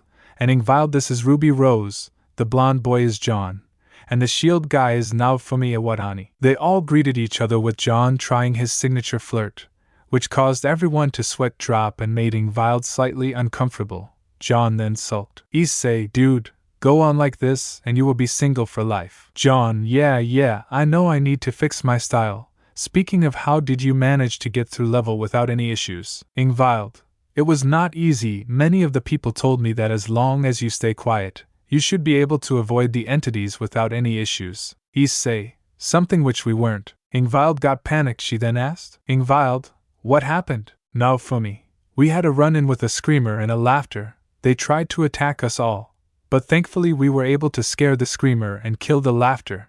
It was not easy since our best bet was audio cues." Ruby, thankfully everything can be solved with a bottle of almond water. Issei threw the almond water and used the dragon shot, killing it instantly. Ingvile, dragon shot? Issei, are you the Red Dragon Emperor? Issei, yes I am. Issei then showed the boosted gear in all its glory. Ingvile finally breathed a sigh of relief, knowing that she has made a strong ally. She knew that she can get out of this level without any issue and finally meet her parents back in Europe. Ingvile, I too have a sacred gear, although it is unidentified. They say that it makes a dragon much stronger or weaker. I can harm or help others with my singing. Aside from that, I can control the water to a much larger extent. So what are your abilities? Issei and the others explained their own abilities, with Issei showing his first, followed by Ruby showing her crescent rose, with its sniper mode and side mode, along with her semblance. Jon showed his cross remorse, which is a simple sword and shield, along with his semblance, and finally now Fumi shows his legendary shield along with the change shield ability, allowing him to access multiple shields, and the ability Air Strike Shield. Shield Prison, although he kept the Ras shield hidden, so that Ingvild will not get scared. Ingvild then showed her control over water itself, allowing her to use multiple water spells, and even split open the water. She then all of a sudden lost control, causing her to blush in embarrassment. Ingvile, Dano, I do not have full control. I am sorry. Issei, it's alright, you will be able to with enough training. Since we all want to get out of here, the best way to do is by going under the sea into the Midnight Zone. Ingvile, the Midnight Zone? Issei, well, you are in for one very long explanation. Issei then explained the two threats in getting to the next level, followed by the different zones of each level as well as the location of the exit to this level. He also told that the level has not been fully explored yet, as well as on how to deal with those two threats. Ruby, so as long as we make loud noises we should be away from Tiny. Issei, yes, Ruby. The noises should be loud enough to make him daze for a while, and once he is on land we should have the advantage, and then we can take him down, that is unless he attacks us. We can go right now if you guys like. Now for me. I see no reason in staying here, we should head down right away. The others agreed to what Naofumi say. They still have 2 dangerous levels that they needed to cross before they even move to the later safer ones. And eventually they get out of here. Their plan is to head to level since it is the only safe level after the 3 levels. Now for me. Alright, I have created the gear for breathing underwater, and yes, this has nozzles that can allow you to speak as well. Since we might be hunted by the 2, I need everyone to keep their guard up. Is that clear? The others nodded and they wore the gear on their body. And with that, Issei and the others step in the water, making a splash, given that this would deter the tiny from attacking or ambushing them since it can sense prey from as long as kilometers. So they needed to be careful. Tiny on the other side was killing his prey, which was a huge shallow water fish. He then heard some more prey enter the water. He made a massive grin with its fanged smile. He had found its new victims. It immediately rushed to go after them. Tiny, new prey to consume. It has been a while since I have had wanderer flesh. Tiny grinned sadistically and immediately dove towards the group that had entered. He swam through the empty shores with ease, eventually being only 5 kilometers away from its targets. With Issei and the others were diving down, eventually reaching the twilight zone. They knew that only in a matter of 2 kilometers they would be able to reach the midnight zone, the one and only way out of there. That was when Drake sensed. Drake, everyone, Tiny has sensed our presence. Be on guard, he can attack you guys from anywhere. Everyone started to swim faster. All they needed to do was outspeed him and reach the midnight zone since it was not his territory. But that did not mean that they were safe from anything, since the thing on level will be the main threat after that. Eventually they saw that a black-colored thing next to them. They immediately recognized it as Tiny, the hunter of the shallow parts of level. Tiny, trying to escape? I don't think so. Tiny was described to be a humanoid entity whose body was coated in a thick layer of tar. Under this layer, his body, dotted with bioluminescent markings, appears to be vaguely amphibian. The skin is rubbery in texture but unusually durable, like a form of natural armor. His face is largely obscured by a similarly tough carapace that leaves only his eyes exposed. Observers have reported that Tiny's eyes glow brighter at lower light levels, and are almost completely dim outside of water. Tiny then immediately swam towards the weakest of the group, that being Ruby Rose. The carapace that covers Tiny's face opens to reveal a large, toothy mouth. He then used his mouth to gnaw Ruby alive. However, a shield was in his way. Now for me. I don't think so. The shield changed into Dog's shield, causing Tiny to back away since he did not see someone defending. The dogs came close and Tiny used his weapon to slash the dogs. Tiny, how troublesome, oh well. Tiny readied its weapon. It's been a while since he has had good hunt, and he is certainly not going to let it get away, especially not to his rival, that stupid fish below. Jon then spoke. Jon, we are not your enemy. We just want to get out of here. Tiny nods and responds. Tiny, you are right, you are not my enemy. You are my prey. Just like the others. Jon saw that this entity cannot be negotiated with. Tiny charged at the blonde, who was surprisingly able to hold his own against it even under the water. Issei also assisted Jon, and with the 2 attacking him, Tiny was having a tough time dealing with the 2 in single hand-to-hand combat. It jumped back, gritting its jawed teeth. Tiny, this is getting really annoying, time to switch tactics. Issei, in that case, even I should take it to the next level. Ready, Drake? Drake. Thought you would never ask. Welsh Dragon Balance Breaker. Issei activated his balance breaker. He was surprised that the armor was able to function underwater as well. He knew that he can now fight even underwater. Ingvild and the others now looked as Tiny was surrounded. Ruby used her crescent rose to gain the upper hand and charge at him using her semblance, releasing rose petals everywhere. However, this is what Tiny expected. He released some of the tar, disorienting Ruby. Ruby, what is this? Tiny, that my prey, is my special tar, meant for disorienting my targets. Now shall we continue? Tiny once again removed the carapace that covered Tiny's face, that opened to reveal a large, toothy mouth, his most fatal form of attack. Ruby, is this how I am going to die? Nuh! Ruby closed her eyes, accepting her fate. However, before Tiny could bite into her, Issei grabs her and takes her to Jon and the others. Tiny once again started to get angry since his prey escaped. Issei fired a dragon shot to distract him, which he easily evaded. However, this made him an easy target to Ingvile, who used her control over water to capture him. Tiny tried to evade the possessed water currents, since the very thing that gave him an advantage was turned against him. Tiny, a wanderer that can control water, this can be a problem for me. I need to deal with her first. With that, Tiny charged at Ingvile. She tried to use her water magic to protect herself, but Tiny slashed through every single one of them. Ingvile braced herself for an attack, but now Fumi once again used his shield to protect her. Issei took the princess out of there, while not noticing that he had grabbed her ass. Ingvile blushed and pointed. Ingvile Ano, Issei. Issei, what? Issei noticed it, and immediately removed his hand. Issei, sorry about that. It will not happen next time. Ingvile nodded. Right now they needed to focus on the beast. Jon and Naofumi were currently fighting it, with Jon using his sword and semblance to prevent Tiny from doing any permanent damage. Tiny, damn it, why are you making this difficult? Issei, sorry cause we want to leave from this level. Olivia do not want to fight you, Tiny. But you are giving us little to no choice. Why attack us? I mean, there are so many sea animals you can attack, so why us? Tiny, because, well, you are prey, that's why. Issei, you give us no choice then. Naofumi, do you have a shield that can produce intense sound? Naofumi, wait, but I have something similar. Voice Jengar shield. Naofumi then yelled into the shield using the nozzle, which was enough to make the Tiny get dazed.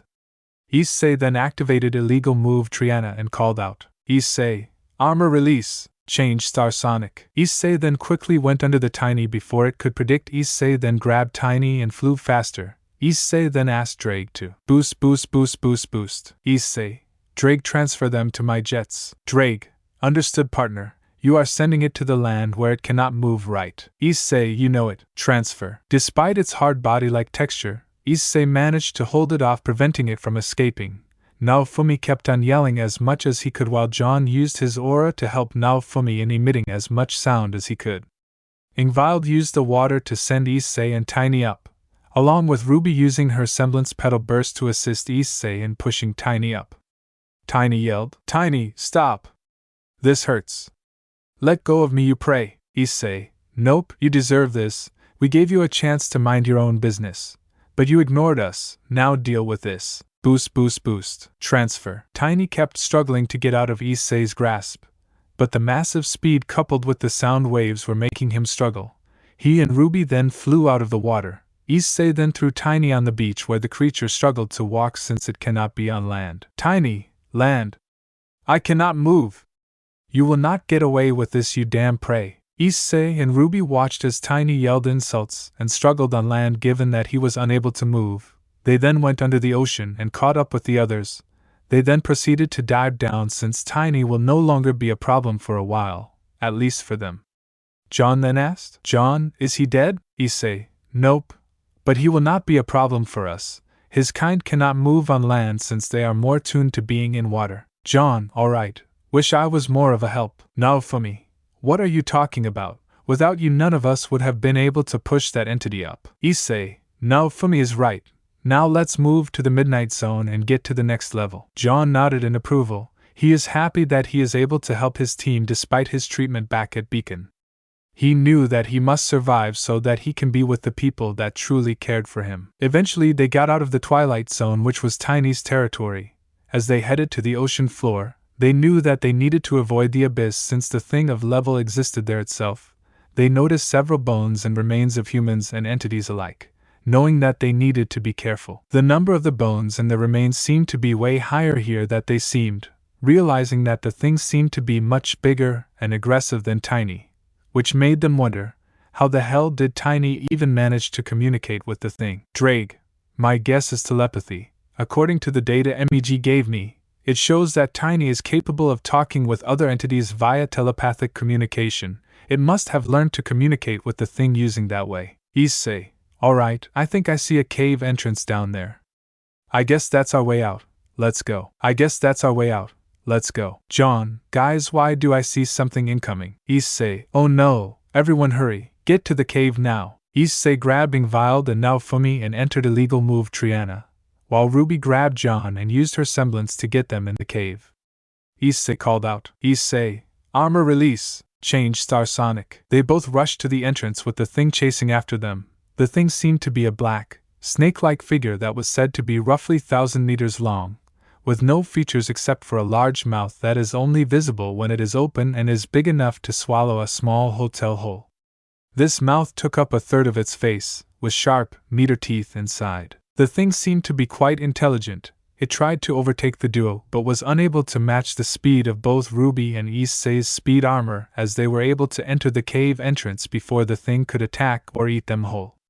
They then managed to enter the cave successfully, since the thing was too big it could not enter and was stuck behind the walls. The thing made one last-ditch effort to snap at the duo in an attempt to consume them whole. After a while of staying motionless, it moved its big head and swam elsewhere. Everyone breathed a sigh of relief. Now all they needed to do was traverse the underwater cave to find any sort of land, which was slightly above the area. Issei, guys, that seems to be the exit to this level. Are you guys ready for one of the toughest challenge in the backrooms? Everyone, yeah. They all then swam upwards out of the water. They then look around to see an infinite cave system, which was quite dark in nature. Issei knew that there will be a ton of entities, including the several new ones which they will never see again. Issei and the others then swam above the water as they could see that they were finally in an infinite cave system. Issei used his flames to immediately dry their clothes since they would need as much energy as possible. The level which they were in was considered to be extremely dangerous, since this is where majority of the hostile entities spawn here.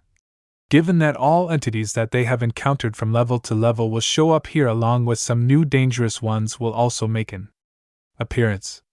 This is the level that they need to stay on guard at all times, otherwise any entity could easily kill them. There are many entities, aside from the usual smilers, hounds, death moths, wretches and skin stealers. There are many more which they manage to avoid, like crawlers, revukes, clumps, death rats, transporters, camo crawlers, hostile facelings, paralyzed and wranglers.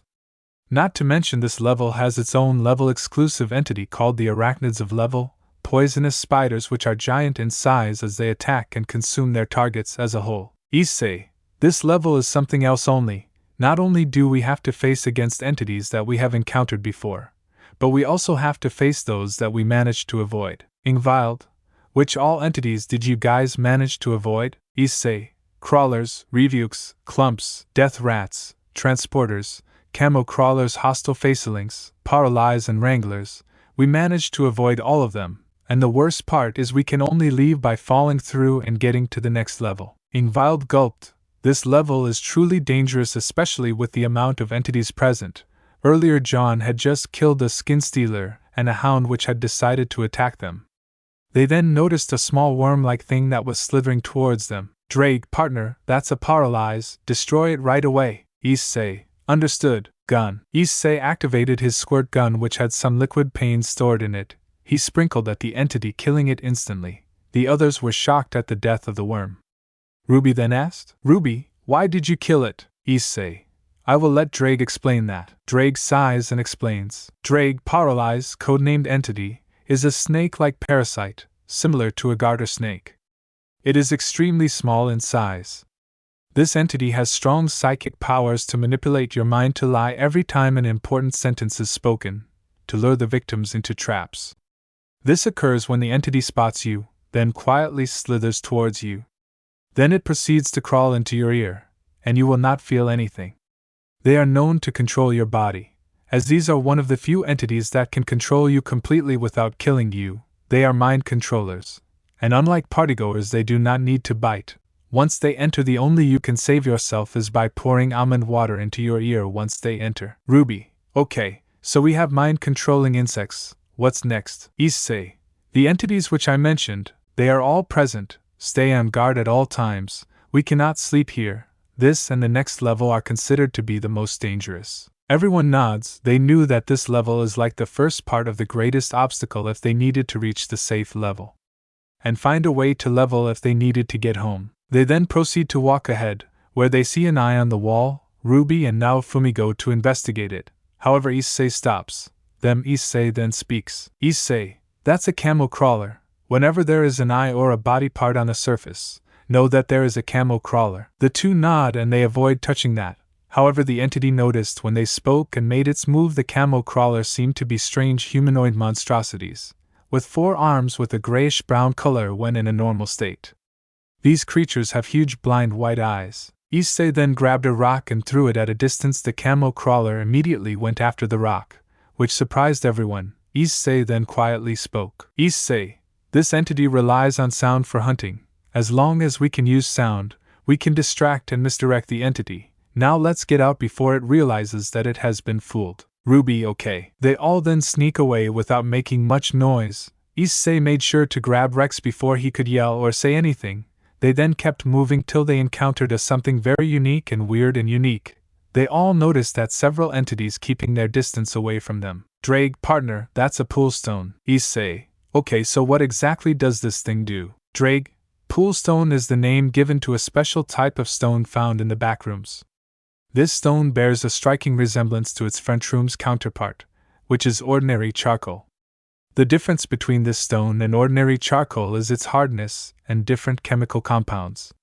Not to mention it is known to ward off several of the harmful entities away, like smilers and many more. Issei noticed that Rex was confused. He was not scared at all of the poolstone. He then took some and gave it to the others, with Naofumi putting some of the poolstone into his shield, making it poolstone shield, which gave him massive resistance to entity attacks as well as terror to all entities that see it, minus passive ones. Naofumi had earlier put some hound hair, resulting in the shield producing what's called the hound shield, giving Naofumi much higher disease immunity as well as hound virus immunity. This could be beneficial if a pack of hounds decided to attack him. He had also put some beast remains back at level, giving him the cephalopod shield, which allowed him to have some degree of bug control, making it handy if a swarm of death moths wanted to attack him. He can redirect it to someone he sees as a threat. Issei, so this shield does more that defend, right? Naofumi, you bet. I managed to absorb some parts of a hound and poolstone, as well as a bit of cephalopod from the head of the beast of level. It gives me certain new and unique abilities when I equip those shields, and they might be handy for certain situations. Ruby, nice. Ruby once again had stars in her eyes. Issei explained to her that she is a weapons freak, which caused her to snap out and glare at Issei, which the latter flinched. While Ingvile looked at the shield in curiosity, Jon on the other hand was calming Ruby down before she would do something careless. He was kind of responsible for bringing her here given that she came with him. Issei, alright, let's move on ahead, we still need to find a way out. And a light spear was thrown right through Issei, which shocked everyone present. Even Ingvile went away from the emanating spear. It was a holy spear. Issei avoided the spear and noticed a dark silhouette in the shadows, and they had black wings. Issei and Ingvile recognized them as a fallen angel wings. Issei, it is a fallen, be careful, we do not know whether it is on our side or enemy side. Ah, Issei, did you miss me? Issei recognized the voice and flinched. He clenched his fists, remembering who she is. He still did not understand how it was her, and how did she manage to survive so far. Issei, it can't be. No, this has to be an illusion. Naofumi, we all can hear it. Do you know whoever she is? The silhouette then came to light. It seemed to be an attractive young woman with violet eyes having a slender body. She had long silky black hair down to her hips and possessed two black feathered wings. She had a matured appearance, and was slightly taller than Issei remembered her. Issei recognized her. He would never forget her, as he remembered what she did to him in Asia. She seemed to be wearing a black, strap-like objects, resembling leather, around and under her a thong-like piece held around her hips by three thin straps, gloves that ran right up her arms with small lengths of chains hanging from them. She seemed to be wearing a black, strap-like objects, resembling leather, around and under her a thong-like piece held around her hips by three thin straps, gloves that ran right up her arms with small lengths of chains hanging from them, shoulder guard-like objects on her shoulders with three large spikes sprouting from her right shoulder, and black thigh-high heel boots. Issei, Rainier, Issei said in disbelief. Jon and Ruby were shocked that the woman in front of them was the same that had betrayed Issei, while Naofumi and Ingvile were confused. Rex was glaring at her as it wanted to tear her apart for hurting its master both physically and mentally. Jon, you mean the same ex-girlfriend that killed you and you became a devil? Issei, yes. Naofumi, I am confused. Killed? Since Issei was still in disbelief, Jon explained everything to both Naofumi and Ingvile. Naofumi was pissed as Issei went through nearly the same thing as he and lost someone he cared about. Ingvile, on the other hand, was saddened that he had to go through such a traumatizing betrayal. Rainier decided to throw another light spear this time, however she aimed at Ruby Rose. Ruby, Issei. The light spear was pretty fast. None could see or prepare for it. Naofumi rushed to her but was too far. That was when Issei caught it. He had his boosted gear on, he had his eyes hidden underneath a dark aura, he was radiating killer intent. Wrangler did the same mistake of attacking his loved ones. Issei approached her before she could even notice, and slugged her in the stomach, making her cough up blood. Issei approached her before she could even notice, and slugged her in the stomach, making her cough up blood. A/N. I do not own this GIF or Dragon Ball Super. Wrangler. How could he be this fast? He is faster than any entity or wanderer. How could a pervert like him be this fast? I need to be careful. Issei. We really shouldn't be fighting like this. There are entities that can kill us without a second thought. Don't make me do this, Wrangler. Issei said with utter seriousness. He will not hesitate to kill her this time, since she was already hostile to him.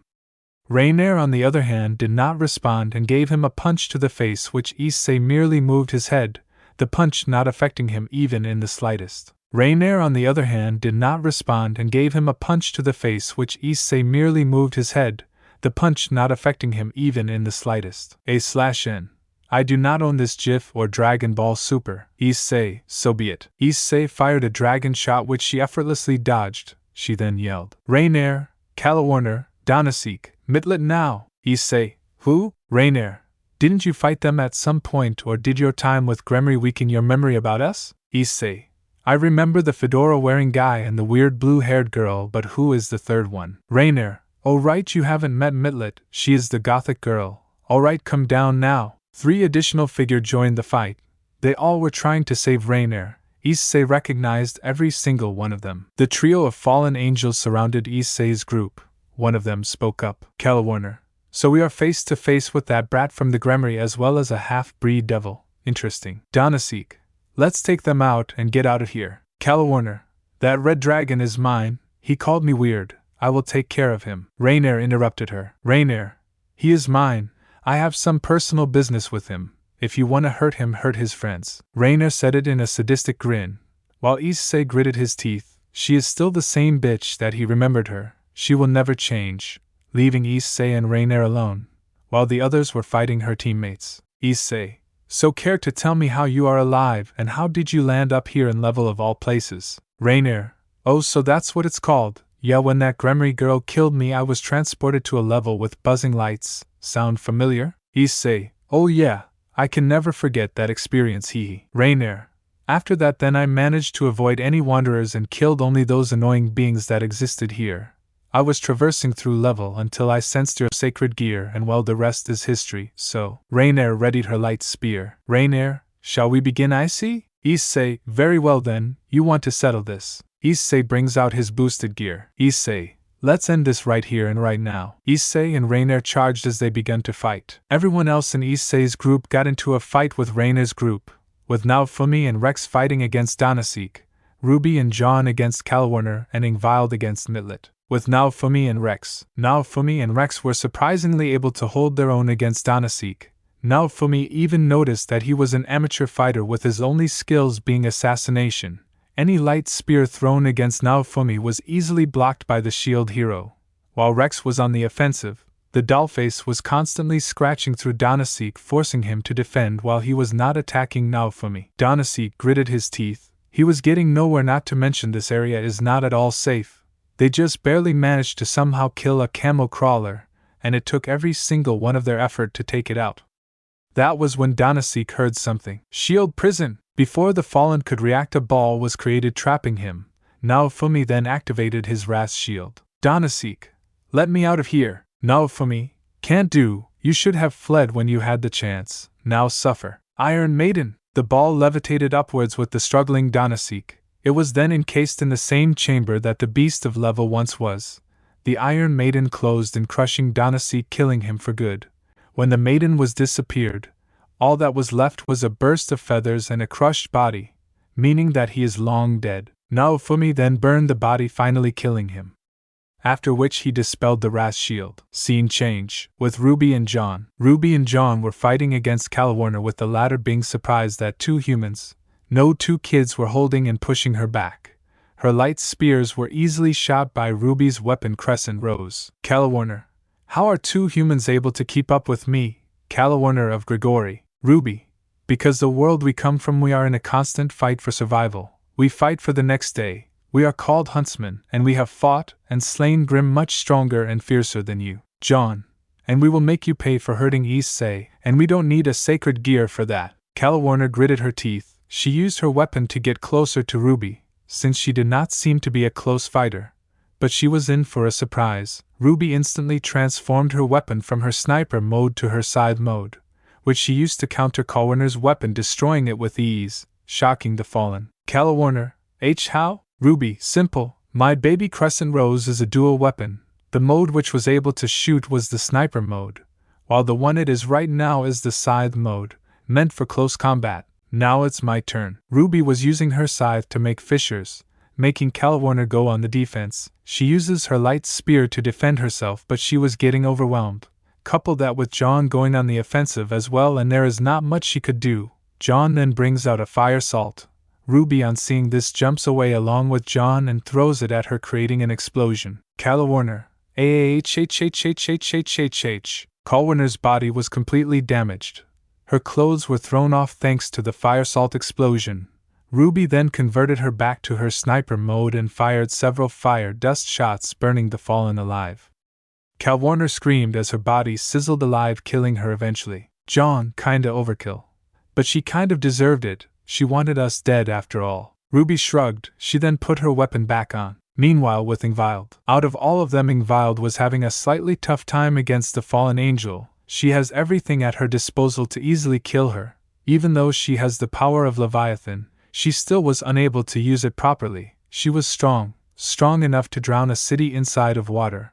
But Mitlet was not letting her do anything. Mitlet, looks like I will get a Leviathan descendant. What a lucky day. Ingvild gritted her teeth. She seemed kind of helpless given that she could still use her powers, but she was uncertain whether or not this would affect the caves. This would definitely cause a collapse given the instability of this level, which is something she wanted to avoid at all costs. But judging by how bad the situation is for her, she had to use her powers. Ingvild decided to use water magic on her, which gave her the slight advantage. Given that she had no choice but to drown her opponent, she created a sphere of water which started to drown the fallen angel. Mitlet used a light spear aimed at Ingvild, however a defensive barrier nullifies the spear, making it useless. Ingvild, it's over. Mitlet eventually drowns since Ingvile prevents her from swimming up using the water currents against the fallen angel, overwhelming her completely. She eventually passes out from the lack of air and dies due to suffocation. Ingvile released the water bubble, after which she looks at the dead fallen angel. After that, the others then join her, finishing their battles. Now Fumi then summons his Rast shield and burns the fallen angel's body, killing her easily. Ingvile, now I wonder what Issei is doing. I just hope he is alright. Jon kept his hand on Ingvile. Jon, he will be fine. He is much stronger than me and Ruby. And the best part is that he never gives up. He will fight till the bitter end. We should have faith in him. Ingvile nods. She knows that Issei will be fine. After all, it was his coordination that they were able to beat Tiny back in level. With Issei and Rainier were fighting, with Issei dominating Rainier since his skills are way better than he was back when they last fought. Issei was not even trying since he knew that Rainier was once again taking him lightly. Issei, are you going to even take this seriously? Rainier gritted her teeth. She was not going to fail once again in killing this boy, the same boy who had sent her to this wretched place. Rainier, I will not lose, not to the likes of you, never again. Rainier throws her light spear at Issei. While Issei used the Ascalon in his hand, he sliced off the spear in half, making Rainier fear him even more. Issei, is that all? Now my turn. Welsh Dragon Balance Breaker. Issei was clad in the red armor that made many fear him. Even Rainier was now beyond scared. This is not the boy she had once toyed with. She tried to run, but Issei grabbed her leg and slammed her to the ground. He then ragdolled her around the cave, smashing her up and down, breaking several bones. It was pretty much a one-sided fight. Issei then grabbed her throat, while Rainier tried to make out. Rainier, I was destined F for greatness. Why you took it away F from me? You and that gremgremery bide bitch are you ruined me. Issei, don't pin the blame on other people. You're the one who decided to stoop to this level. Both here and in Draconic Deus, you've always been the loser. You didn't lose to other people. You've lost to yourself. You never once tried to take responsibility for anything. All you ever did was toy with others' emotions and betray once their purpose was completed, when the real loser was always you. Issei then kicked her straight in the face. The kick alone broke her nose. She was then sent flying to a horde of skin stealers and hounds. Issei then spoke. Issei, let's see you survive this, but knowing you I know you won't. Good luck and goodbye, Rainier. Rainier tried transforming into her Yuma form and trying to get Issei to help. However, it was of no use. She saw Issei had made up his mind. His eyes showed no mercy, no remorse, only disappointment and anger at what she had done and will do if she was left free. Rainier screamed as the hounds and skin stealers consumed her alive and ate everything that was off her, including the wings. When they were done, there was no trace left of her. Issei then left as the hounds and skin stealers were savoring their meal. Issei then joined the others. When Jon asked him, Jon, Issei, where is that fallen? Issei dead? Issei informed him, which surprised him. He had finally gotten over his ex-girlfriend who had toyed with him. Ruby, Issei, are you alright? Issei, yeah Ruby, I am fine, I am finally free. Everyone smiled at this. He had finally gotten over his trauma. Now he can finally move on and chose what he needed to do next. But they were far from safe. The Fallen had only just stalled them. They still needed to get out of this level. They eventually saw an entity in the dark. However, it was not a smiler. The entity, on seeing them, immediately fled. Drake then spoke. Drake, that's a Wrangler, partner. Issei, a Wrangler? Drake, Wranglers, codenamed entity, are snake-like entities that use their bodies to distract and confuse their prey in an almost hypnotic-like state. Their skin is moist and sticky. Their body is translucent, and the insides are visible, but as they get older, their skin will become grayer and more opaque. Their eyes glow a bright white which helps them to see through the dark. Their bodies are different depending on. Male Wranglers will have a more human-like face and a broad smile, and their skin is rougher. Females will have a more worm-like look, with pincers where its mouth is. The length of an adult can go up from 10 to 90 miles. Mostly aggressive, their aggression depends on age and. Males usually attack to eat and will consume anything its path. Females do not attack wanderers and will usually retreat when noticed. They will instead eat vegetation or rock minerals. The females will, however, eat wanderers when pregnant to feed their young. These eggs are seeds that grow on the female's body. Once the female lays the eggs, they are implanted in the ground or walls as a seed. These seeds will then sprout into a branch holding many different offspring. During this phase, the female will return regularly to deliver food. Once the offspring outgrow their branch, they will break off from it and travel with the mother until they are old enough to live independently. Young Wranglers use their bodies to physically burrow. This tactic is abandoned once they get older, as the Wrangler starts to no-clip to burrow. They will eat anything their mother gives to them. Now for me. Okay, so at least one entity did not attack us. That's a plus, right guys? Everyone nodded. This entity not attacking them is something unexpected. They then moved ahead as they knew that they still needed to explore this level. They seem to be safe for now, that is. Alternate endings are different from the contrasting story and are non-canon to the story. They result in one or multiple of the main cast dying miserably in the story, or something good happens to the main cast. So this does not happen in canon. Alternate ending. What if Rainier learned her lesson and joined the rest as a way of survival, becoming a better person? The fight was going on like usual, with Naofumi and Rex successfully defeating Donaseek by using the Iron Maiden, crushing the fallen angel and killing him. Jon and Ruby successfully destroying Calawarner by using their weapons and a well-timed attack with a fire salt, dealing severe damage to the fallen, after which Ruby uses some dust rounds to burn the fallen alive, killing her. Ingvile managing to successfully drown Mitlet, and Mitlet finally dying due to her passing out because of the lack of air. Ingvile eventually let the drowned fallen angel out of the water as Naofumi burned her, killing her with relative ease. Issei and Rainier were fighting just like in the canon timeline, with Issei completely dominating her with relative ease. Rainier was once again surprised and in fear at how he managed to beat and crush her without hesitation. A mere human-turned-devil was easily able to overwhelm and defeat her. Rainier, how? How am I losing to the likes of you? Issei summoned Ascalon and responded. Issei, simple. When was the last time you even trained when it came to fighting? I mean, even Azazel was never a fighter. I am honestly surprised that you are still aggressive despite his personality. Rainier, knew you're lying. Kokobile told me that if I were to kill those sacred gear users, then only he will acknowledge me. I was just a mere fallen and nothing more, nothing less. I just wanted to be well known. Issei.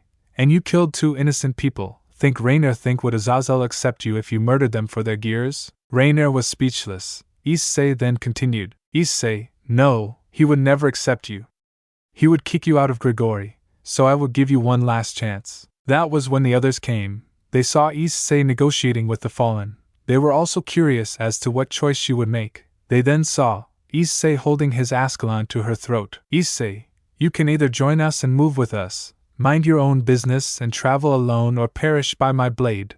Make your choice, Rainier. Your life depends on it. Rainier looked at her options. They were not so bad. Issei wanted to give her a second chance. For some reason he looked like giving her a second chance may not be a bad choice. After all, now that she had no one, Rainier decided the only valuable option would be to work in a group. She was never a close fighter to begin with. Her group used to do that for her, and it did not take a rocket scientist to notice that they are long dead, given that Issei's group is still alive and well, meaning that they are long dead. This was the same situation as back when she was in Japan. But now, instead of her only option being to die, she was given 2 other options, which were not so bad after all. Rainier, I will join.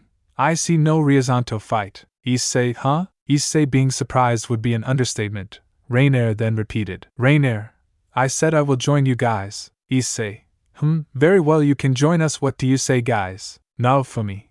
I see no problem. If she betrays us, she will be getting into the Iron Maiden. By the way, that's how your buddy Donasek died. I gave him a chance to flee, but he chose to die over being saved, so. Rainier gulped. She was aware of the Iron Maiden torture device. If it was the same as the one in the medieval ages, then she would be screwed if she were to betray them. Jon, I also don't mind, if you can forgive her, and if she becomes better, then I also don't mind. Ruby, me too. Hurt Issei and you will get a fire dust bullet to your ass. Ruby pointed her crescent rose at the fallen, making her gulp. She did not mess with this girl, no matter what. That was when Rainier said, Rainier, you should never let your guard down. Rainier had created a light spear. Everyone present thought that it was meant to kill Issei. However, the spear was meant for someone else, an entity known by Paralyze. The Paralyze screamed in agony given its body was being stabbed with a light spear. Issei took some distance. Eventually the Paralyze died and Issei used his flames to burn the insect before it could do anything. Issei, I thought you were. Thanks for the save, Rainier. Rainier sighs and responds. Rainier, these things, I hate these things. One managed to turn Calwarner, but that's a story for another day. Still, you're welcome. I know you might not trust me for now, but let's just work together and get out of here. Plus, I really want to know what happened after my death. Issei, oh, then you are in for a story. But first, let's get out of here. Rainier nodded, and gave her now former enemy a warm smile. Issei looked away, thinking that it could be deceiving. He then told Issei, shall we, guys? Everyone, yeah? They all then traversed through the endless caves that were homes to many entities. Issei asked Rainier to wear some more clothing given the harsh terrain, which she complied. After all, she cannot wear her BDSM suit in a terrain full of caves, especially when there are entities that can easily destroy her normal body. Issei and the others are looking at the caves with 3 options designed in a T-junction. That was when Drake spoke up. Drake, that's where an entity called the Transporter tend to lurks, in one of the 3 exits. They tall, dark, floating humanoid figures. 2 of the 3 ways will continue as normal, but entering the 3rd way will reveal a transporter at the end of the hallway. If you turn around, you will find the passage into a hallway is gone, replaced by a simple wall. The transporter will walk towards you, gradually speeding up, until it finally reaches you. It will then grab onto your shoulders. It seems that what happens next is random. Either you die, or, according to many survivors' documentation of a transporter, you're thrown through a void, and land in various levels. It is unknown if you could be transported anywhere else by these entities. Should a transporter be spotted, attempt to go opposite to where it is facing. This method may not be reliable due to the transporter's nature. Issei, how will we know if the hallway has a transporter? Drake, that's why I am here. I can detect their presences. like how I can detect another hostile entity's presence, although calling them hostile is debatable at best and confusing at worst. Issei, so lead the way, partner. Drake agreed and told them to walk down the first hallway, since he knew where to go and where not to. The transporter was lurking in the second hallway. Issei and the others are passing through the hallway without any issues, which was surprising considering that this level is infested with entities. And lo and behold, there was one on the wall. Drake, partner, that's a crawler, destroy it immediately. Drake's voice was filled with fear and worry. This entity was as bad as a paralyze, if not worse than them. Issei took the warning and burnt the entity without hesitation. The infected spider screamed before being completely burned up alive. The fungus inside was also killed. Drake, the entity, codenamed entity. Crawlers are the collective name for all those affected by a certain, somewhat anomalous species of fungus. This fungus growth is extremely aggressive, and the infection is present in abundance on many levels. Therefore, this makes crawlers an extremely active threat in the backrooms. The crawler fungus can only spread to humans through liquid, and thrives in warm, dark, and damp places. It can only spread by contact to small animals or insects that are affected by it. Once these animals or insects reach stage of the infection, they will become extremely aggressive, and will attempt to spread the fungus through any means necessary. You may be bitten by an infected individual, which means that the fungus has already spread to you. There is no known cure to the crawler infection. The symptoms are much quicker than what happens when you get infected by a partygoer's bite, so basically this is a combination of a paralyze and a partygoer's entity, which makes it far worse. Issei, so how the hell did one of these get here? Drake, we are lucky that we haven't encountered any one of them since level. These things are extremely common on level. If anything goes, we should avoid them as soon as possible and move on. There are still many entities we have not encountered yet, and should never encounter at all. Ruby and Ingvile ran behind Issei when they heard of this, and Jon and now Fumi were on guard. These entities are no joke, and must be taken carefully. The others were also on guard and they moved ahead with caution. This is a fungus, and if they stayed away from it, it would be better. Now Fumi knew he was definitely not going to get a crawler shield. God knows what that thing really is. They moved on ahead, which signaled the end of the hallway. They then noticed the cave system seemed vast and expanse, which was surprising since the hallways before was either one way or a T-junction like the one where the transporter was waiting for them. On the plus side, these could take the gang to a level where it may be safer. On the minus side, however, they could die or they could go to a level where they never wanted to go, which is something they needed to avoid, especially if they needed to leave the backrooms in one piece. They then noticed a smiler in the dark. Knowing what they needed to do in order to prevent getting jump scared by that thing, they moved slowly without removing eye contact from the things.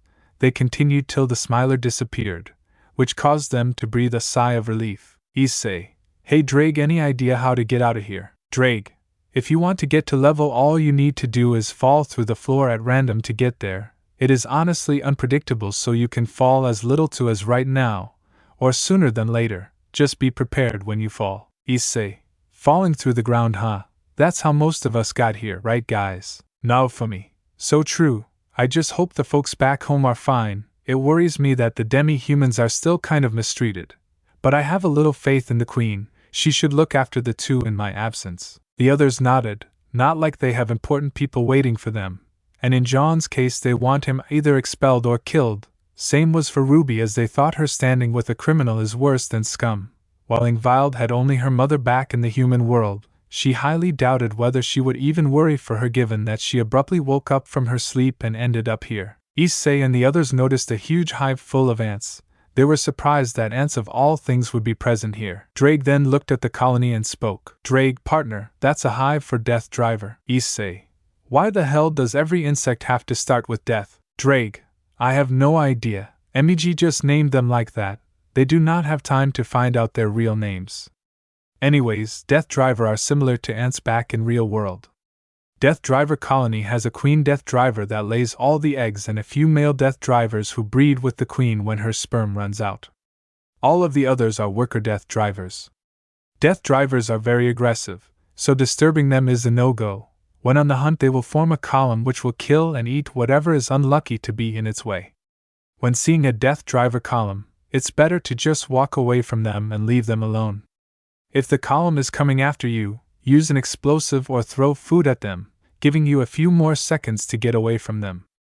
It is possible to tame a death driver queen before it lays eggs, which will then prevent workers from killing you, but finding a death driver queen that hasn't laid eggs yet is rare. Issei, okay, let's just walk away from here. The others nod and leave from there. Thankfully, the death drivers were in their own world to notice that anything is gone wrong. They then proceed to move on with their exploration to find out when they fall through the damn floor, which was itself unpredictable. They then notice a bundle of limbs, which make Ruby and Ingvile nearly puke out when seeing it. Even the others were quite disgusted on seeing it, especially now Ruby and Jon. Issei had a better tolerance since he has seen far worse back in his home world, stray devils that is, so this is nothing new for the Red Dragon Emperor. Drake, partner, that's a clump. Jon, seems like a hand, and leg and many more body parts just attached together in one. Horrifying. Drake, don't go near it, you should be alright. Clumps seem to be in a constant state of hunger, roaming levels in search of prey. When prey is found, clumps will make their way towards it. When within feet, clumps will stretch out their longest limb in an attempt to capture it, bringing the prey towards their center to reveal a mouth filled with razor-sharp teeth. From there, the prey will be eaten. However, for unknown reasons, not many are known to attack right away. Although recently they seem to be pretty passive, since it did not attack you when you were in its range. Ingvile, maybe it's scared of us, Drake? Drake, probably. Many state that clumps are now only aggressive when provoked, so just don't provoke it and you will be fine, and besides it just shows that one entity seems to be calmed down. It used to attack its prey mercilessly and now it seems to be minding its own business. Let's just leave it alone. Aside from that, dead and even living clumps appear to have incredibly dry skin. We've demonstrated an attack on a few, and their bones were found to be extremely brittle. Though it was rare, we did see a pair or more of eyes on a clump. The clump's eyes showed that it was crying, which confused everyone. They did not know why the entity seemed to be crying. Little then later it started wailing, earning sweat drops from everyone present. Jon, seriously. Ruby, let's cheer it up. Rex, I'm with you. Ruby, Issei, no guys, as much as I would love to cheer it up, let's just ignore it and get out of here. We don't want to provoke it. Ruby, but, now Fumi, Issei is right. As sad as this is, it is in our best interests to ignore this thing. We don't want to get eaten. Ruby and Rex take one last look at the entity before they move on. Ingvile tails behind, not wanting to find out the reason for the clumps crying. It was best to leave it alone. They move to see what seems to be more endless rocks and cave formations. The levels seem to be never-ending, just like how the previous levels were. That was when a growling sound was heard and it was from Ruby's stomach. Ruby seemed to be embarrassed by this. Issei then opens a bag and reveals a royal ration. Ruby, Issei, where did you get this from? Issei, I found several beforehand. I decided to carry them in case we run out of food. It's all yours. But be careful, it is known to be addicting like chocolate. A/N.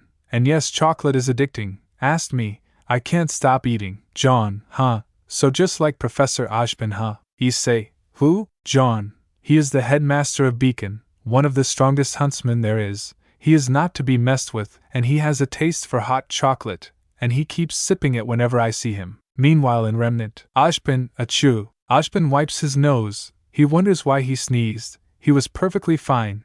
He then focuses on looking for Jon. There have been some leads and it was time to check them out. Scene change. Meanwhile in Level, Issei and the others move on to the next area. After Ruby enjoyed consuming her royal rations, Issei had 7 of them. Thankfully both him and Ingvile can stay hungry for a very long time, given their devil physiology. Half-devil physiology. They then run into a horde of skin stealers and hounds, which they easily kill off without any issues. They have been nothing but annoyances at this point for the gang. After killing them, Issei noticed a bunch of MEG soldiers present there. He wonders what are they doing here. Issei, MEG, what are they doing here? Drake, I don't think Cage must have sent them, considering that their uniforms seem to be slightly different than the ones. Seems to be they are trying to reach out to someone. We should go and check it out. Ruby, let's see what these soldiers seem to be up to. Issei and the others go to a soldier. After confirming that they are not an entity, Issei then asks, Issei, what happened here? MEG operative, some wanderers seem to be stuck here. We are just trying to get whoever we can out of here. without trying to attract the entities. Issei and the others noticed that the road has been blocked and several of the rocks had fallen, creating a sort of blockade. It seemed to be the result of either an entity or a massive explosion that must have triggered an avalanche. Issei, is it some entity's doing? MEG operative seemed surprised. He then asked, MEG operative, how did you know? Issei, just a wild guess, give or take. MEG operative, you are right about that wanderer. It was because of a Wrangler that tried to no-clip and instead ended up getting killed. It was the longest recorded to have ever existed at meters. Its death created an avalanche when it fell, resulting in several rocks falling, trapping many wanderers on the other side. Now we are trying to save whoever survived the avalanche. Ruby, oh no! We should save them before it is too late. MEG operative, we have been trying to get into contact with the survivors on the other side, but there have been no results. Breaking the rock formation also seems to be a bad idea given that more and more rocks just keep tumbling down. Issei, I think I might have an idea. Hey Drake, remember you told me about the move Penetrate? Drake, yeah, but I highly doubt you can use that move. Given your medium demonic power, it would not take place. Issei, damn it, we have no choice but to destroy the rocks, if we can get them out. Issei, guys, we need to destroy the walls, if we can save the people. Jon, but won't I know how to save the people? Ruby, use your semblance to get the people out. And now for me, how many airstrike shields you can create? Now for me, a lot. Jon, good, cause we are gonna need it. And Ingvile, use your water abilities to defend and assist now for me in preventing the rocks from falling once Issei destroys the rock formation. And guys, can you help in getting the stuck wanderers out? MEG operative, we will see what we can do, wanderer. Jon, good, Issei, do it. Issei understood and destroyed the rocks with the dragon shot, showing us the wanderers. They looked in surprise as someone had found and rescued them.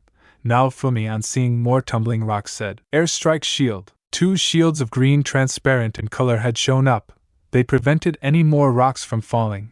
Ingvile assisted him in using her water magic to prevent any more falling rocks. Jon then yelled, Jon, Ruby, guys now. MEG operative, you heard the man. Let's go and save those people before an entity hurts or kills them, especially those crawlers. Ruby along with the men from MEG and the others saved the people. Thankfully there were no crawlers or any other entity present. Ruby used her semblance petal burst to rescue the wanderers, and she was able to create tailwinds allowing to rescue the trapped wanderers.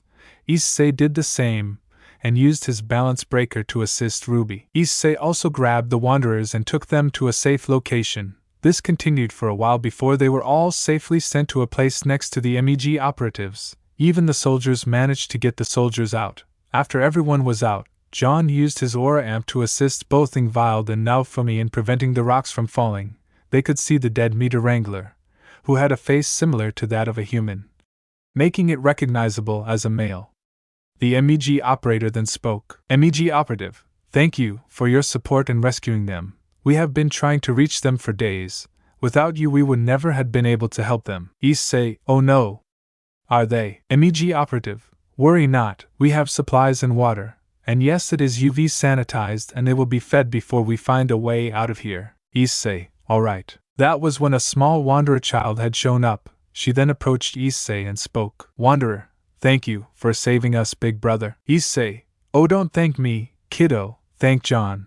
Without him we would have never got you guys out. Jon, honey? Issei, yeah. Without your plan we would have never rescued those people. Ruby, totally, your plan saved them. We only executed it. Ingvile, agreed. Even I would have never rescued everyone without you, and Lucifer knows how long they would have been stuck behind those rocks. Naofumi and Rex nodded in approval. The child then approached Jon and spoke. Wanderer, thank you for saving us, big brother. Jon was nearly about to cry. It has been a long time since he had been thanked. He then spoke. Jon, just look after your parents, little one. Not everyone has the privilege of having good parents. Take care. The child nodded and went back to its parents. The others smiled at them. Ruby then spoke. Ruby, told you, you will be cared and recognized sooner or later. I am happy that it is now. Jon, yeah, totally. Issei, now guys, let's head to the next area. We still are in a class level. The others nod and they proceed to move on. Jon is thanked by the MEG agents for his service and leadership ability. He was given a neon water for his services, which Issei told him to keep it safely since it was rare. They then walked ahead to see a huge spider ahead. It hissed at them and tried to attack them. It tried to bite in order to infect them. They then walked ahead to see a huge spider ahead. It hissed at them and tried to attack them. It tried to bite in order to infect them. Issei dodged the attack. While he was in mid-air, Drake then spoke. Drake, partner, that's a Franken spider. These things are amongst the worst when it comes to the level-exclusive entity arachnids of level. Issei, a Franken spider, is it the same as the monster Frankenstein? Issei landed on the ground. Drake then spoke. Drake, sort of. It has really immense regeneration properties. Aside from that, the bite is known to be quite venomous. However, it can be destroyed. Just aim the attack at its gland to destroy it for good. Issei, understood. Ascalon, blade. The boosted gear announced, and Ascalon came out. Issei aimed the sword tip at the gland at speeds faster than the spider could detect. He then stabbed the creature at the gland, killing it instantly. Naofumi then approached it, and picked a piece of the gland, creating the Franken spider's shield, which allowed him massive regeneration and durability, as well as the ability to climb walls. They then moved forward only to see a huge spider.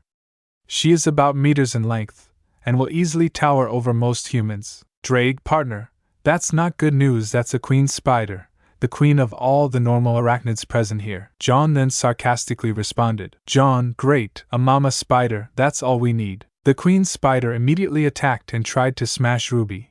However, Jon slashed off the leg that tried to attack the queen. She howled in pain and tried to bite Jon. However, a shield defense from Naofumi prevented her from hurting Jon.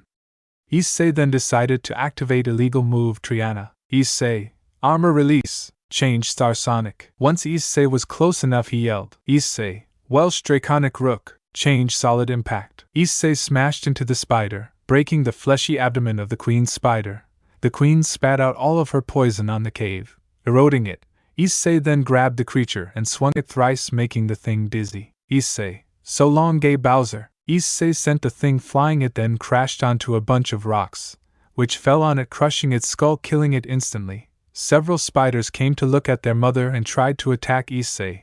However, Rex killed many of the attacking spider with its claws, while Ingvile drowned several of them with her water magic. Eventually, most of the spiders belonging to the mother either fled the scene or were drowned or maimed by the group, leaving Issei and the others alone. They then proceeded to move on ahead and saw that they were towards another dead end, when suddenly, Issei, what the hell, why are we falling through solid ground? Jon, I don't know. Everyone was confused as to why they are falling through the ground. They then fall through while screaming for help. Many of them then wake up in a darkened suburb. Everyone is present minus Issei. Ruby, hey guys, where is Issei? Jon, I don't know. Naofumi, he must have not fallen far from here. Let's look for him. Everyone, right, with Issei. Issei, on the other hand, wakes up in a hospital room, with red lights and a blaring exit sign. Wondering where he is, Drake then speaks. Drake, oh no. Issei woke up to what seemed to be a hospital with red blaring lights, signaling what seemed to be danger. Issei, hey Drake, where are we? Drake, run partner. Issei, what's the matter? Drake yelled. Drake, just ing run. Issei then looked to see himself being chased by a horde of hostile entities. Skin stealers, facelings, hounds, partygoers, and many more entities were made out by Issei. Fear ran into his mind and face since a very long time. He did not think twice and started running. He then asked, Issei, where the heck am I? Drake, I never thought you would end up here. This is level where you can only be sent at random. Now don't ask many questions, save your energy, and just keep running. Issei, no need to tell me twice. Issei kept running. He then saw that there is nothing but a straight hallway. On the way, he could see some energy bars on the way. Drake, partner, grab those immediately. Issei did as Drake told him to and grabbed those energy bars. Issei did not bother, and he consumed the two of them immediately. He kept running as he did not stop. He ran for kilometers at this point. There was still 8 more kilometers to run, and he is going to need all the energy he can get. The entities were not stopping. Thankfully, with Issei increasing his speed, the distance between him and entities seemed to be constant. For some reason, the entities were able to catch up with him. Despite Issei being in his balance breaker right now, Issei felt that this level was designed to deal with him. Whoever sent him wanted him dead, and this seemed to be the perfect level to murder him for good. Issei, Drake, should I use illegal move Triana? Drake, normally I would recommend, but there seemed to be obstacles on the way like hospital beds, tables, and if really unlucky clumps, and these are known to be pretty aggressive, not to mention you are exhausted given your run in level and you need to save your stamina for level. That's why for now just stay in your balance breaker. That seems to be enough and don't stop running, no matter what. Issei understood and continues running. He noticed a clump on the way. He killed it with a dragon shot, and kept on running. He then consumed one of the energy bar to maintain his stamina and continued running. There needed to be an end point which he needed to figure out soon. 4 kilometers had passed, and Issei started to feel exhausted. His legs started to pain. Knowing this, he consumed his second energy bar. He might have to go Triana for this one. Not to mention the weight of the bag was not helping him in this situation. He did not have time to grab a bottle of almond water or royal rations to help suffice his exhaustion.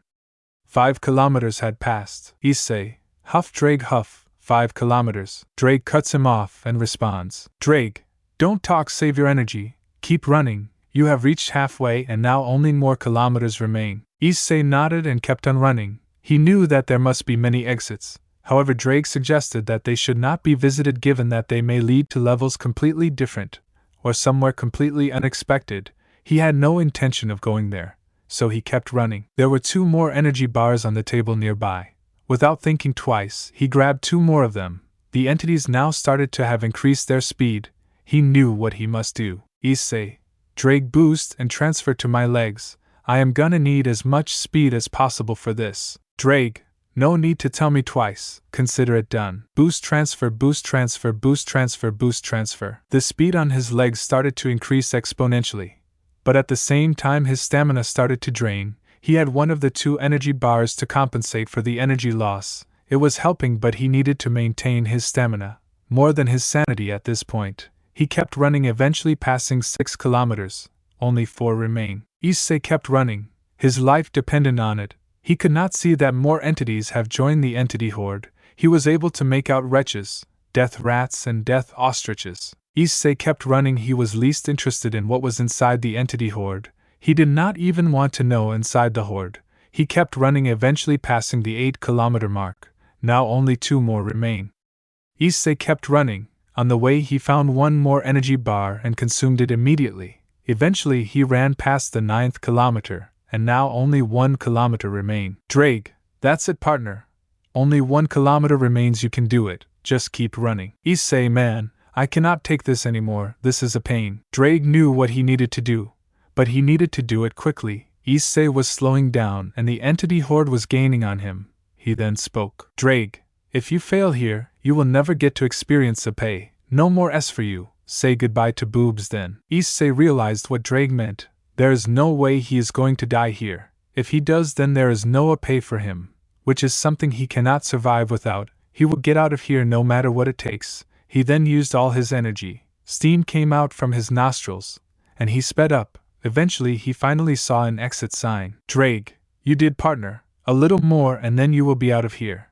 After that you will never be sent to this level ever again. Issei, thank the stars that I am never going to experience hell ever again. Issei finally jumped out of the exit sign. Level PM. Issei reached a dark suburban area, where he could see the others talking about something. Now for me. Alright guys, let's split up and look for Issei. Everyone, right. Issei, hey guys, looking for me. Everyone rushed on hearing his voice. Rex hugged him, which he returned. Jon then asked. Jon, we fell together, so where the hell were you? Issei, I have a story for you guys, but first let's go inside. Being outside is not safe, we are far out in danger. Everyone understood what he meant. They all then went inside a modern-era house, where Issei told them what had happened to him. Damn it, he escaped again. Smashes the ball as he watched Issei successfully escape level. He wanted to personally tear the boy apart, but the God of the Bible's condition prevented from doing so. No matter, next time I will devise such a trap, such an ability that will make you torment forever, either mentally or physically. There will be no escape for you, Haida Issei. I wait for you to fall into despair, boy, and then your soul will be mine. Ha ha ha ha ha ha. Returns to the level getting a ball, since his old one was destroyed by himself. Scene break. Level PM. Issei and the others enter into a random house to recover for a while. The journey to level was quite stressful, not to mention there are entities that can kill you in just a look, kind of similar to a certain Gorgon. But nevertheless they still needed to be careful. Once inside, he told everything about his experience and level, which shocked everyone. Ruby then asked, Ruby, how did you reach there then? Issei, at random, I'll say I am quite unlucky if I go there. But Drake says that you can only enter that level once, never again the Backrooms will ever send you there, unless you wanna intentionally enter that level. Jon shivered. He is certainly not going to enter that level again, even if he is dared to enter that level. Naofumi then asked, Naofumi, so is there a way to reach intentionally like so that we can avoid doing so? Issei, there is, but all of them are not in the pathway for now, they are in levels and they are in weird spots, so we not need to worry about that. Naofumi, alright. Issei, anyways, where is Ingvild? Naofumi, oh, she went to take a bath and Issei and the others rushed to the bathroom. They could see Ingvild yelling in pure fear and embarrassment. He then asks, Issei, Ingvild, what the hell happened? Ingvild, that thing is in my bathroom, please help. Issei noticed to see a swimming creature inside the bathtub. The entity had human-like eyes. Drake then explained, Drake, that's a swimmer, one of the 3 types of the neighborhood watch. Issei, is there a way to kill these pests? Drake, it has not been found, since they quickly kill their targets and flee, but their eyes can move freely around their choroid. It has optic nerves, arranged kind of like an octopus, around its choroid. The eye and base of this entity are very squishable, therefore these entities can travel through pipes and drains. If they find you, they will grab you with their tentacles, drown you, and eat your body. Try and destroy the eye. If you can kill them from there. Sponsored video. Sponsored by advertising partner. Watch to learn more. Read more. Issei, alright. The swimmer noticed Issei and tried to grab Issei using its tentacles. Issei activated Ascalon and stabbed the eye, while dodging its tentacles. Naofumi used shield prison once Issei stabbed the eye. It then waited as the entity struggled outside the water.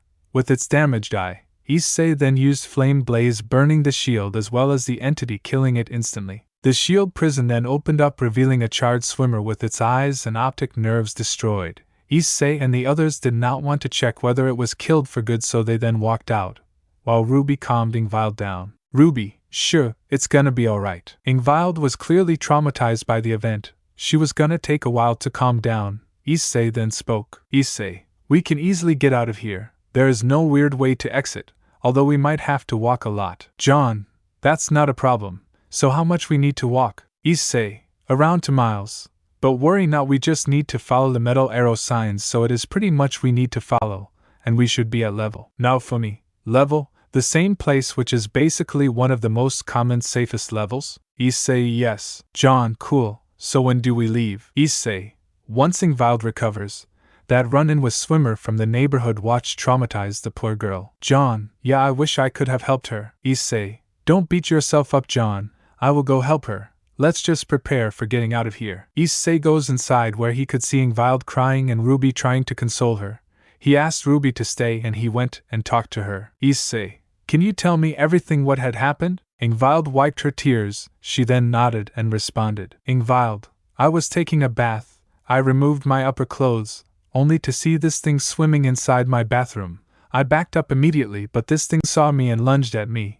I was able to use my magic to keep it away. After that you heard my scream and Issei calmed her down. He kept rubbing the half-devil's back. He then spoke. Issei, that thing is long dead. It's alright. We are here with you, Ingvile. We will always be here with you. Here I have some almond water. Drink it. Boost, boost, boost, transfer. Issei transferred his power to the bottle of almond water. He then gave the bottle to Ingvile and she drinks the bottle. She felt refreshed with the enhanced water. She then calmed down and cooed to the Red Dragon Emperor. She started to have a small crush ever since he saved her from Tiny's attack. She then sleeps for a while feeling relaxed since a very long time. Ruby then smiled and left, and she then joined the others. Jon, how is she doing? Crater face. Ruby, 1, stop calling me that vomit boy, and 2, she is sleeping cozily with Issei right now. We might have to wait for a while. She needs to recover. Jon, and you stop calling me vomit boy then, Rubes. Ruby blushed by the nickname. She then sat in the couch opposite to the house. Naofumi looked at the only one who is single and thought, Naofumi, Raftalia, where are you? I need someone to talk to in this new world. Rex consoled Naofumi. Naofumi then responded, Naofumi, thanks Rex, at least someone understands me. Rex nodded. He could not blame his master for helping his team member, and now only these two are together. The dollface may not have a girlfriend since the creature prefers and can only reproduce orally, so he will forever be single. He is happy to have met Issei, given that he treats him like an ally rather than a slave and is pretty friendly towards him when no one else is. He was known to be pretty alone before even meeting his master, rarely socializing with others of his kind. Inside the bedroom, after a while Ingvild wakes up from her sleep. She then looks at Issei, who was busy looking and responding to the chats in the phone. He then looks at the Leviathan princess and smiles. Issei then speaks. Issei morning Heim. A/N. Heim is Japanese for Princess BTW. For those who don't know, Ingvile blushed at the nickname. She then woke up from Issei and the Red Dragon Emperor smiled. He then calmed Ingvile down and spoke. Issei, now let's leave. We need to traverse miles. It is gonna be a long journey, so we need to be prepared. So let's leave Heim. Ingvile, right. And before you got hank you I see. Issei, worry not, you still mean a lot to me. Since you are one of us, I don't want to lose any of you, so let's go and walk this journey, alright. Ingvile nodded and smiled. She along with Issei came outside the room. Jon then teased. Jon, oh, I hope nothing sus happened inside the room. Ingvile and Issei blushed. Ruby smacked Jon's head while Naofumi and Rex chuckled at the pity. Issei then spoke. Issei, worry not Jon, nothing happened between us, you handle your case alright. Jon blushed. He wanted Issei to stay quiet. Naofumi then spoke. Naofumi, alright, enough teasing guys, now let's get out of here. We need to travel a lot, okay? Issei, and worry not, there are houses everywhere since this is a suburban area, so we can rest there in case any of us gets tired, so worry not. Plus some of these houses have food and almond water, so we can recover there. Although none of the appliances work because there is no electricity over here. Jon, then who the hell kept them here? I mean, these things are next to useless, so the only problem is when we step outside, the entities will come after us. Naofumi, so are there any new entities we need to worry about? Issei, the one which Ingvild encountered was a neighborhood watch entity. Sorry Heim. Ingvild, it's alright. Issei, and the other one really scares me. It is called the Mangled, and these things even scare me. The others wondered what this entity is that it scared Issei. Jon then asked. Jon, Issei, what's this Mangled Entity? Issei, the Mangled Entity is basically large and very tall entity. These creatures have long limbs, and are very spider-like, with a more human-like head and face. These entities are extremely dangerous, but are also very rare to encounter. These entities will be typically seen alone, among the trees or crawling over houses. They are very hostile and will attack on sight, but they can only appear during a special event. Naofumi, and what is that special event? Issei, when fog comes, a wind will be blown, and this wind has the power to snatch memories, so have almond water. When the fog shows up, don't think too much about it. Once these things are seen, we need to fight them. Thankfully, unlike camo crawlers, they hate each other, so we can easily take them out one by one, so we should be safe. The others nodded. They had one bottle of almond water in case a Mangled decided to show up. Issei had seen Ruby picking up a packet of sunflower seeds. He knew that this would be important in case a Jerry shows up and tries to invade their mind. He told her this, and she kept those seeds safe with her. They then stepped outside once they had opened the door, only to see the road seemed to be wet, just like it had rained outside. The weather seemed surprisingly chilly, like it was cool. Jon and Ingvile shivered given that they had no protective clothing. They then walked outside only to see a watcher peering towards the other direction. Issei told to just ignore the thing since it was focused on the surroundings next to it, minding its own business. They kept moving. Once they were out of sight from the entity, they decided to move on ahead while the entity was unable to sense their presence. Rex jumped on Issei's shoulder to keep a lookout on the other side. They then noticed a fog heading towards them. Issei, the Mangled, they are coming. Have your almond water right away. Everyone nodded. Issei also had his almond water, and fed some to Rex, who enjoyed having that almond water. They then heard a wind whistling around, after which another wind blew through them. Issei recognized it as the doing of a Mangled since this is how they attack a prey. A/N, play this on loop till the fog goes on. Issei, brace yourself, they are gonna show up. Issei's warning was made clear. Everyone braced themselves for a Mangled attack, and after a while one Mangled showed up. It seemed to be around 30 to 50 feet tall via their long leg structure, and is very easy to spot out, but these creatures seem to have the ability to change their size and thickness of their limbs on command. These entities had 4 limbs that walk in a strange manner, and in unnatural ways. Their joints were able to be bent in many ways, and they seemed to be able to create new joints if needed. Their body is very bone-like, an old sagging skin.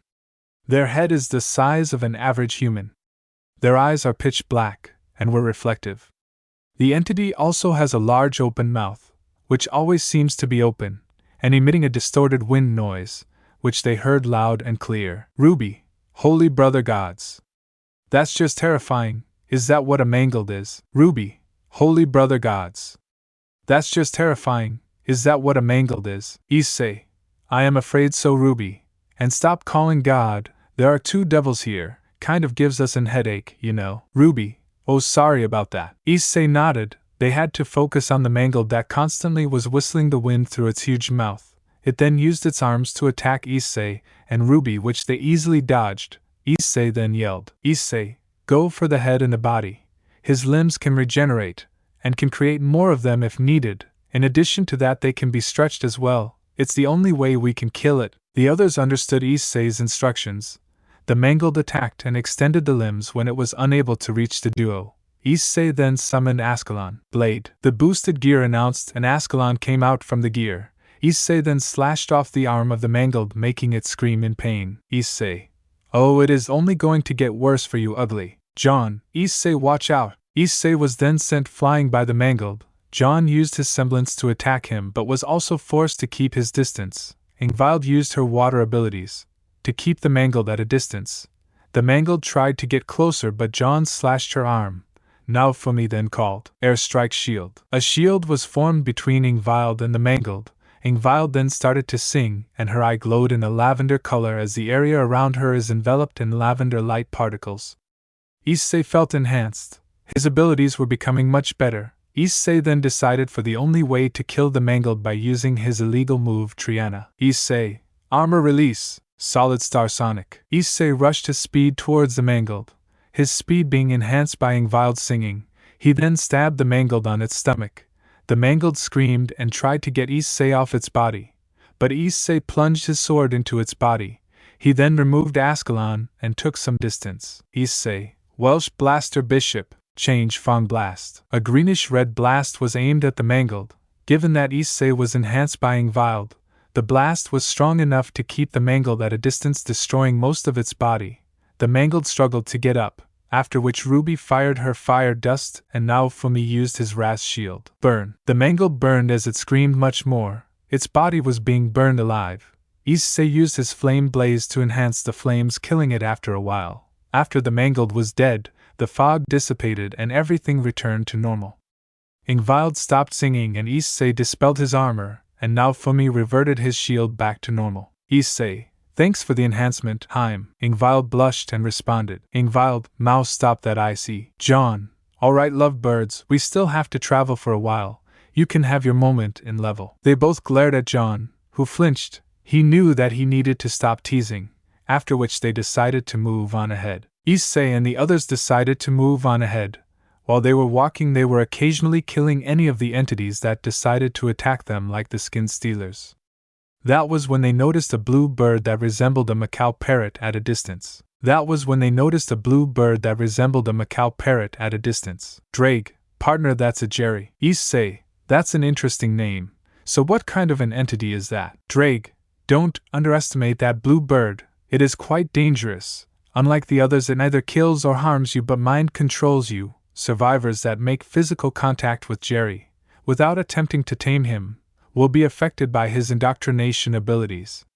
This basically makes the victim worship Jerry like a god, chanting phrases such as Jerry is everything, Jerry is what I live for, and all hail Jerry. After a few hours, the assimilated will disappear to a special level called Jerry's Room, where they will remain until they choose to exit and spread the word of Jerry. Jerry's followers will act like mindless zombies until they reach Jerry's Room, at which point they will regain control of themselves, and will now worship Jerry as if his godlike status was ingrained into their mind. The Jerry noticed them and flew towards them, thinking that indoctrinating such strong followers will make its cult stronger. However, Ruby had planned this. She sprinkled some almond water on it, dazing it for a while. She then showed some sunflower seeds. Ruby, you want these, don't you? The Jerry looked and ate those seeds. It then flew on Ruby's shoulder, and she was not affected by Jerry's indoctrination abilities. Ruby then spoke. Ruby, you will not affect any of them. They are my friends, so they are our friends as well, understood? Issei had his Ascalon ready in case Jerry tried to indoctrinate Ruby into his stupid cult, ready to strike him down. However, Jerry nodded in agreement. It agreed to its new master's request and agreed to not bring any of them into his cult. Issei put Ascalon back into his gear, and accepted Jerry as the new party member. Issei then spoke. Issei, Jerry, how long can you fly and what is your tunnel vision? Jerry thought for a while and responded. Jerry, for a few hours straight, I can see for a distance of kilometers. Call. Issei nodded in agreement. Issei and the others then moved on ahead to see a sign that said, level miles, take left. Everyone understood and decided to take a left. Jerry kept scouting for more entities. He has been a second help along with Drake, who informed them that if any entity's presence was nearby. However, Jerry then saw something that would horrify the bird for a while. Ruby, Jerry, what happened? Ruby seemed worried for her new friend. Jerry then spoke. Jerry, it's the CR Crimson Wanderer. Ruby seemed worried. Jerry seemed to be really scared of him. Issei then asked. Issei, hey Drake, do you know who this Crimson Wanderer is? Drake, the Crimson Wanderer, codenamed Entity. Crimson Wanderer is a mysterious warrior of outstanding strength and skill, feared for his deadly power, but is also seen as a hero by many. He's widely considered as one of the most dangerous humanoid entities in the backrooms that racked one of the highest kill count ever recorded. There's conflicting accounts regarding the appearance of the Crimson Wanderer, suggesting that different individuals perceive them differently. Initially, this is thought to be caused by an illusion, but further evidence proved that the Crimson Wanderer has actually multiple forms. He's not to be considered as a shapeshifter, and his transformation is apparently part of his power. See the next section for the details of his forms. The default form of the Crimson Wanderer is an over meters tall knight in a fantastic metal armor, complete with an old, worn-out red cape. He carries a claymore that he keeps on his back, but he often drags it across the floor, causing a loud, scratching noises while he approaches his target. Considering his heavy movement, it's estimated that his weight, complete with his armor and weapon, is about 0.5 metric ton. In my opinion, he might be the strongest you have faced so far, even stronger than the true spear wielder. Issei, even stronger than Chow Chow, damn. Issei and the others walked ahead. The entities with them seemed to be really scared of this entity. Ruby calmed Jerry down, while Issei calmed Rex down. Everyone else was also on guard. They knew that this entity is no joke, and its presence means that they will be facing against an entity far stronger than ever before. They then saw him, the Crimson Wanderer, as Drake described him to be, as an entity who is over meters tall knight in a fantastic metal armor, complete with an old, worn-out red cape. He carries a claymore that he keeps on his back, but he often drags it across the floor, causing a loud, scratching noises while he approaches his target. Considering his heavy movement, it's estimated that his weight, complete with his armor and weapon, is about 0.5 metric ton. The Crimson Wanderer seemed to be fighting what seemed to be a woman. However, it did not seem to be a woman. She was completely glitched and distorted, reversed, and not at the same time. Issei couldn't tell if she is considered human anymore. The woman, on noticing them, immediately attacked them while the Crimson Wanderer screamed, Crimson Wanderer, watch out! Issei and the others dodged. He immediately transformed into his balance breaker. Welsh Dragon Balance Breaker. Issei, Drake, who the hell is this woman? Drake, very bad news, partner. She is the entity known as the Glitched Goddess, codenamed Entity. The Glitched Goddess was supposedly the first ever wanderer to walk the face of the backrooms. She has been doing this long before even humanity advanced into modern civilizations, yet has a modern name. MEG do not speak of it, as it attracts her, like metal going face first at a magnet. Her body is very human in appearance, but don't let this fool you, she is anything but that. She has many cults, shrines, monuments, statues, historical artifacts, events, and even historic locations all hidden throughout the backrooms. Nobody knows where such items are found, which has been estimated to be years old.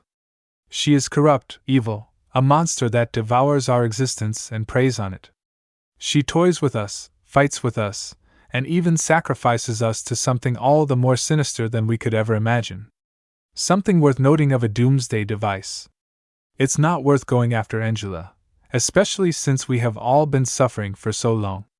She caused the glitches, she created the monsters that lurk in these eerie corridors. She is a god, or at least what she seems to be. She caused the glitches, she created the monsters that lurk in these eerie corridors. She is a god, or at least what she seems to be. The Crimson Wanderer approached the group, he then asked. Crimson Wanderer, are you guys alright? Issei looks at his group and they all nod. He then speaks. Issei, we are all fine, none of us are harmed. Crimson Wanderer, that's good, now you all should leave. I will protect you. However, Angela was not having any of it. She then spoke in a glitchy tone. Angela, I am sore why I cannot let you SCP. Issei saw this and knew that they will have to fight her. The chances of them winning is low, but they will still take the chance. The others also knew that judging by the description, they must fight her at some point. Issei, we can fight. There is no way she is going to let us go that easily. We have no choice. The Crimson Wanderer pondered for a while, but before it could do anything, Angela shot a blast at the group. Issei responded with his own dragon shot, deflecting the energy blast. Crimson Wanderer, very well then, let's fight together. Everyone got ready to fight Angela. They have no choice in fighting her, since she was not going to let them pass. Jon was the first to charge at her. Ruby fired her dust rounds to keep her occupied, but they did little to nothing as Angela swatted them like flies.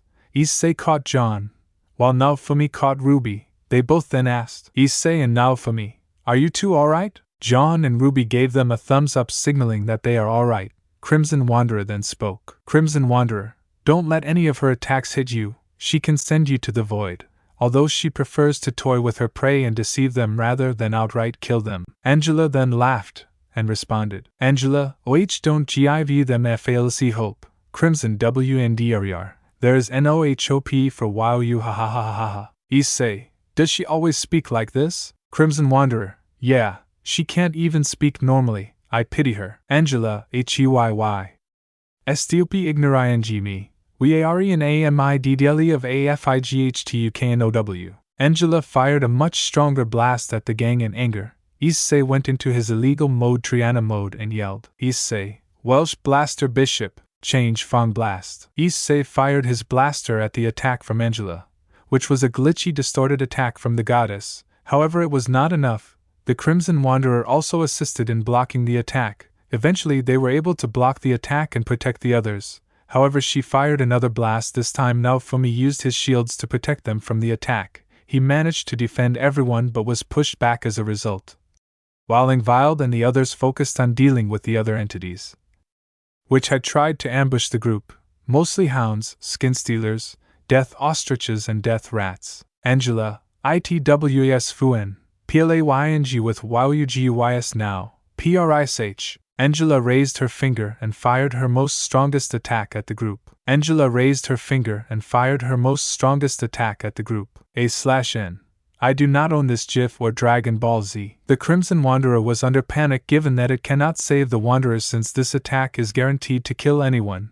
Naofumi and Issei used their strongest shields to protect everyone. However, the attack was too strong, even after Issei went into his Welsh Draconic Rook form. The blast made a direct hit, sending Naofumi flying. Thanks to high vitality, he was still conscious. However, Issei was not. He was completely unconscious. Everyone minus Crimson Wanderer. ISSCI. Whoever could rush to Issei immediately rushed to him. Ingvild wanted to help him, but she could not do much. She asked Ruby to look after Issei, while she would be facing against Angela. Ingvild, you will pay for hurting him. Angela smirked through her glitchy face. They all began fighting the glitched goddess, while Issei was still unconscious. While unconscious, Issei entered into his mindscape. He saw the same past host looking at him. They then spoke. Host, you must use the Juggernaut Drive if you need to defeat her, and we will make you perform it. The hosts all channeled their negative energy into Issei, trying to get him to his side. However, Issei was determined. He was not going to submit into power like this. he then spoke. Issei, you will not let you old geezers control me. I will not lo se. Host, you must, it is the only way you can save your friends. Issei, never. Issei broke free from the control, shocking the past hosts. He then spoke. Issei, I will become strong on my own will. I will never let them conquer me. I will never let this power be driven into my head. That's the spirit. Issei looked on to see a white-haired man. He then noticed that he is not one of the past hosts of the boosted gear. He then asked, Issei, who are you? I am a past host of the Divine Dividing. I am here because of the time when you absorbed the piece of the balance breaker of the armor. I am here to help you, cause I believe that you will bring the two dragons to a destiny that none has ever seen before. The past host raises his hand and makes an aura of light, which helps him fight against the hate of the past hosts, and protect him from the hosts. Issei then knew what he needed to do. He decided to bring the hosts in a new future which he will show.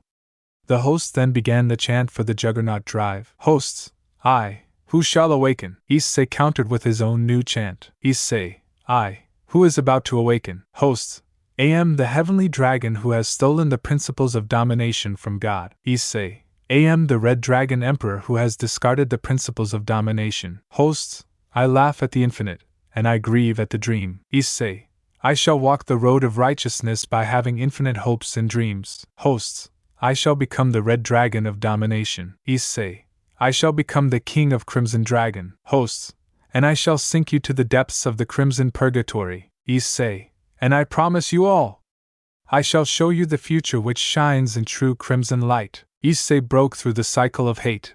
With the help from the past host of Albion, one of the hosts then spoke. Host, you will show us the future? Issei, you bet. Hop on my predecessors, I will show you a future you have never seen before. Issei then escaped out of his mindscape. Everyone who was fighting against the Angela noticed a crimson glow emanating from where Issei was standing. Angela fired a blast, but the Crimson Wanderer deflected it, angering the glitched goddess. Issei was now in a completely different armor than the illegal move Triana. He seemed to be enveloped in a crimson-colored armor emanating with pure energy. The wings were transparent and were glowing along with the armor, despite the darkness of level. Angela for the first time in her life felt fear looking at this armor, as it seemed to be completely otherworldly. Drake, you did it, partner. You managed to unlock your true queen form. Now give this goddess the hell she deserves. Make sure she pays for her actions. Show her that you are the host of the dragon that stole the principle of domination from God itself. Drake's voice was loud and clear, not only to Issei, but to everyone else, including Angela, who glared at Issei. The boy was still alive despite taking a direct hit from her strongest attack. Crimson Wanderer, this aura, it almost seems divine. I have never felt this aura ever in my life, at least not from a wanderer. It almost seems to be similar to hers, no akin to his. He might be the key to everyone's salvation. Issei then dispelled his wings back into his armor. The armor then charged into his knight form. He charged towards Angela. Star Sonic Booster. Angela felt as if she could not see his moment. He then went into his rook form and slammed into Angela and gave her a gut punch which she could not detect. Solid Impact Booster. Issei sent the glitched goddess flying as she was unable to comprehend what had just happened. Angela was unable to understand how can a mere wanderer put her in a situation like this. Issei then approached beside his team. While Ruby and the Crimson Wanderer looked at the armor in interest, it seemed to have a glow even in the night of level. Angela then decided to once again use her strongest attack. Angela, TKE this, DRAGON. Angela yelled in anger. Despite her voice being glitchy, she was heard loud and clearly. Issei then activated two blasters. Boost boost boost boost boost boost boost boost boost boost boost boost boost boost boost boost. Fong Blast Booster. The blasters started to energize and electrify the cannons on Issei's back which had come out when Issei used his Fong Blast Booster. Issei, everyone, fire your strongest attacks on her. We can take her down here and now. Don't let her escape. Make her pay for what she has done. They nodded. Ingvile charged her strongest water attack, while at the same time she was singing to enhance Issei's ability and power. She summoned multiple dragons made out of water, aimed at the goddess, while the Crimson Wanderer entered into his true form, which is an entity of chaos without a defined physical shape, described as a living shadow by those who witnessed his cruelty. Contrary to his previous forms, he's the most calm during this form. with little to no aggression. This eerie, serene demeanor only added to the intimidation factor, as he tends to float toward his target, taking his time to terrorize, tormenting them as they either helplessly fight back or try to escape. Due to this, it's theorized that the true nature of the Crimson Wanderer is an entity of nightmare, symbolizing the devil judging the wicked. Now Ruby and Jon noted that his transformation seemed to be quite unstable and eerie. Ruby, Rex and Jerry were creeped out by this form of the Crimson Wanderer, as he was known to be some sort of executioner. He then summoned his strongest dark attack. Crimson Wanderer, you asked for this, Angela. Black Void. A black energy ball appeared in his hand. He then sent the black energy to Angela. Now Ruby used his Wrath shield and first used Shield Prison, stopping the attack temporarily, and used Iron Maiden, crushing her. All the attacks then were aimed at the Iron Maiden. Ruby used electric dust rounds and fired at Angela once her crescent rose was in a sniper form. Issei and the others kept using their attacks at the glitched goddess, eventually overwhelming her, which was thought to be impossible. Jon used his aura amp to add additional amplifications to Issei's and the Crimson Wanderer's attack. This allowed Issei to sustain his armor despite the strain on his body due to this new form. Crimson Wanderer, everyone, one final push. Show her what we have got. Take her down for good. Don't let her torment another soul. The voice of the Wanderer was loud and clear. They all then performed one final push at the glitched goddess. The Iron Maiden was the first to be destroyed, revealing an injured Angela. She then saw the barrage of attacks aimed at her. She tried to defend herself, but it was too late. The attacks started to overwhelm her and destroy her body as she was unable to keep up with the barrage. Angela, N-O-O-O, this C-N-B-H-A-P-P-N-N-I-N-G, H-O-W-C-U-L-D-I-L-O-C to the L-I-K-S of Y-O-U. Angela's glitchy body started to disintegrate out of existence because of everyone's combined assault. She was eventually disintegrated completely, leaving no trace of the glitched goddess. She was as good as dead, and she is not going to come back. Issei powered down his armor, exhausted, while the Crimson Wanderer reverted back to his default form. Same with now Ruby returning to his normal shield. While Ingvild sat down, disabling her sacred gear and her powers exhausted, the Crimson Wanderer then spoke. Crimson Wanderer, I must thank you all for helping me defeat Angela for good. She has been killing a lot of innocent wanderers. If it was not for your help, she would have kept tormenting innocent wanderers. I never got your names. Can you tell me your names? Issei, the name's Issei Haidu. Ruby, my name is Ruby Rose. Jon, name's Jon, just Jon. Crimson Wanderer, may I know why you have no last name? Jon, long story. My parents hated my guts for not listening to them. I ruined my surname, and as a result they disowned me. They did not want me to follow my dream of being a warrior, and saw me as a breeding stock. Nothing more, nothing less. Jon's voice held sadness, but mostly it had anger. The Crimson Wanderer felt pity for the young man and was disappointed in the parents for their actions. Now Ruby, name's now Ruby Watani. Ingvild, my name is Ingvild Leviathan. Rex, hi. I'm Rex. Adolphace, a pleasure to meet you. Jerry, and you know me, Crimson Wanderer. Crimson Wanderer, indeed, thank you for your introduction. Since you guys helped me deal with her once and for all, I will help you reach your next destination, without anything in return. Issei, that means a lot to us, Crimson Wanderer. The Crimson Wanderer nodded. They still had miles to travel before they reached level. He assisted in taking down entities, and with his help the teams managed to not only avoid several entities like death ostriches and striders from the neighborhood watch, but they were also able to kill watchers as well, along with several hostile entities like hounds, skin stealers, the Mangled, which took much less time, since they were well prepared thanks to Jerry and Drake both noticing any incoming fog. Wretches, death rats and smilers. They also noticed an antagonist, which was a kite-like entity that warned the group of an horde of entities approaching them. Drake informed them to take them seriously, and they all agreed to the dragon's saying. Given that the entity horde was pretty high, judging by the amount of kites present, they followed the kites and were out of danger. The kites then exploded once out of range, revealing sounds of children cheering. Eventually, after traveling for a long while, the neighborhood started to change, resembling to be that of massive skyscrapers. The entity count also reduced, which meant that they have reached level successfully and safely. The Crimson Wanderer then spoke. Crimson Wanderer, I will take my leave, Sir Issei. If you ever need my assistance, Just remember me from the bottom of your heart. If your desire is pure enough, I will manifest and fight alongside you. Issei, indeed, we will never forget your help. The Crimson Wanderer. The Crimson Wanderer nodded and shook Issei's hands, promising to meet again. He then waved goodbye to the rest, and as the others moved to the level to find a place to spend the night, he then clipped out of reality while knowing that he would meet the boy soon. Thanks for watching this video. You really enjoy this video. Like, subscribe, and comment down below, and turn on that bell notification. Don't forget to support and follow RageRevan for writing that awesome fanfic, and also make sure to comment on this story, link in the description. See you in the next video. Goodbye.